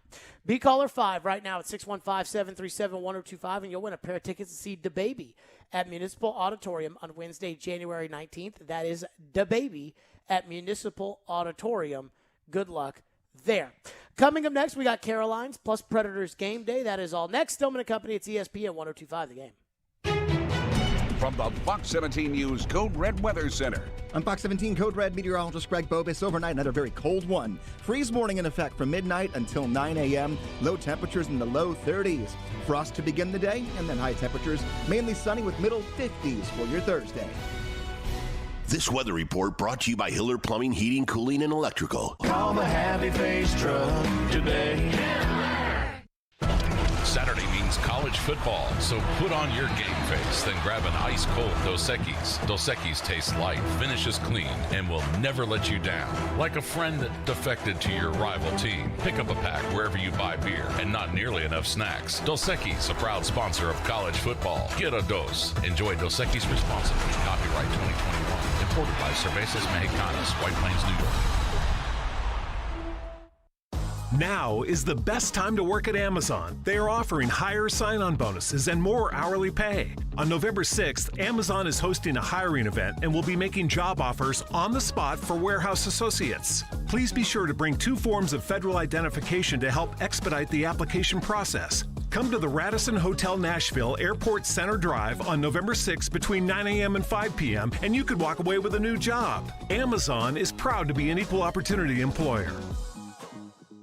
With Fundbox, you can stop waiting and start doing. If your small business needs funds to grow, the time is now. Fundbox offers fast, easy access to small business funding up to $150,000. So hire that new employee, launch that campaign, buy that piece of equipment. Apply in minutes at fundbox.com, and you could get funding as soon as the next business day. Fundbox. Ready, set, grow. Credit line amounts, rates, and terms are based on creditworthiness and subject to change. Additional documentation may be required.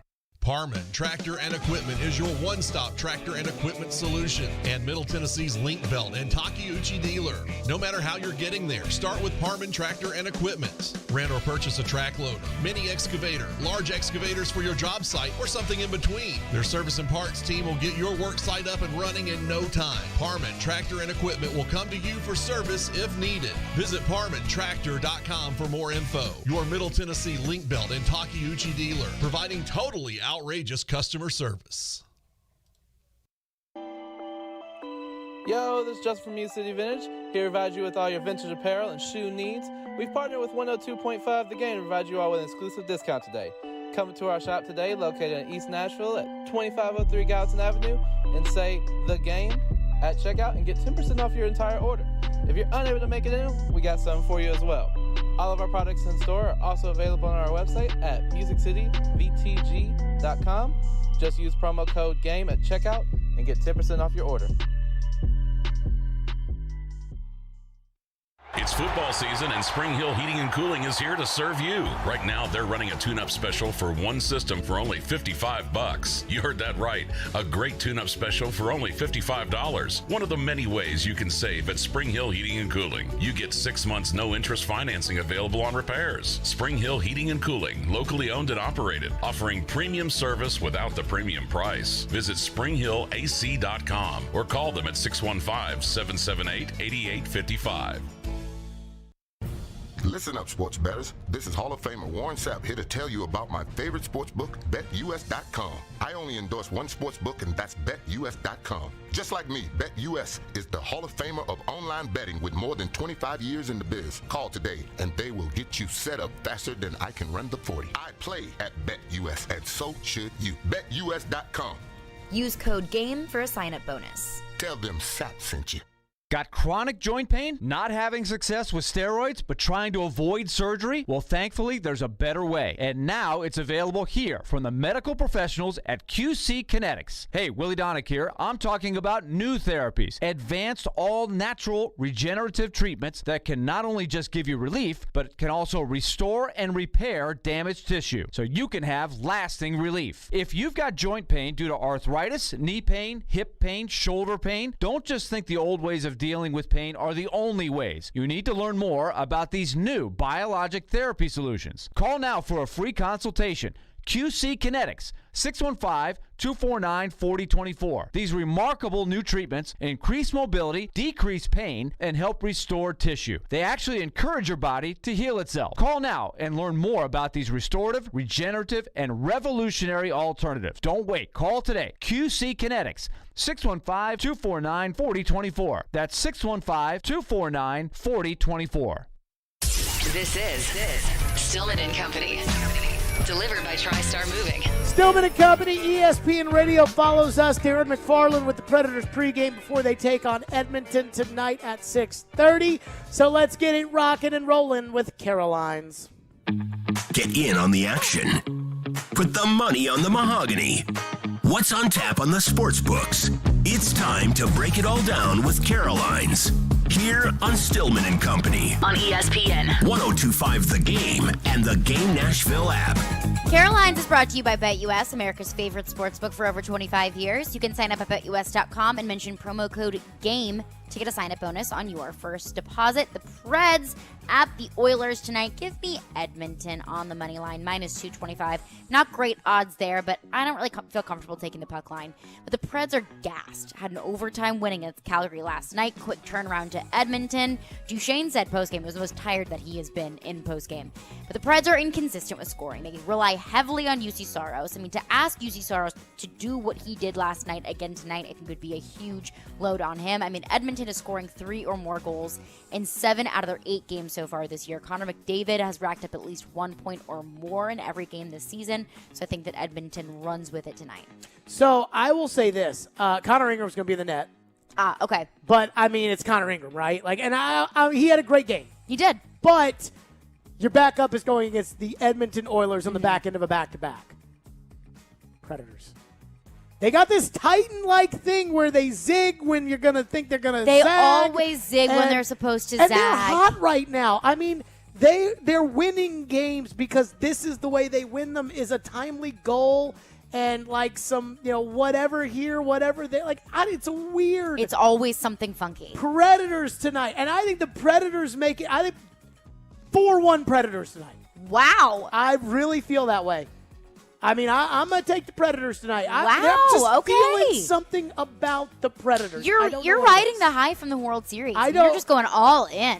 I like it. I just don't know Predators. Logic tells you Edmonton, but everything not logical tells you Predators, and the Predators do illogical things very, very often. So I'm going to take the Predators today. It's time now for Caroline to tell us about BetUS.